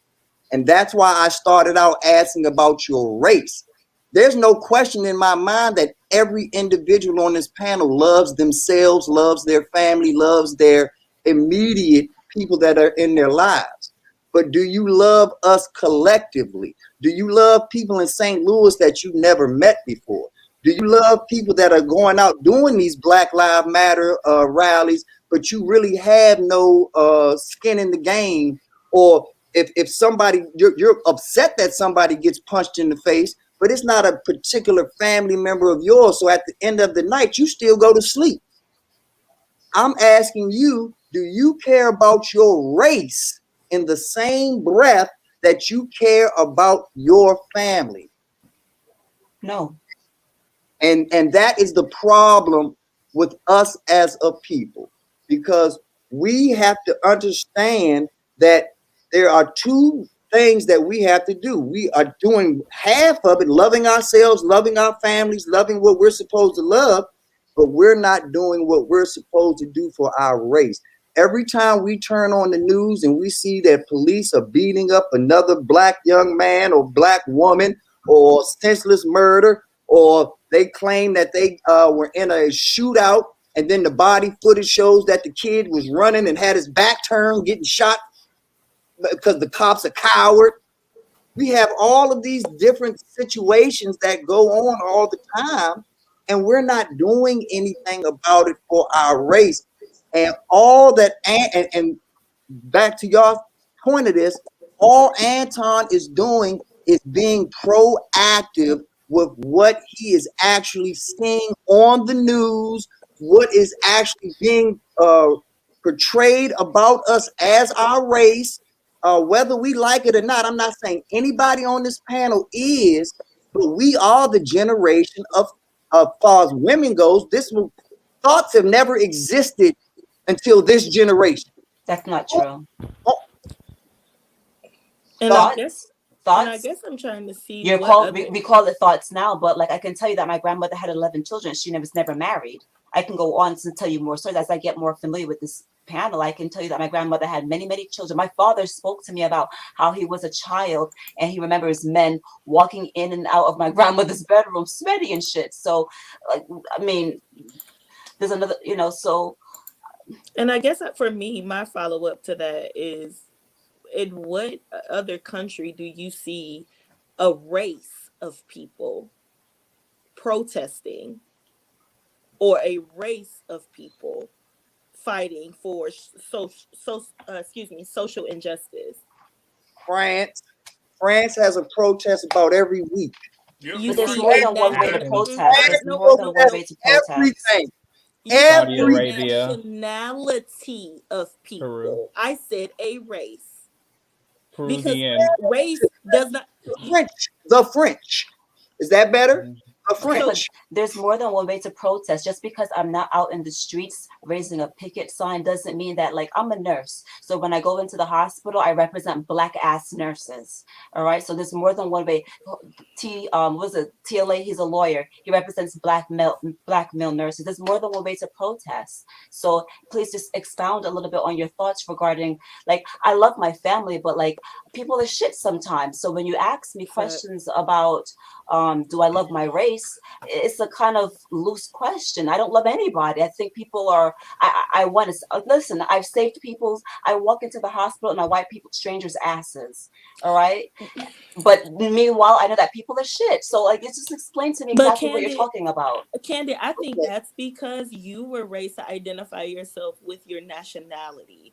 Not, and again, like I said to you earlier, it's not to be offensive. I'm simply stating fact, right? Yeah, you don't have to ever say that. I understand. Don't worry, honey. I get it. Like you were groomed to identify with your nationality as Yes. most people who, you know, are from Africa or specifically like Sierra Leone and Cameroonian, Nigerian even, they're taught to identify with their nation, the nation of people Understood. that they come Yes, from. ma'am.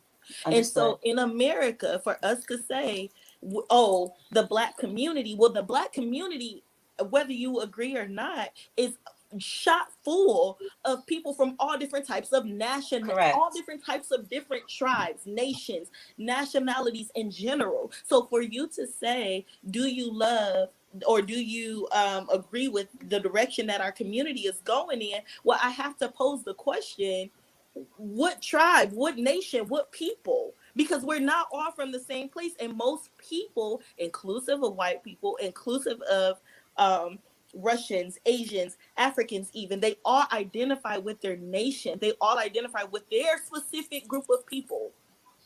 That is why I was asking that question. I understand. And that is why I said, what people and friends? So when she says, well, no, I don't love everybody because not everybody are good people, or no, I don't love, it's because she was taught to identify with people who come from where she comes from. Like I was saying, this is the generation of thoughts. I don't care how many grandchildren, how many children your grandmother had, or this. We have melanin in us. Melanin controls how many kids you can have. Everybody has melanin in them, but not the same levels of melanin. So now we get into the scientific quantities. Hold on. Let me finish one statement before you chew it all up. Now, my point of bringing up the children thing is that your grandmother, no matter how many children she had, was not celebrated for having all of these kids. She was not celebrated for being a thought or having all of this promiscuous sex and doing it. We now live in a generation and with a culture, especially in the Black culture, where we celebrate these things. Women are quitting their jobs because OnlyFans exists. Okay, I hear you now. I understand now. Okay. That we are a generation that is celebrating nonsense, and there are people out here such as myself, such as Black Man Unfiltered, Jedi, Anton Daniels, that says enough is enough. Okay, I hear you now. I understand what you're talking about now. With these types of things, especially when I have children that are supposed to be the next generation, the buck stops here. And if we have to do certain things or be a little more harsh than you find acceptable, so what? The bottom line is the results. I don't care if you put 1 and 3. I don't care if you put 2 and 2. I don't care if you put 1.5, 2.5. As long as we get 4 as the answer, that's all that matters. You can put any variable there you want. And that's how men think. Women, and not all women, but the majority of women get caught up in the minutia of the variables. And because of that, we never actually solve the problem. We just talk about the problem 1,000,001 different ways. Wait a minute. Okay, so who's responsible for where we at now? Is it the women or the men? Because all of us. We are responsible because we've all messed up. Men are not doing their roles. Men are not doing what they're supposed to do for Black women.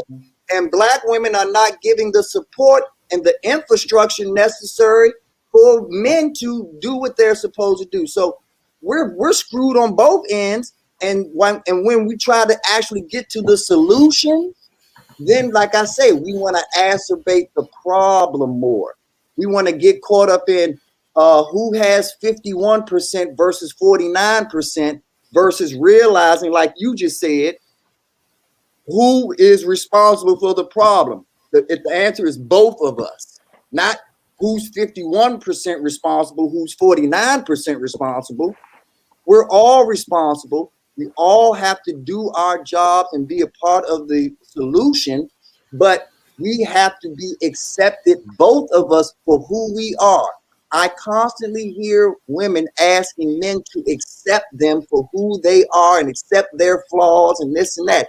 And they are right. They do deserve that grace, but they have to reciprocate and the same understanding that they are expecting to receive. I agree. And you understand that a man like Anton and most men are willing to do whatever and die for that child. You're damn right you're gonna do it my way. Exactly. But most men aren't gonna die for their kids. Thankfully, they won't be.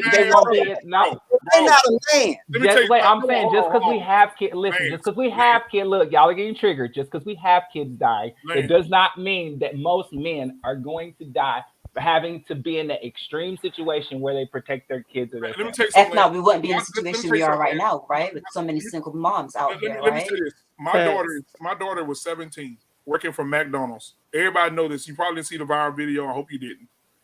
But let me tell you what happened. My daughter was at work. She called me, right? Me and my daughter don't see eye to eye on a lot of things, but I love her, right? That's my baby. So she called me and she said, "Daddy," I said, "What the hell?" She said, "Some man followed me to my car. He pulling my door handle." I don't even remember how I got to her job. All I remember is me pulling that 9 out, about to blow his brains out while he was running across the street to the 7-Eleven. Right? I chased him into the store. He ran in the bathroom and shut the door. I couldn't shoot him because I knew innocent people were in the store. So I put my gun, threw my gun on the seat. I walk into the store. I told the lady, I said, "Where did he go?" She said, "In the bathroom." He's locked in the bathroom. I said, "Get the key, open the door, and I want you to stay far back as possible." They opened the door. I beat his ass within an inch. I tried to kill him. That's right.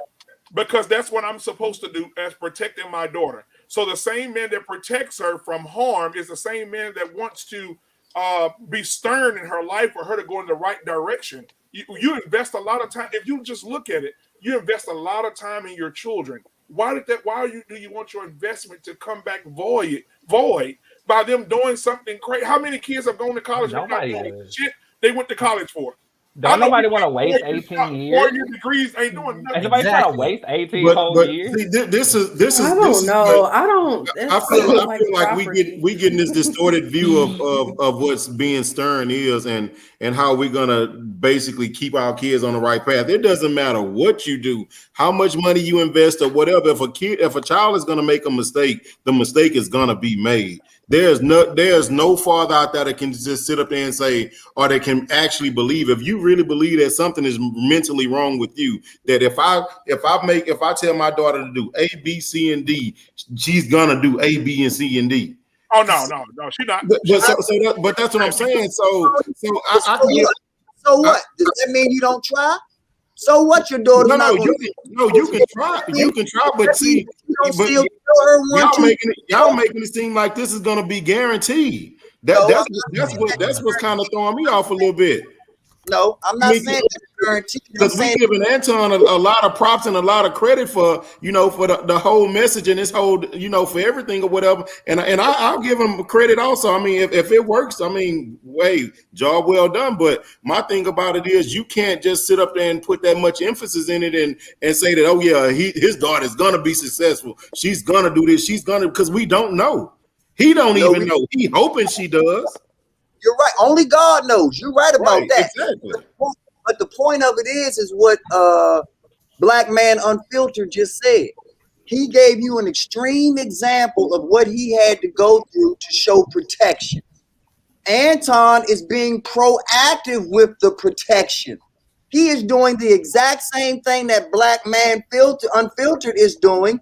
He's just doing it in a different form, and he's doing it pre versus post. So are we talking about financial protection, or like what type of protection? Because it seemed like most of that was done for financial purposes. No, it's also done for the exact same thing that Dwayne was talking about. If he guides his daughter the way that he wants her to be guided, 9 times out of 10, he's not going to have to come out at 3 o'clock in the morning or whatever, pulling out a 9, whooping somebody's ass in the bathroom. That's what he's trying to avoid. Not to say that he can avoid it. That's what he's trying to do. And by going over the top now, the same way that my father whipped my ass as a child, so that the police wouldn't whip my ass when I was an adult. But that goes back to what our original. My dad whipping my ass did not guarantee that the police wasn't going to whip my ass. He just made sure that he did any and everything in his power to give me the pre-protection to avoid the possible future, because he understood I'm a Black man and that Black men don't get the same respect from law enforcement or other judiciary figures like other people in this society get. So he wanted to give me all the preparation that he could give me, whether I needed it or not, whether I had to ever draw on it or not. I hope and pray that my daughter never has to fire a gun, but you better believe I've taken her ass to the gun range and made sure that she know how to pop that thing if she needs to. My Lord. Right. Yeah, I understand. Right. And that's preparation. understandable. Yeah. Right. I understand. Right. And I preparation. understand Did y'all just 100%. say it was understandable for his father to be abusive to him because it created a better person out of him? No, I mean the preparation for the gun. Come on now, Lance. It's always wavering. It's Come always on now, Lance. wavering. Situation It's here is I always have I got several That's guns what's myself. happened I in support society two all rights. these years. And legally, Nobody has a strong opinion about anything. Like I believe in communism. I believe in shit having a straight-laced view. Oh my God. I mean, I seriously do. I love church. I love church. I love structure for the reason that kids have to know how to be in line so they can know how to create the line. You absolutely have to have structure, and you absolutely have to have struggle. Our parents grew up in depressions and shit. Bro, they was eating bread and cheese. I kind of split up in there when my mom was country. She was on the farm. My dad was on the farm. We ate meat twice out the week sometimes. I mean, the struggle helps. It really do. I think the thing about it is that when that's why we specifically, I'm not even gonna speak specifically to Anton, but what I've noticed to be true about traditional families, and even what we're trying to do with our daughter, is that so that she still has a sense of autonomy, we do allow her to make decisions. However, there are parameters in which she makes her decisions. So she doesn't get to go, I mean, she's 8, right? But like if she were in college, I'm not going to let her go get a liberal arts degree specifically. But she can choose from STEM. She can choose from, education. So she has options within a certain, boundary that she can choose from. Same because here. I do agree that her having that sense of independence and even like she has some choice over her life is important. Or even like I was saying, we already kind of got some suitors lined up for, because we do believe in arranged marriages in this family. And so, though it will be arranged, she will be able to choose from the allotted number of candidates, you know what I mean? So that she can create her own connection with these things. Can I ask I think Lance. Not having kids, would y'all really not pay for y'all kids' college degree if it was a topic that you didn't agree on? I wouldn't, but I would put the money towards a business. I wouldn't. I wouldn't pay for any degree that I'm not backing or that I don't believe is a good investment. Because that's what it is. And just to give you like the logic behind it too is like, one, a lot of those degrees you don't actually need to get certain jobs. Like a liberal arts degree is not necessary for anything, right? And then on top of that, you're talking about paying tens of thousands of dollars for something that you literally don't need and is not beneficial to you in the job market and is not going to bring more money to you. So it makes no sense. So if that's something you want to do, it's almost like doing an extracurricular activity. I'm not paying for it. I know, but like the college but degrees I'm will like- hold I'm a like, lot of weight yeah. in other places though. Really, it's more like America that really is just like still on the job training bound looking ass people. But I mean, like if you go to like Taiwan or Japan or like Brazil, they still gonna be like, oh, you're college graduated. Like they still look towards shit like that. Nah, bro. Don't Nah, they? bro. That's not how it work no more. It's No, worse it's a over there. It's worse over there. It's You ain't getting no worse. liberal arts degree like that. I mean, well, liberal arts is like the extreme of like you really not trying Right, to like, be that's an anything in extreme life. example, Okay, bro. communication. Hold on, I'm about to look something. But like, up. what Let's if see somebody that- went how to school for extreme acting? it is. I'm in the. Don't I you see. dare. I can see acting, but acting you don't need a degree for it.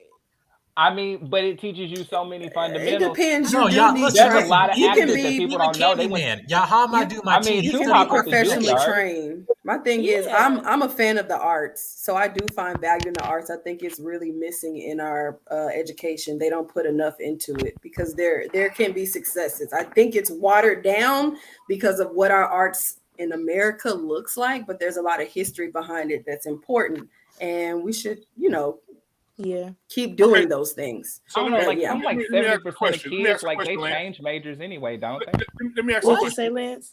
Oh, go ahead. Don't They like do. 70% of the college They students do. change majors The anyway arts by are like real, sophomore yeah. year? Listen, I changed my major 3 times Right. just to now be doing something I was never even exposed to as a kid, and I'm so excited. So yes, and I'm I'm excited for now you. going into STEM when this entire time it was business, it was education, it was medicine, it was nursing, and now I'm like, damn, this whole time I've been this great with technology, this great at designing, this great at social media and influencing and everything else. Why the hell didn't I go into STEM? And then I got married, and my husband exposed me to it, and I was like, Exposure. oh my God. Wait. Exposure. Hold on, That's hold why on. I was like, Hold on. You said something exposure. important. That's You said something important. important. Yeah. You said who exposed you to it? My husband. So you had to what? You had to do the L word. What was the L word? Don't hoard it over. Be a leader. Whoa. You had to listen, right? You had to be open to that. Absolutely. But you never know when somebody's gonna come to that point. You never know. Yeah. I mean, that's why I keep trying with you niggas. That does happen. Yeah. But look at the bottom line. Like I said, she got the results. She listened to her husband. She got the results that she wanted. She's happier for it. That's what it's all about. It's about nobody. Is it about the money or is it about happiness? Nobody's trying to control you, ladies. We're trying to give you the focus in the direction to streamline things so that you can actually achieve what you want to achieve.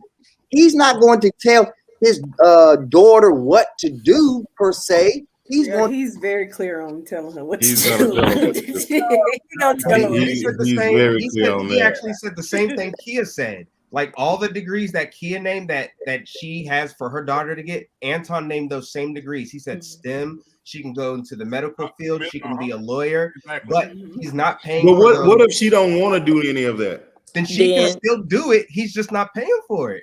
All of being too And that'll be and if I was his daughter, that would be perfectly fine with me. If I had to pay for my own happiness, then that's what I would do. And Like, I I don't get it. And how would you do that? And how would you do that? How would you she can get she might get scholarships. She might get scholarships or something. That the same way that most I hope he Americans invested in private schools. I hope he got be some realistic. money. Most He better people be get loans. You Well, no, she crazy get- what you just said, Tony. There's no world that she can do this without him, without her mother. Well, I don't know what type of daughter he have, but my son right now that's in college. You know how much money I paid for his college? Not one penny. He has a full ride scholarship, and they are paying for everything. They are paying for it. You know what the rest of my kids? The rest of my kids, I'm pushing them in the same direction so that I won't have to pay for it. What does he do when he's not in school? What does my son? He plays football, but when he's not in school, he works like a little Uber Eats job or whatever. But he just does like some stuff just to stay busy. So you don't have to pay anything for your son. I don't pay anything. I mean, I Nothing. still help him. He already I still help invested. him out, like when he need me or something like that. But He's not. He's not under your health insurance. my point, He's my not whole under point your is, insurance or anything. my whole point is, there are other avenues, there are other ways of paying for college than me personally. Me personally, if I had to depend, I wouldn't want my parents. Me personally, I wouldn't want my parents or nobody to pay for nothing for me, because when you let people pay for stuff for you, you give them power. That's when people can get mad at you and say, you know something, I'm taking it away from you now, you ass. But So Tony, I would rather go out and get it myself than to have anybody pay for it for me. but Tony, Hold on, Candy. Go ahead, Candy. Go ahead, Candy. Fear. Is it realistic though? I don't care what you want to do. Is it realistic? Like I said, you're your son's health care, right? He's under your health insurance, right? Right. So you're still helping him out.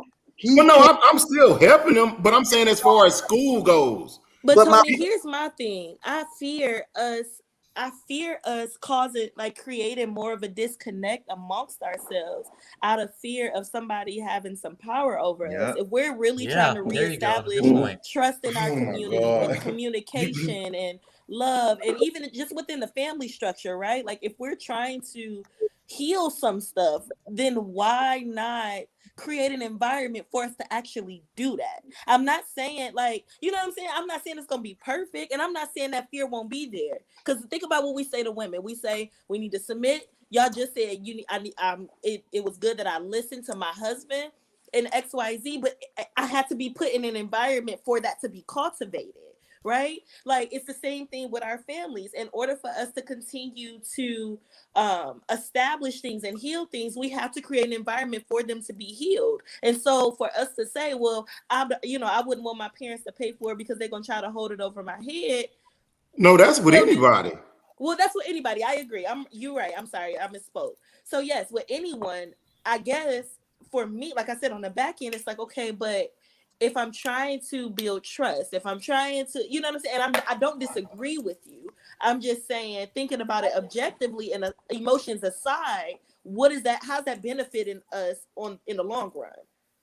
If what we say that we want is connectiveness, collective unity, you know what I'm saying, for momentum, if those are the things that we really are shooting for, then why the hell would I not allow my kid to depend on me to fund their education, especially when we know that financial literacy within our community is shit.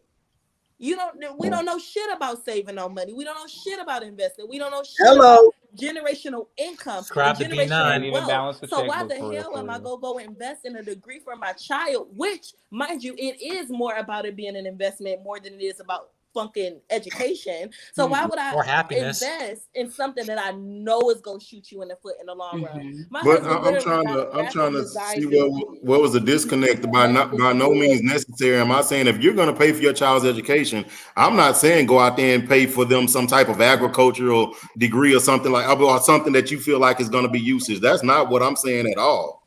But what I'm saying is that there are other avenues of paying for a degree versus having your parents or somebody pay for it for you. There are scholarships. There are loans. I mean, that's no route that neither one of us want our kids to go, but there are other avenues to pay for your degree. That's all I'm saying. And I agree. You can go to the military and serve a minimum of 2 to 3 years or whatever, and the military will pay for your degree. So that's a better question. But then now you're just shifting the power to the military. The same power. Yes, you are, because you can't just do what you want to do in the military and they give you money for a degree. It's the same exact situation, except you're switching the parent out and you're exchanging it for the military. And what's your my point is you're doing it by yourself. That's what I'm saying. You're not. You're gonna serve your. That's my point. But power is never shifting. Why Nobody do we have does to? Anything by Why themselves. should we put ourselves in a position to where we have to go outside of ourselves in order to get something accomplished? Meaning, why do I need to have to go to the military, have to get scholarships? And scholarships are great. And I'm not saying naming options. I'm not saying that's what you have to do. Why not as a parent? Like my wife is pregnant right now, right? So why not as a parent don't I work hard, bust my butt to have the money for my kid to go to college in case the scholarships don't cover everything, in case she doesn't go into the military and get them to pay for it. Why not put the responsibility on me? Ladies I understand. and gentlemen, let me let y'all in on a little secret. And I'm not saying that this is what Anton does 100%, but I am pretty much 90% sure, because this is what I have done with my children. When they were young, I started them all brokerage accounts. And every pair of Nike shoes that I bought them Nike stock. So when it was all said and done and it was time for my kids to go to college, they paid for their own college because I already invested in them from day one. Not when they were in 12th grade, not when they were in 11th grade. I invested in them from day one. And that is what parents need to do. And we all know that Anton is on my level with doing the financial stuff. So don't dare believe that his daughter doesn't already have the money in her own bank account to pay for a 4-year university of her choice because her parents are making the right moves for her life. Hello. Okay, once again, I'm still confused about what is even going on. This is what I'm saying. There are other ways to pay for a college degree besides utilizing your parents. And then as far as and then okay, you said that you sure that she already has it set up, but Antoine already says if she don't do what he wants her to do, she's not going to be able to get into that. So if it's truly set up like how you say it is, he's not, once she turns 18 or whatever, she should have access to those funds regardless. So if it's truly set up that way.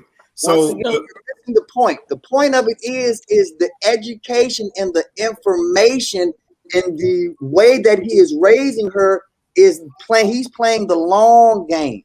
So what he's giving you is he's giving you hypothetical scenarios, but they're not there in his mind. There's a very small chance of that happening because he is pouring into his daughter and he's giving her so much right now that is his only child. So he has 24 hours to put into that child. We're all having this conversation off of a hypothetical conversation. Exactly. No, I don't think anybody. You're absolutely right about that. I don't think anybody can super address like what to do right because I think we're all just now getting it right. I don't think there's a wrong way to be a parent now that we're not, vindictive or blaming them for what they did to us in high school. We know that like we shouldn't be sitting up there and talking about how nappy their hair is or how dark their skin is. We don't project our own shit. I think, and that's why I think we're amazing right now. Like we're in a whole full force.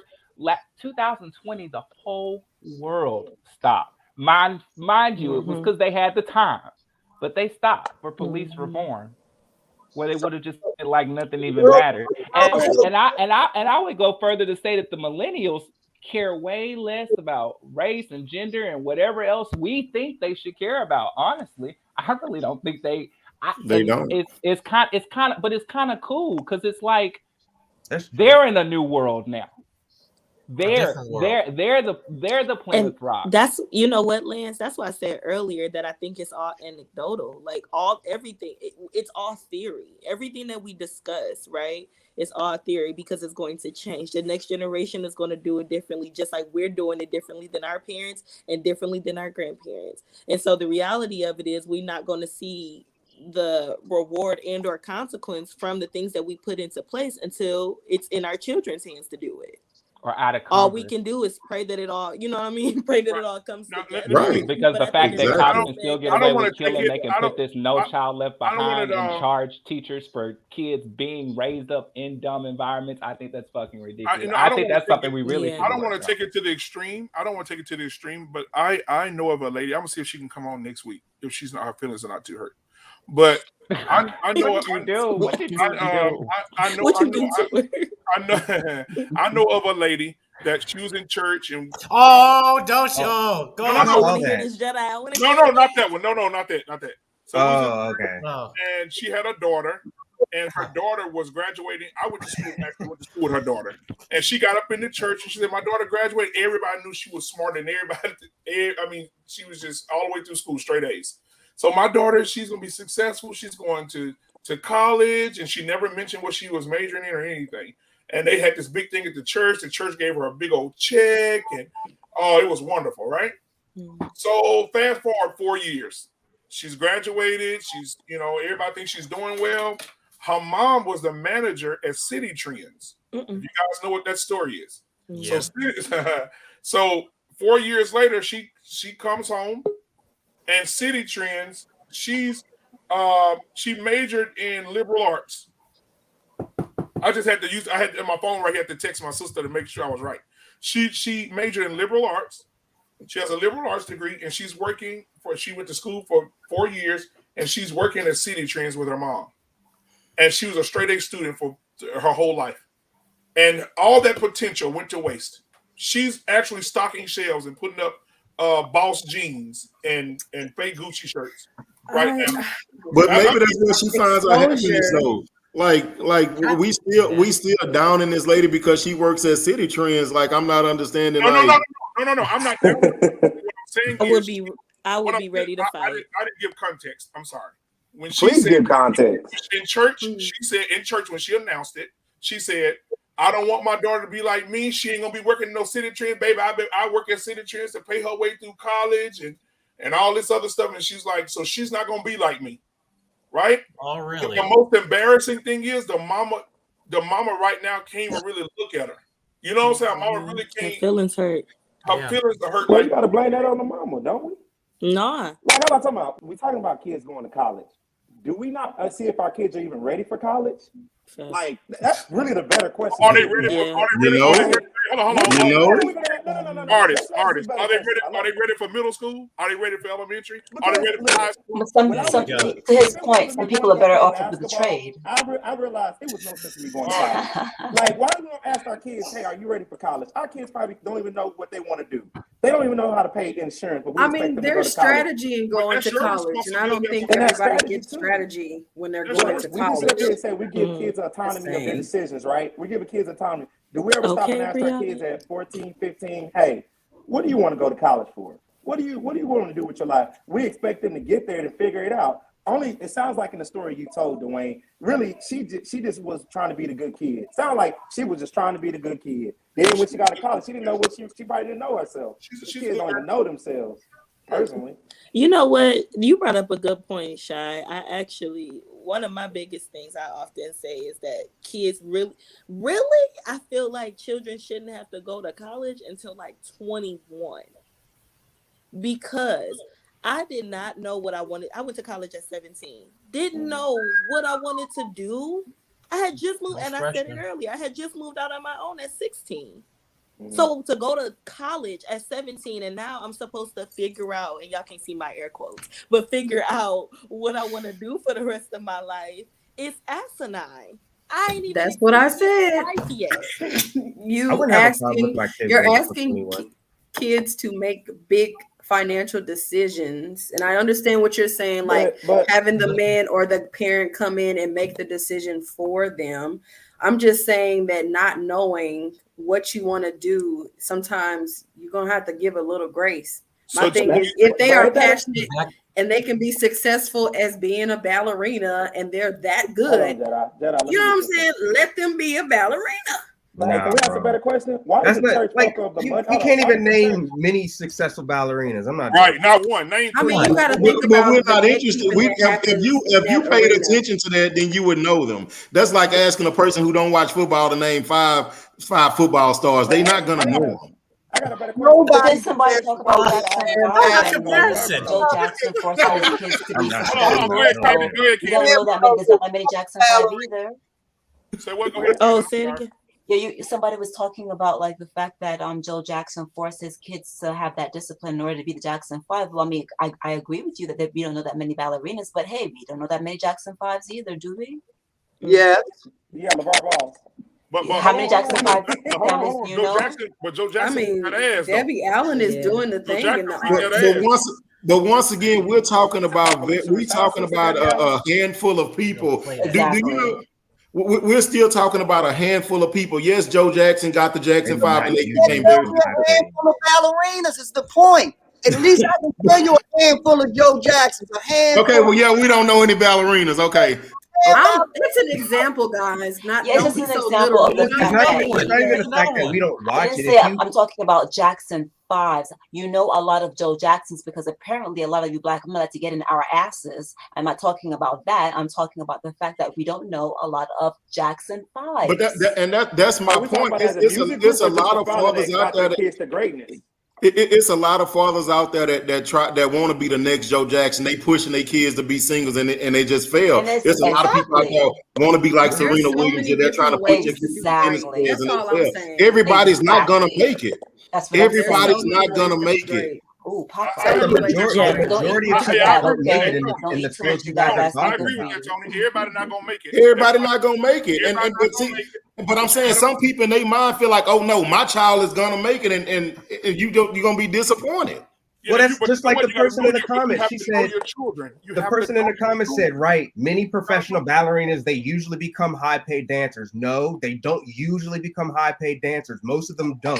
And their That's the careers fact. are short They lived. teach at little girls' school dances where they get paid more than minimum wage. Entrepreneurship, awesome. They have a studio. Hey, but Great. you can make a lot of Yeah, I money was gonna say teaching. Hey, now hold on. Maybe What they happened to my love daughter? it. You know, Listen, I don't know. I just had a mean, conversation. I just had a conversation with my 11-year-old daughter, and she is hell bent at 11. She's hell bent on I want to go to Baylor. So that's why at the game when I went to watch Tony's son, He did. I He called called her and I FaceTimed her and I showed her the Baylor football field in the stadium, and she just went nuts, right? Because she wants to go to Baylor and play basketball. She's a basketball girl. She wants to play basketball. And she said, Dad, I wanted to go to the WNBA. I had to tell her, baby, listen, the WNBA, they don't pay nothing. The highest paid person in WNBA is making $275,000. The lowest person is making $30,000. That's damn near minimum wage. So what? So I was like, baby, you got to find. You know, I know you want to play basketball, but can we look at a plan B if basketball don't work out? Because But give her the game too, black man, because there's millions of dollars to be made overseas in women's basketball. you're absolutely correct. Right. Overseas, they make millions. You're absolutely Actually, they're actually making more money off the court too. They actually making more money off the court. Like the girl from the Lakers, Tia Cooper, that used to be married to Dwight Howard. She got signed to the Jordan campaign. The white girl that used to play for UConn, Brianna Stewart. She's making a lot of money. I think it's just more of like, do we really understand our kids before we send them out in the world before they get paid up? Then they come back crying to us. If I, look, right now, my 11-year-old daughter, she has a twin brother. She's into sports and basketball. He's into football just a little bit, but he's into robotics and stuff like that. So why the hell would I take him to go play football and waste my time? But hold on, because y'all was crucifying me earlier when I said that I wanted my son to play football, and he didn't, and my son wouldn't go out there and hit a fly. But when he said y'all was crucifying me earlier. But you were you make your son play football. I didn't. No.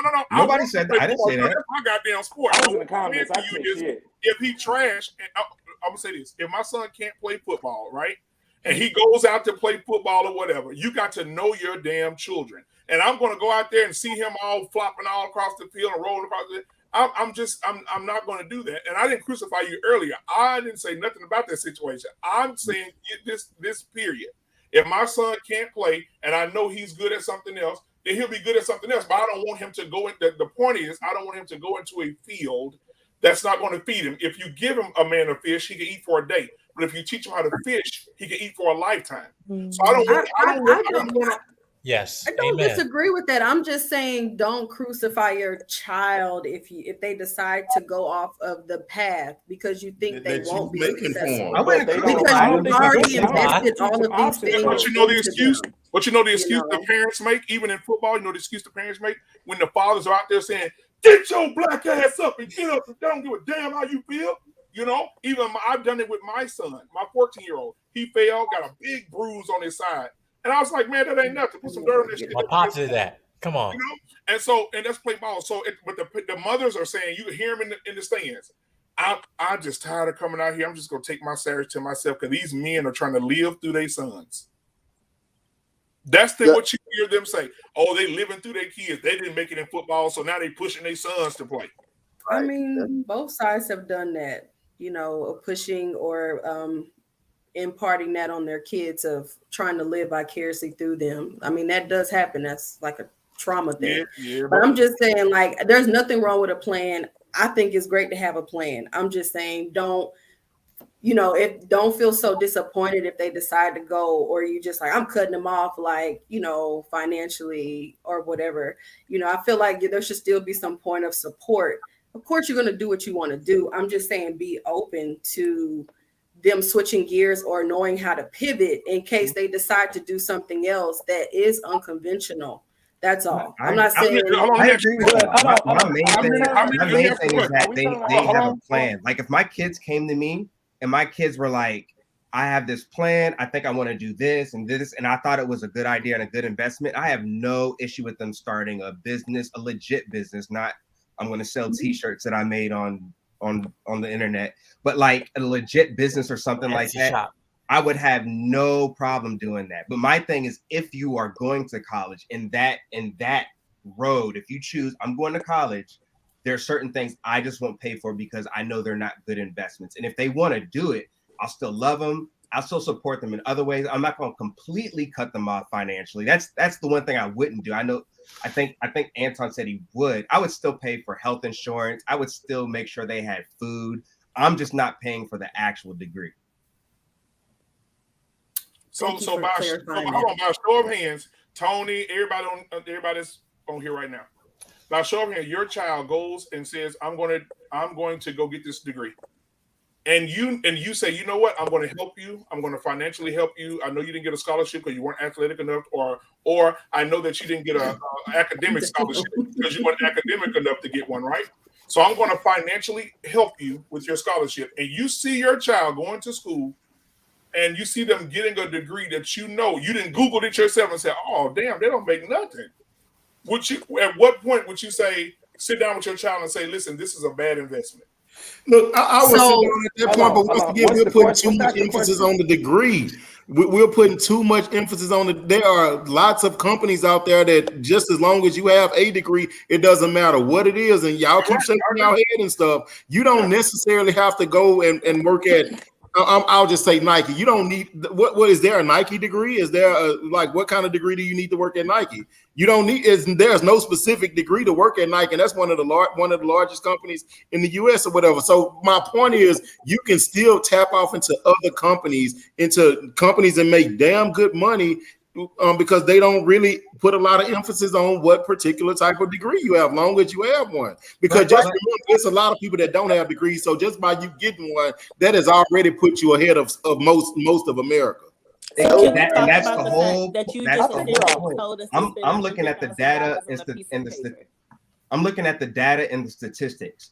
How many people with degrees tend to make more money? So it's not that I'm saying you can't do it, but I am not going to encourage my kids to put themselves in an overcoming position. You don't have to do something. You don't have to make something harder than it needs to be. Like, yes, you cannot get a degree. You can make YouTube videos and become successful, right? There's people that do it. However, that's not the majority of people. Just like Kayleen from the comments, right? She was saying she knows a lot of women that own studios. And I agree. There's probably a lot of people, but there's even more people that try to do the same thing and they fail. Same thing with the Michael Jackson example. There's a lot of people trying to get into the music. It's way oversaturated. So if my kids did it, I'm going to give them words of encouragement and things like that. Just financially, I'm not pouring into that.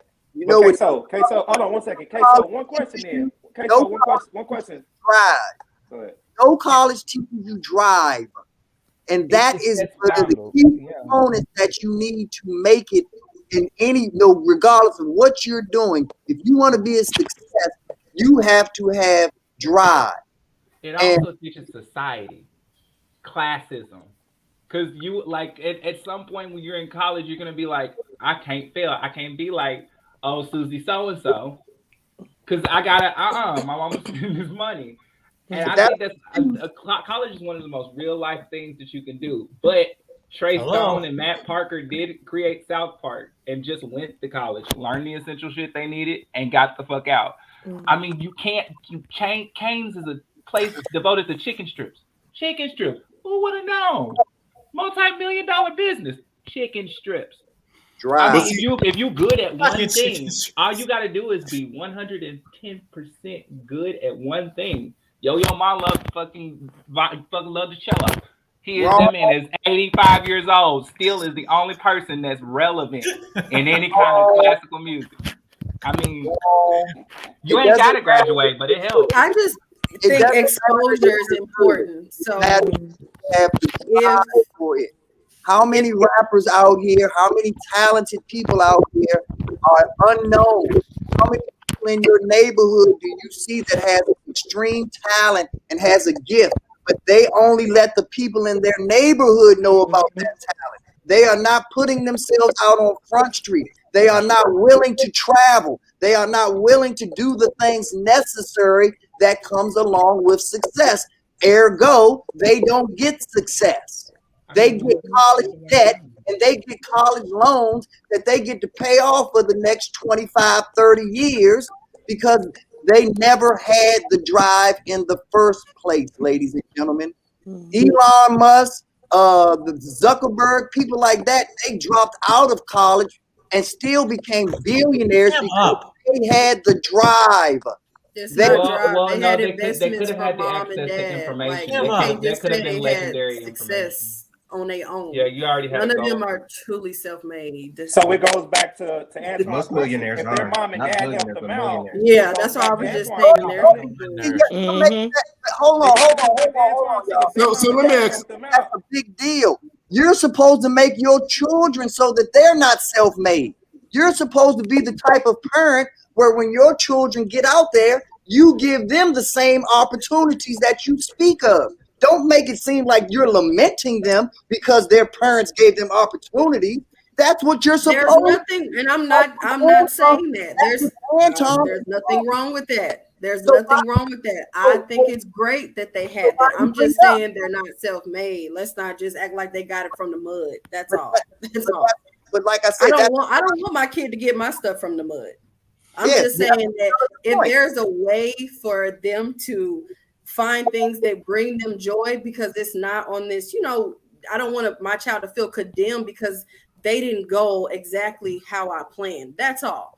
I'm just saying we can still impart. There's so many different ways to be successful. That's all. So let me pose a question. I'm gonna be a whole Jewish mom. I'll make you feel hella bad. Tony say you got a question for the panel. I do. Tony say you got a question for the panel. So let me pose a question. I don't know the answer. I'm sure we probably can Google it or whatever. But how many people actually work in the field that they got their degree in?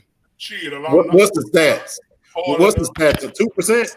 I have a bachelor's in science in nursing, and I. But that's a specific. That's like in a specific field. So I think it's a low percentage. I also have the first degree that I have is in English literature. Okay, that's my second degree. K-Soul got it. Go ahead, K-Soul. No, I said I think it's a low percentage, but I don't know. And if I had to guess, I would say it's a low percentage as well. And my point for saying that is that we're putting so much emphasis on my child. I'm not going to pay for them to get this particular type of degree. And if that is a low percentage, like how I believe it is, that proves my point. A degree, it doesn't matter what it's in as long as you have one. But why do you need one so bad? Okay, I'm telling you, I'm not basing my opinion on just how I feel. I'm basing on what I've read and what I've looked at on data wise. Like so, but once again, if we pull the I can't even talk. If we pull the statistics of how many people actually work in the field of the degree that they have, I'm sure I would say it's probably in between 5 and 10%. It might. I don't know. Hold on. Do we have any other successful kids that we can ask right now? Some budding young millionaires, the African American millionaires that we can reach out to for the parents who did it right? Oh, there's not that many of them. It's okay. We shouldn't be so hard on ourselves. We are at a point of healing. Here I am. But Mr. Tony, I have a friend that has a social work degree, and that's cost her lots and lots and lots. So I think she's over $100,000 in student debt, and she's working as a prison for $40,000. Yep. So I don't think that some of these Cam up, God damn it. I'm sorry. I I'm was sorry. cleaning today. I'll clean up I the do next time. think It's my kids first need time on here, but strategy. I don't look too good right now. I'm wearing pajamas. You said you said they have a social work degree and Yes, they're she making has a over social work 100,000. degree, and she's They over in debt $100,000. $100,000 in They're in student debt. loans, and she's working in a Philadelphia prison as a social worker, and her salary is like $40,000. And that's what I'm Oh saying. yeah. Piece of paper. That, Like yeah, but I think strategy is good. So I would Yeah. definitely make sure that my child researches, or if there's connections, do you want to do this? And I understand what she was saying about allowing them exposure, like allowing them, like giving them a break between 18 and 21, because you may not know what you want to do. So I think exposure is going to be really, really, really important, so they can see if that's what they are interested in doing, or interning, or whatever the case may be. That's And kind of can the we approach, consider? Oh, I'm sorry. Go ahead. that's just the approach that I would take. I would look at social work as being just like an agricultural degree, because with a social worker degree, unless you get like a master's or a bachelor's, you're not gonna make money. She has a Social workers master's. don't make She money. had to get a master's, and she's still making that 45,000, She might need to 45. move. So that was so Demographics may not- if I had a list for degrees not to get, that would definitely be one of them. And then Joe. teaching negotiation, because that baby don't sound like she negotiated not a thing. But that's what Anton said on the show. Anton said, my daughter cannot get a degree in social work. He said she And not you even was go down a there and social enroll. worker or something. Yeah, like he said she's never gonna be a social worker. He said she might even come to him with that shit. Okay, so from a macro degree standpoint, when I came on the show originally, I said we talk about the problem, but I would love to see us get to the bottom line of it. The bottom line of this is that all college has done for most of people, especially Black people, have created college debt.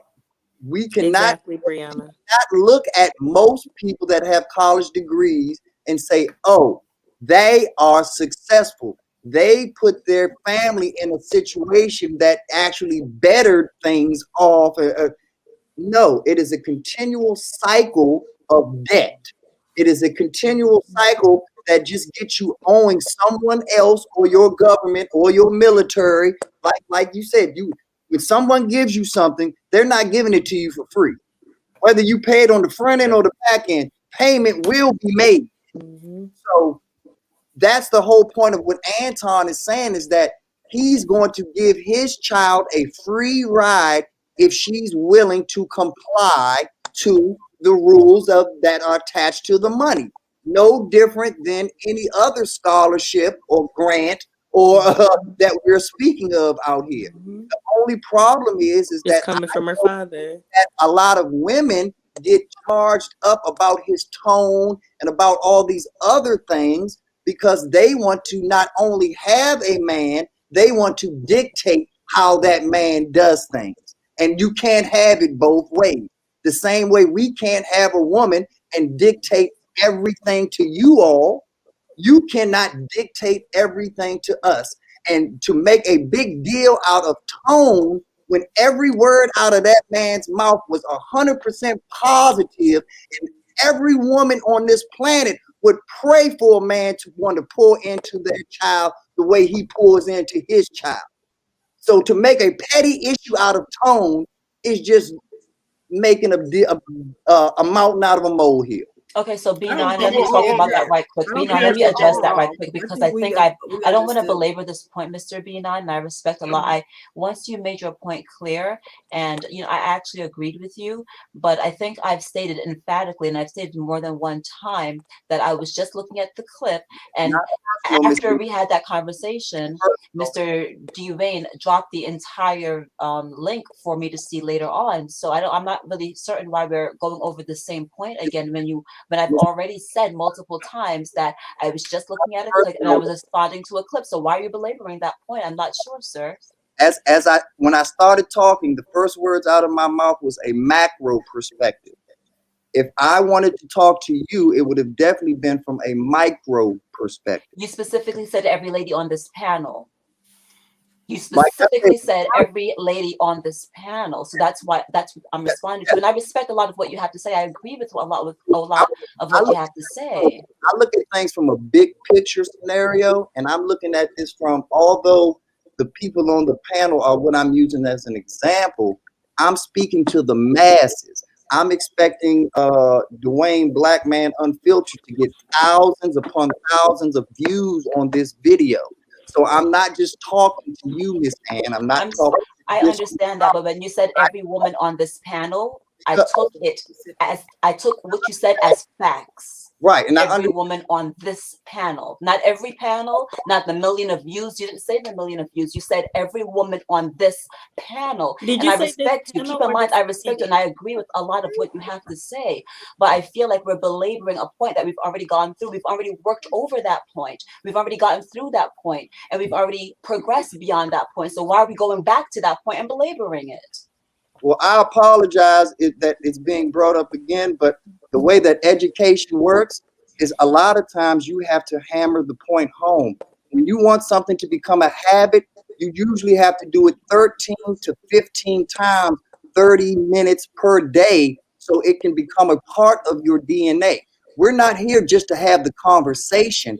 I'm here to actually change your philosophical ways. I'm actually here to change actions. Not just here to have talking points, and then when you go back to your normal everyday life, it's just business as usual. I'm here to make an actual change in the world. So you're going to hear my talking points, and you're going to have some redundancy from me because it's that important to hammer that point home. Okay, I respect that. I respect that. I was just making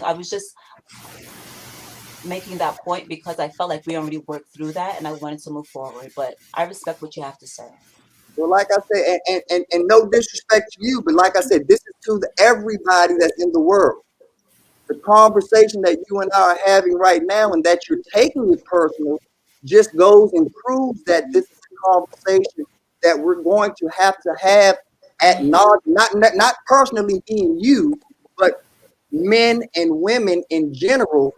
You're going to have to be able to put in the work to have the conversation ad nauseum, because that is something that the people want you to do. Is they want to dissuade you. They want you to give up on it. They want you to be on a one and done level, but then they give you the same redundancy. They give you the same attitude over and over again. They give you the same snapback over and over again.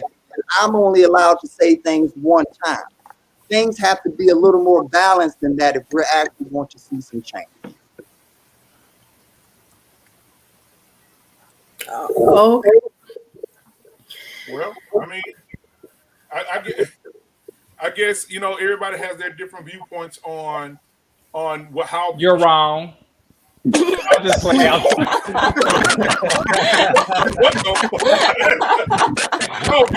said what I said.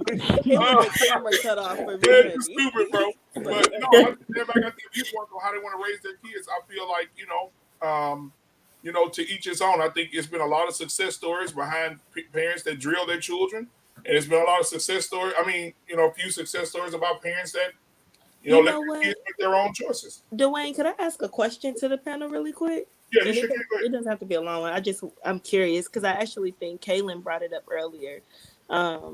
So would you all be willing, let's say your child comes to you and says, Mom, Dad, I actually don't want to go to college, but I do have this bomb ass business idea, and they give you the layout, they give you the plan, you know what I mean? Or even if they just bring the idea to you, would you all be willing to put the money that you set aside for their college, payments or funding toward their business instead?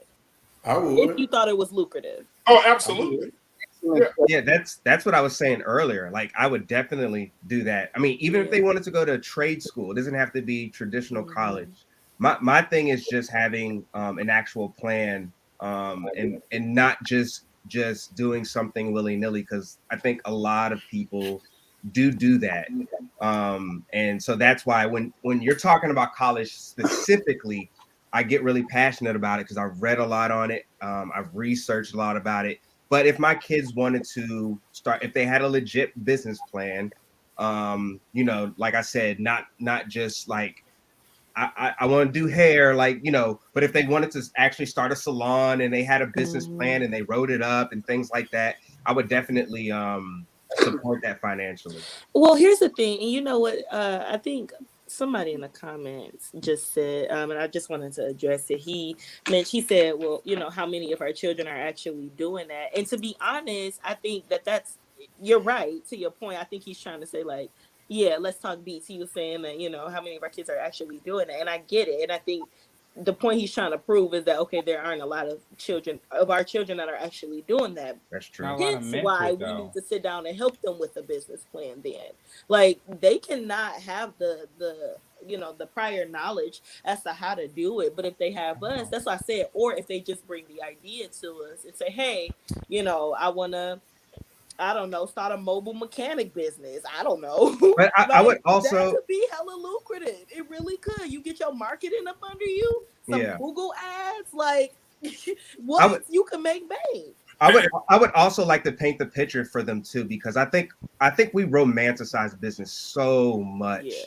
And a lot of people like to put entrepreneur in their Instagram profiles, and it is not a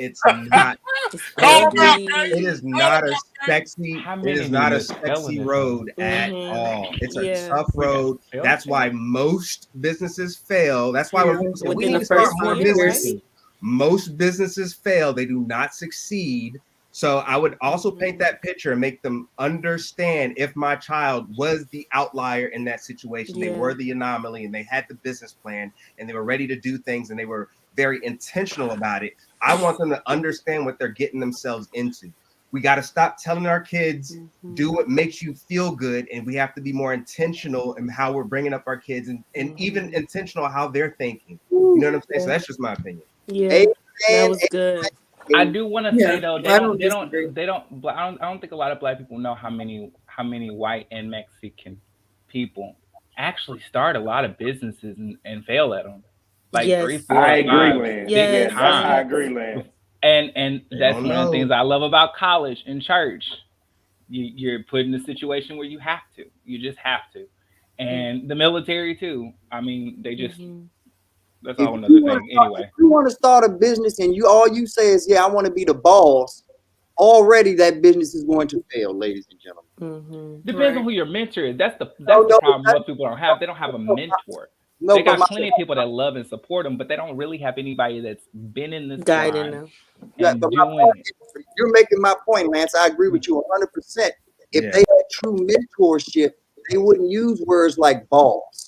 It would be CEO, COO. It would be principal.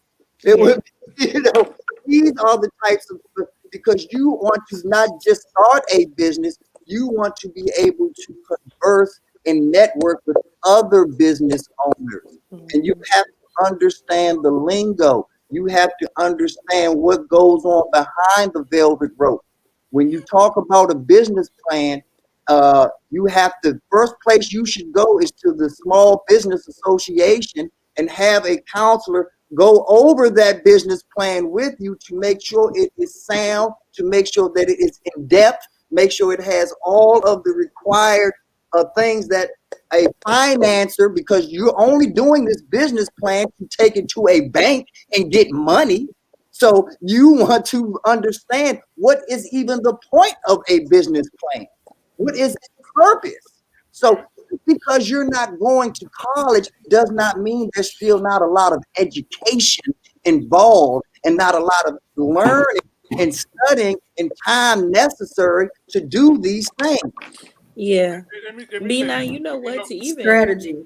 Education, if you even pay attention on our part, because even if our children don't have, business partner friends or business savvy friends, us having connections with people. Hey, I probably can't sit down with you on it, but I know this guy I met on this panel this one time. He's in STEM, she's in STEM. They can help you do X, Y, and Z. Let me hit them up and see if they can help you.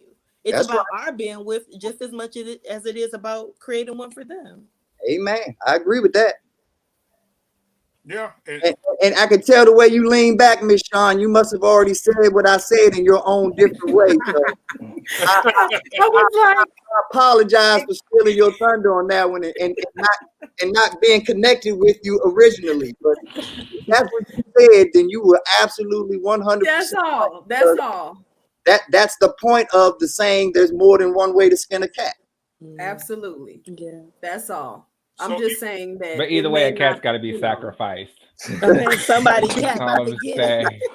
Somebody's gonna You have to know. give up something, whether it's your thought that you think you know that you're right, whether it's the illusion or the confidence that you need to remove in order to unblock yourself to learn even more. Because that's something that college does. College will throw you in a whole fucking jungle and you didn't even realize you like the jet ski.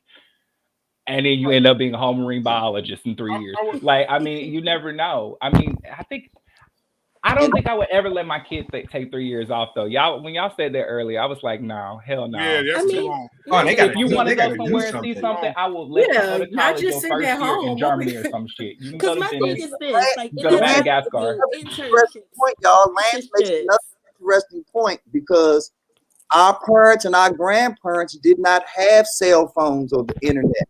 They needed college for the social aspect of meeting people from different cultures, different walks of life to figure out which way suits them best.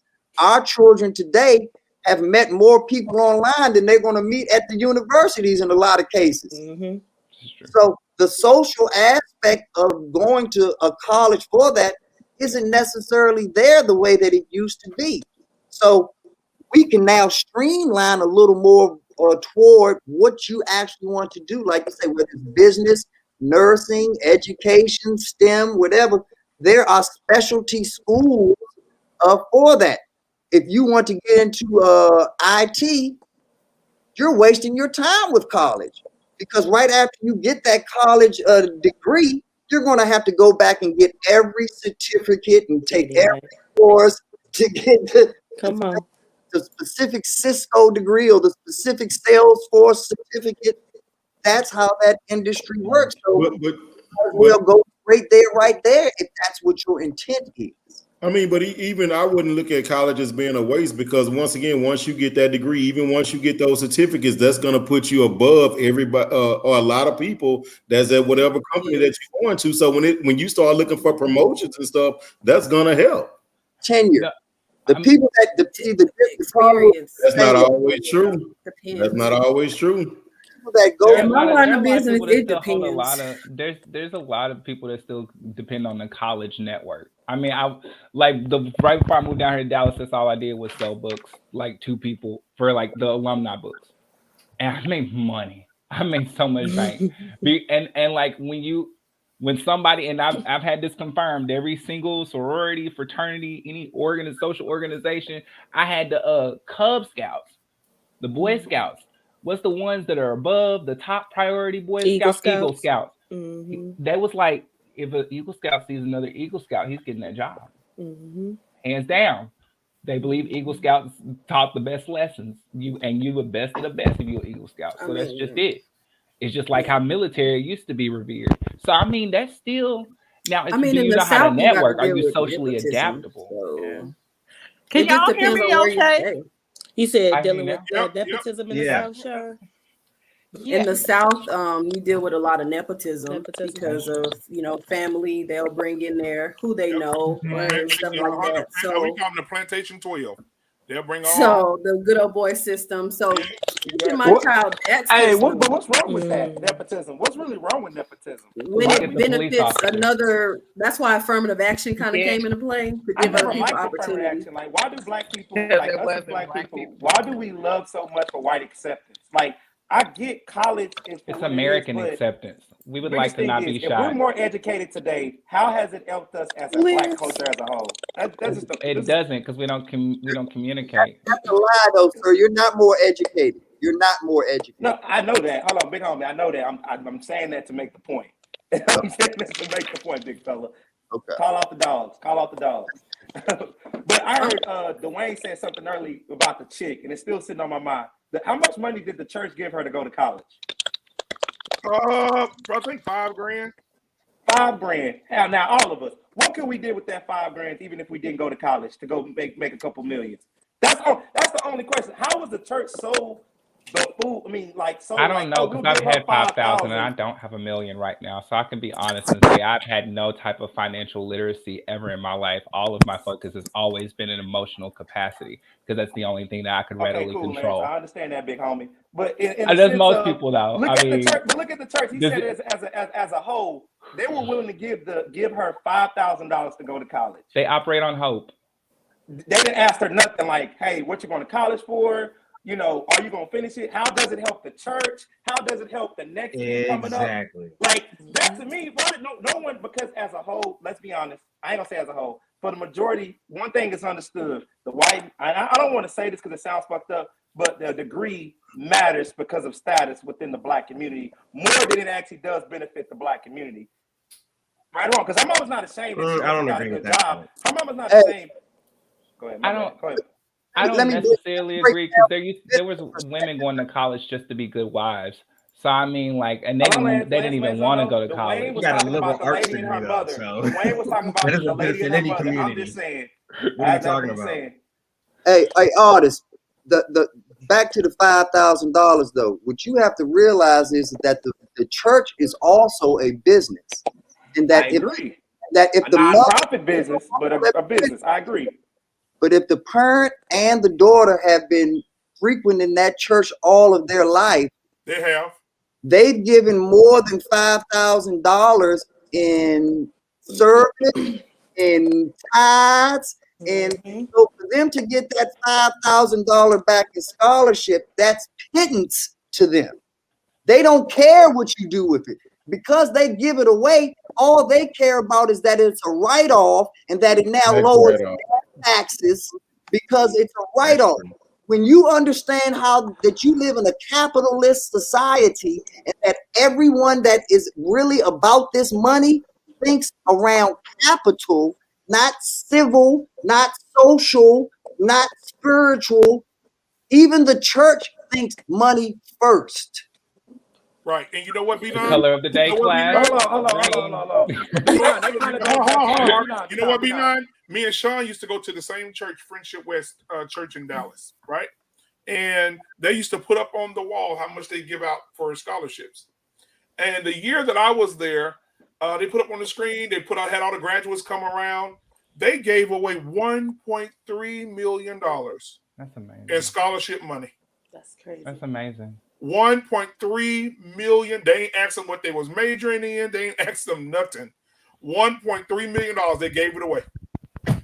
And guess what? That And they wrote it off in taxes. and I wouldn't do that. Exactly. But I guarantee you that 1.3 million was made up by the church's accountant because that was the number that they had to give away to reach the I was tax. gonna say because they gotta give it away. Yeah. Right. Come on. Okay, that's all well and fine, but how did that benefit? Just like that's all well and fine. Where is it line? What I'm saying is, how does it benefits the community as a whole? Because if the community chipped in, I'm just asking, how does it benefit the community as a whole? But so you got to look at it like this. You got to look at it like this, artist. How does it If benefit a not church getting can it? sit up there right now, everything is online, right? So if a church has a Facebook page or whatever, and if they sit up there boasting the fact that they just gave out $1.3 million in scholarship, you're gonna have people now that's gonna start bringing their kids to this church also. You see what I'm saying? So that gives them something, some type of financial stability, or maybe some type of financial help for college or whatever when their kids get older. So, and like he said, just think of how much money they're going to invest in that church while they're there. If their kids in elementary school, by the time their kids get ready to go to college, you be done paid for their college degree. You know, especially when you hit you with that if a man robbed God, you know, first before they do the collection. I'll say this too. At the same church, they had a program called Thrive. You remember that, Sean? And where they paid the kids, I think $12 or $15 an hour, and they put them in corporate businesses around Dallas. That's and they would just pay them by the hour, and they would buy the boys suits and To bring ties and clothes. more context, that church is about social injustice and Black empowerment. Yeah, So absolutely. the mission is to benefit the community, Yeah. you know. So And- so and- I think they're doing an excellent job in those areas to support, you know. If y'all don't mind me asking, what denomination was the ministry? Baptist. They grow their own fruit, their own vegetables. They Yeah, got fresh cut, yeah. they got a thing in the church called Black Wall Street, where there's nothing but black businesses. Right now, even right now, they have something called for the whole month. The church has said we're not going to buy nothing but black for the entire That's month. wonderful. Nothing but black businesses for an entire month. We won't support no white. Why aren't they building their own school? It sounds like a.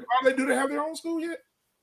Not I would yet. just rather I'm see them sure, put 1.3 million in these They third share. They're graders. very open about all their financials, and they have fired people who ain't been. Like they have a lot of checks and balances in the church, and they're very open because that's just they're leading by example. Back So to the my point of thing the day, is- accountability. Yeah. Said that back in there at the last minute. Lance can't work there. Lance can't work there because he ain't holding nobody accountable. The best hustle are legal hustles. The best hustles actually do help people out. The best hustles, you don't have to hide your books or mix things up.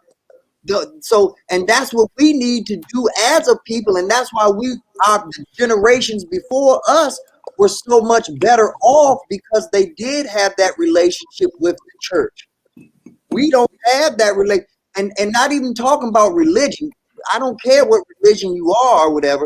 I'm talking about what the church did for the community, as you said, from a business standpoint, giving us a foundation of something. The church has been the pseudo black embassy for America since its inception. I just want to insert real quick, Kaylin. I will say that the businesses that they support were first black owned. They asked for black owned companies where the kids can go. So I don't want to make that or something that it was like they serving a white man, but they were learning from black business owners. They were being exactly. She's been talking about the white man for like for a minute. I would hate for that to be like we that. get it, okay. But it's just like Sean said. They did have a Jewish accountant though. He said something good though. He said something about hustling. Is our kids really just lacking the hustle? Like, if we tell our kids not to play football, does it seem like to me kids don't know how to commit to something or hustle? Because when they get to college, let's say they commit to what they want. They commit to what they truly want. There's no We never got a strategy. chance to really You're do just this. told, like in my generation, you're just told to go. Not all. I'm just saying. Sometimes you're just taught to go to college, get a good education, but there's no strategy behind that. So you go. But some people make the best of it because they have parents who know what that network can do for you. But everybody don't have strategy when they go off to school. And so you got a lot of kids that's getting a lot of debt with no strategy, with no networking, with no connections, they just got an experience. But they got that degree because that's what was they told. do, you know. And I want to say this to Kaylin real quick. Kaylin said that's just one church. They have something, Kaylin, you got to get out more, baby girl. They have something called the Fab Five in that area. And there's 5 huge mega churches in that area: Oak Cliff Bible Fellowship, Faith, Friendship West. What's the other one? And then what's the one that's on the other end? It's 5 preachers in that area that have 5 huge churches over there, and they all work cohesively together in the community. So so every corner of that entire side of town, that entire side city over there, they're all about black empowerment. They're not about the white man at all. And even Pastor Haynes, he'll get up and do a sermon in a damn Kaepernick jersey. Like he don't like this dude is he don't care. Yeah, he don't care at all. He preaches. I'll send you a picture of him. He preaches in a Kaepernick jersey, right? Holding his fist up. I have pictures when I have been with him when we went down to Cowboy Stadium when Jerry Jones said them niggas gonna get on their knees regardless of how they feel. Right, so I was there taking pictures. Like, damn, everybody dressed in black. Shawnee O'Neal came out. All these celebrities showed up. I'm like, damn. So they all about black empowerment. They partner with grassroots, and that's what's important.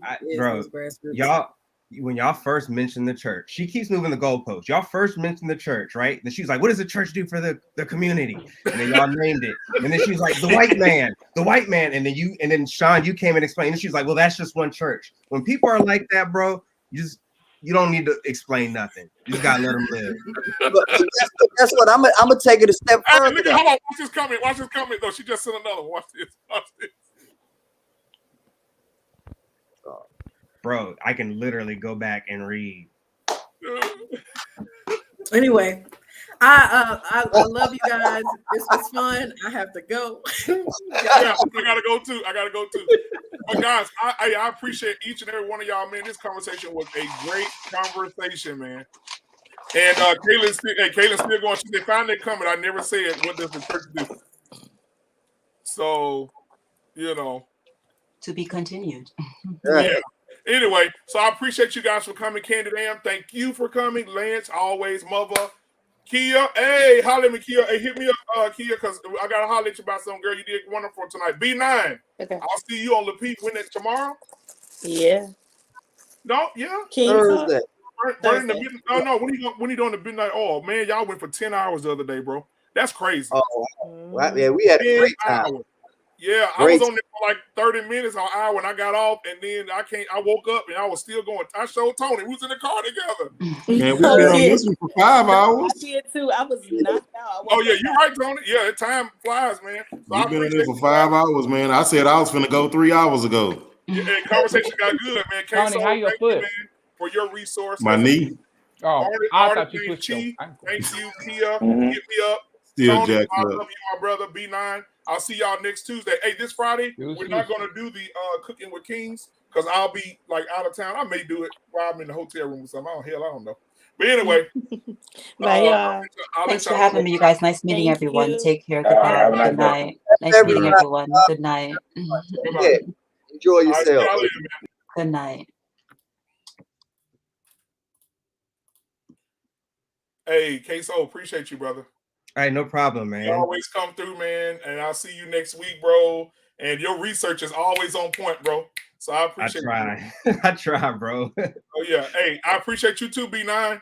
Well, B9 is the man. I gotta get some game from you, bro. I gotta come over to your channel. Hey, yeah, most definitely check it out, man, because that is the whole key of all of this. No matter what the topic is, we live in America. So the more money that you put in your pocket, the more your voice will resonate, the more reverb you have. Whether they hate you more or like you more, they will be paying attention to you more as you stack and as you grow. So focus on yourselves, focus on what you have to do. And like I told the young lady before, she didn't want to hear what I had to say because it was hitting a nerve with her. Well, that's when you hit that nerve over and over and over and over again, just like when you want to gain muscle with your weights. You know what I mean? You don't just do one set and be like, all right, that's it. You got to hit 4 sets, 5 sets. You know what I mean? That's when the growth happens. It hurts first, then it heals, and then it grows. So most of the time what we go through, they gonna hurt. You know for a fact, black man, they hated me on the Peep Show at first. Yeah, Everybody hated me. But once they got past my look and this and that, and really, instead of hearing me, started listening to what I was saying, she said, it changed things. Hey, come on back, Candy. You got something to say? Come on Oh, back. yeah, Candace said don't play. Come on with it, Candy. Come back in. Come on in. I'm gonna send her the link. Hold on. Yeah. Here Come she on goes. back, darling. Oh, I'm finna bring her back in. Here she goes. There you go, Candy. Come on back in. B9 never runs from the smoke now. Hey, Ann, I don't know if to call her Candid or Ann. She gets saucy, bro. I like her though. I love it. I love it. And the accent goes right along with it. I love it. Yeah. Uh-oh, there she go.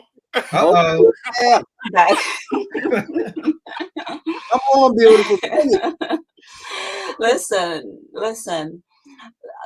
I'm meeting everyone for the first time. I do appreciate your points.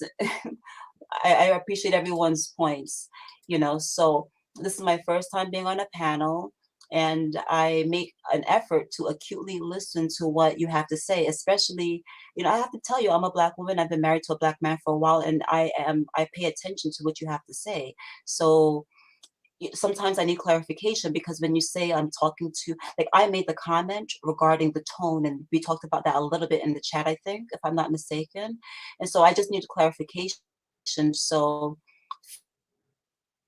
for me, remember, on these discussions, I go forward towards a solution. I'm trying to get to the solution. So I respect the fact that I'm learning about your methodology in terms of repeating the point and trying to. So I'm learning. I've never met you before, but you didn't hit a sensitive spot with me. I don't know you, so it's not that big of a deal to me, you know. But I appreciate you. You know, it's not that I'm not listening. But the thing is, like, I have to be clear when you're saying these women in the panel. That's what I'm listening to. That's what I'm taking your word as. I'm listening to what you said, especially when you guys talk about facts.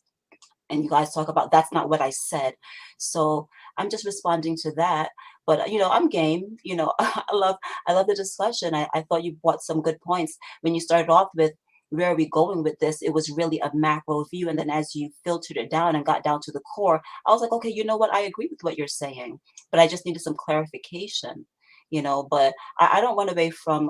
I'm game for candid conversations. So. I'm not sensitive towards it. If it was something sensitive to me, I wouldn't come on this panel and expose myself and talk about such personal things. But I have to say that, you know, as a Black woman, when I hear a lot of men talking about Black women don't listen to us, I'm like, whoa, whoa, whoa, I heard exactly what you said. That's why I specifically repeated it right back at you. Yeah, you're right. But like you said, though, Black women.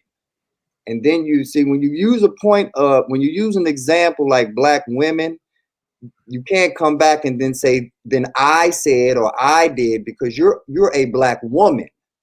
When we're speaking of Black women, we're speaking plural. We're speaking of groups. We're talking about gregarious. So I'm an educator by trade. I'm a retired school teacher. So education is my thing. And when I was speaking just now, that even prompted you to call back in, once again, you would just happen to be a great example because you and I actually had dialogue tonight, and it was actually productive. Yes, sir. Dialogue. Oh, yes. And because it was so productive, I felt comfortable using your name and knowing that it possibly wouldn't upset you because you've been very rational through the conversation throughout the whole night. So that let me know right then and there, you know, your background and where you come from, and that we could have the conversation. But when I was making reference earlier to the Lapeef show, that wasn't the case originally on that platform because they weren't as rational and logical as you were. And it's my philosophy that logic and emotion fit in the same cup, just like oil and water.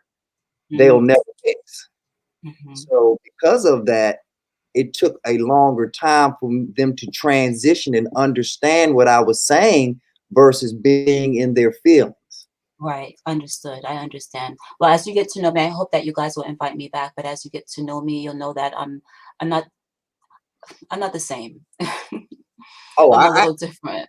I appreciate you though. I appreciate you being honest, and I appreciate that you can get on and speak your mind and say what it is. I don't never want you to censor yourself ever.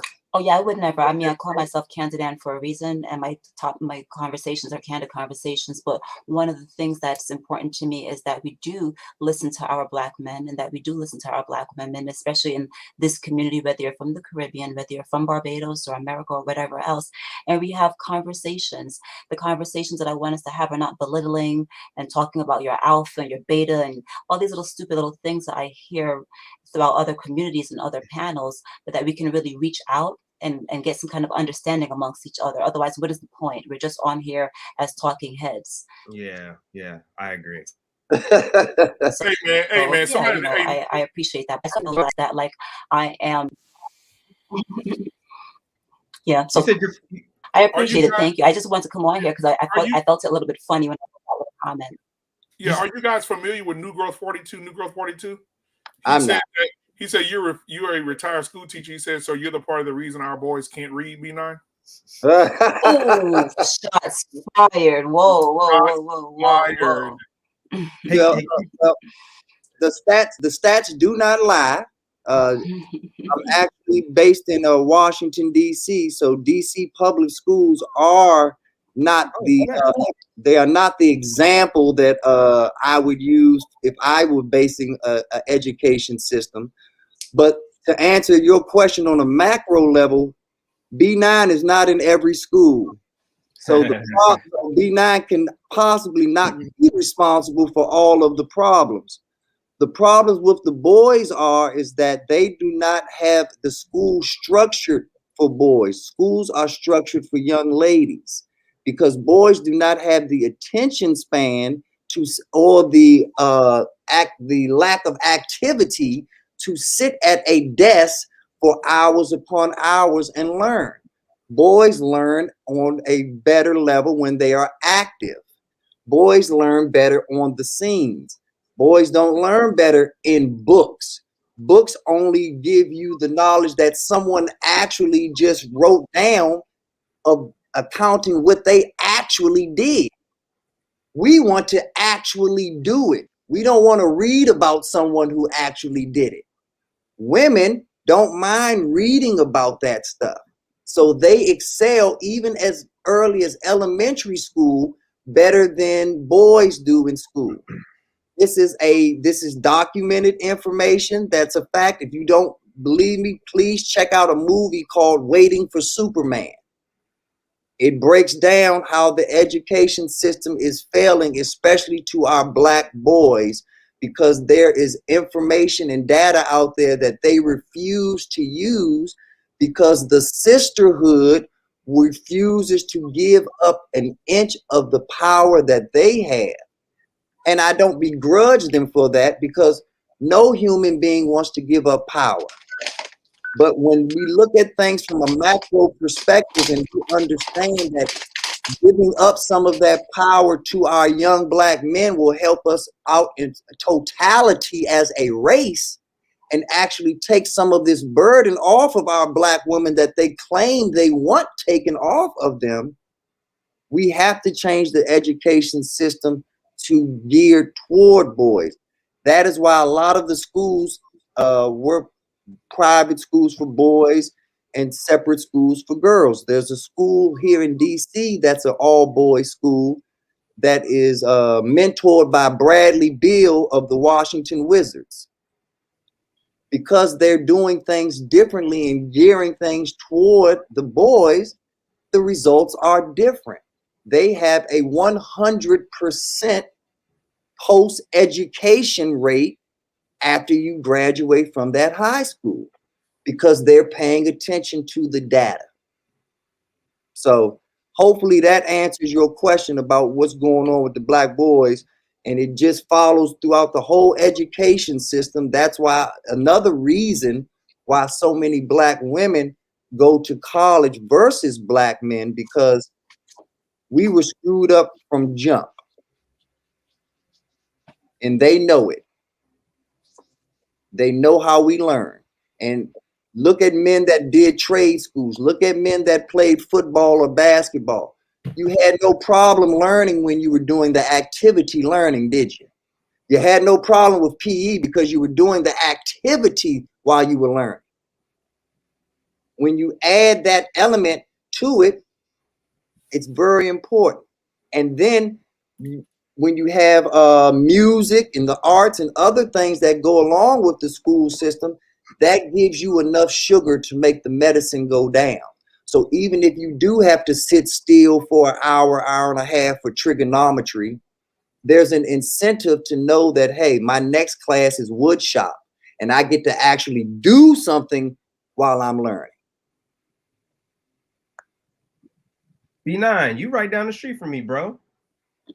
I live in Woodbridge, Virginia. Well, I live in Lake. I don't know if you know where Lake Ridge is. I know where Lake Bridge is. I live in Lake Ridge.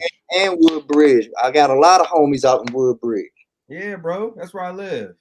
Yeah. And I think Jedi is down the street too. George Mason. Brittany B is from the DMV area. There's a lot of folks. Yeah, she is. Yep. I didn't know she was. Yeah. There's a lot of folks from around here that's involved because see, and you know this from being around here, our area is infamous for being woke. You know, we're infamous for reading publications and being involved because DC and the surrounding area is a grassroots city. That's why comedians that don't have a big name can come here and make it big for themselves because we are on the front lines, always ready to support something new, fresh, if they about their business. We will give you the support. And if you're not about your business, DC is the place that'll weed your ass out real quick. That's a fact. Kaya said, "Don't get you started again." But yeah, so we got a lot. We got a lot to grow on. Like, I love Kaya too, man. She's the best. And you know what though? I need to. I'm gonna send Anton. Well, matter of fact, when I go live with him, probably tomorrow. If he goes live tomorrow, I'm gonna get on with him. I'm gonna see if he can come on when next week sometime and explain that video and explain to them what he really means by what he's saying. Because I agree with him. I think that you should have a path for your children. I don't think you should invest in something that's going to waste your child's time. That's setting your child up for failure for sure. Yeah, and people have to understand that Anton believes what Anton says, no doubt about it. But the examples that they use on these platforms are very extreme, so that even the thickest of thick can still get the point. So when people are getting upset over these hypothetical examples, they need to look in the mirror, because they're just hypothetical examples. People are getting upset as if Anton is saying this right in front of his daughter. He's saying this to other grown adults here. And it's hypothetical based off, because remember, Kay is on this show, y'all. Kay is the queen of making hypothetical examples that are extreme. And Anton, it's a gift and a curse. Anton's going to answer the question no matter what. Sometimes it's good, but sometimes it does not play back well, because like you played it, it was not played in full context. Right. When it's broken down into segments like that, it might not necessarily age well. But if you look at the entire thing and then you realize, oh, we're talking about pink elephants and purple unicorns in the first place. So I can't take anything that he's saying seriously, because we know that that's not a real scenario in the first place. You got it. Yeah. And Candid, where are you from? You said New York, right? The Bronx. I was born in New York City, New York, 96th Street, raised in the Bronx. And my entire family is from Barbados. And I also live in Woodbridge, but in Connecticut. Oh, I was about to say. Yeah, in Woodbridge. Right. So yeah, man, I just think that man, I think that Anton has a lot of valuable points, and I think a lot of people, just like Kevin Samuels, I think a lot of people go off the clips, because when I played the clip, like I said, I would love to have played the entire thing, and that's why, you know, I want to do him justice. That's why I put all the links to all those videos in the private chat. Go watch them for yourself. Learn for yourself and see how he explains it. Because I put 3 individual videos that Lapeef put up of him, and I put them all in the private chat. So hopefully everybody got a chance to copy and paste those and watch them. Did you get a chance to do that? No, I didn't. But I know how to find Lapeef Network, and I know how to find that particular that entire live stream that he was on. Okay. Well, yeah, Candy, I'm glad that I got on the show the other night with you and Joel. And I get a chance to talk with you, and you came on tonight, and I'm glad that you did. Thanks for having me. I appreciate it. It's my first time being on a panel. Oh, okay. I hope I did okay. You did great. What do you mean? It's my first time being on a panel, so I appreciate you guys for having excellent. me. Absolutely. So I'm not signing off until B9 gets off, and just in case he talks slick. Okay. All right, man. Well, B9. Okay, so B9 signs off before I get off in case he talks slick. Yeah, I gotta wait. Everybody here, just go sign up to my channel, B9 Nizzle, because I it's B9 Nizzle. Yeah, letter B, the number 9, then Nizzle at Yahoo. I mean, not Yahoo, on YouTube. Excuse me, on YouTube. But I talk stocks, I talk crypto. I'm as well as a retired school teacher, I'm also a real estate investor for the last 20 years. So I talk real estate, I talk assets, I talk appreciation, depreciation stuff. Okay, So I just subscribed. by all means, subscribe, and we can interact there, and you can get all the B9 you want. And you can curse me out whenever you feel the need, Miss Ann, and pull me back into line. No, we're just gonna have candid conversations. Sometimes it get, that's about all we're gonna have because I believe in respect. And you know what, Candid? I was just about to say that, man, the other night, I got to go back and just make a clip out of it. The other night, the way Candid talked about marriage and the woman's position and the part the woman plays in the marriage, dude, I almost fell out of my seat. Like, for real? Oh my God, bro. I gotta go back and watch that. Y'all gotta hear it, bro. Matter of fact, we're gonna have a show on it. I'm gonna do a show on just that, relationships, and I'm gonna she's got to come back and do that and talk about. Sure, of course. And one of the things she said, I'm not going because I want her to repeat it, so I'm not gonna give everything away. But one of the things she said she loves to look good, have her skin looking good, and her hair done, and she said she loves to smell good, and she loves to just walk over to her husband and just fix him a drink, walk over and give it to him while he's standing with the fellas and just walk away. Ow! I said, come on, girl. She said she loves her man. Her man deserves to have time to himself. He needs to travel. He needs to hang out with his homeboys. He needs to, she was just all over it, bro. I was like, wow. My husband's a whole human being before he met me, so I don't expect anything less. So we'll have that. It's a whole new conversation. We'll be in here for 5 more hours. Yeah. Yeah. Law for that though, Miss Ann. Sure. You do recognize though that you are the minority though. Oh Lord, here we go again with that. Yeah, exactly. He told me the same He told her thing. that last night. I But told you know her the what? same thing last night. You know what? I'm gonna make an effort to make more videos because I'm gonna honor what you say, that I might be the minority, but I want you guys to know that there's more of us than you might think out here that will respect you, that want to listen to you, that enjoy being with you and want to see you satiated in different matters of your life, that many of us enjoy having you in our lives. However, just as a quick example and a poor example, if someone's going to tell me that, this is my bitch right here, like Devon spoke about his woman, that's not going to be acceptable. If someone's going to tell me that I better drop my drawers on the first, second, or third date, that's not going to be acceptable. So we do have to have more conversations about marital relationships, but I want many men to know that they're not out here. I'm not unique. I'm not a unicorn. They're definitely, granted, I might not be the majority, but there's definitely many of us out here that want to be with you Black men, that love you Black men, that want to see the best for you Black men. Well, you might not be a unicorn, but you're still, at worst case scenario, you're an Aston Martin, because like I said, they don't make too many of them. Like I say, it's not in big supply. So please understand that. I'm gonna have to get these girls to come up here and help me out. Hey, yeah, absolutely. But you know what? Honestly, not to go into something else, but maybe that's how it should be. Maybe there should be unicorns. Maybe there has to be a hierarchy, and some people are super unique. So I don't know. That's another topic for another Interesting day. thought. Yeah, thought about it that way. Okay.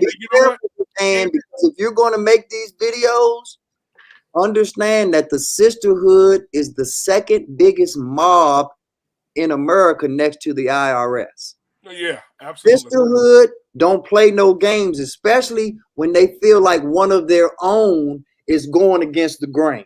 Oh yeah, and that's what candidates don't have to deal with, because when she get to talking like she's talking, when she was talking last night, they coming for you. They coming for you. I don't believe that, but I'm gonna let's see. They coming. Let's see. I believe that my beautiful Black women out here that they want to be better, and we all want to be better, don't we? Like, isn't this about growth and learning and growing together? We can't always be right. Like, what is the point of being on YouTube if you just want to prove your point?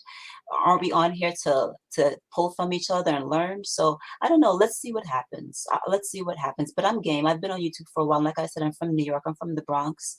I'm okay. We'll figure this out together. Absolutely, but one thing about me is that, like, I talk to people with respect, and I don't tolerate any disrespect. So if anyone comes at me yelling and talking crazy, I'll just mute you or block you.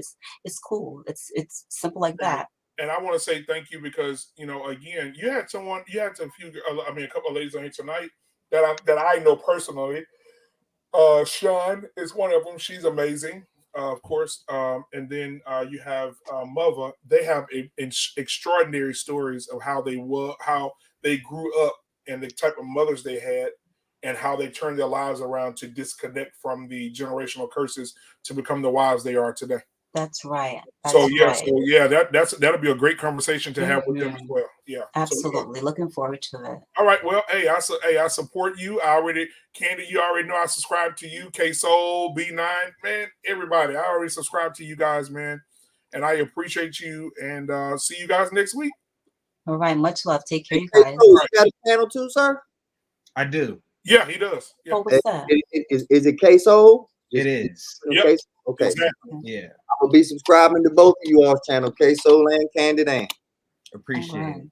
Yep. God bless everybody. Enjoy your holidays. It was a pleasure. And thank you so much. I got to thank the host. This is your house, sir. Thank you for inviting me in. God bless you and your families. Hey, same to you, brother. Y'all have a good night. All right. Take care. All right, y'all. That's Black Man Unfiltered. And we out. Just, you want to come on and say, Just, you want to come on real quick? Just, huh? You sitting there, Just, you want to come on and say hey to the people? Let people see your face. Because I wanted you to come on earlier, but you didn't. Just. So are you going to show up right now, Just? Are you going to come? Do you want me to drop the link so you can speak to these people before we leave so they can see your beautiful face before they leave? She said night. All right, guys. I love you guys. This is Black Men Unfiltered. Peace out.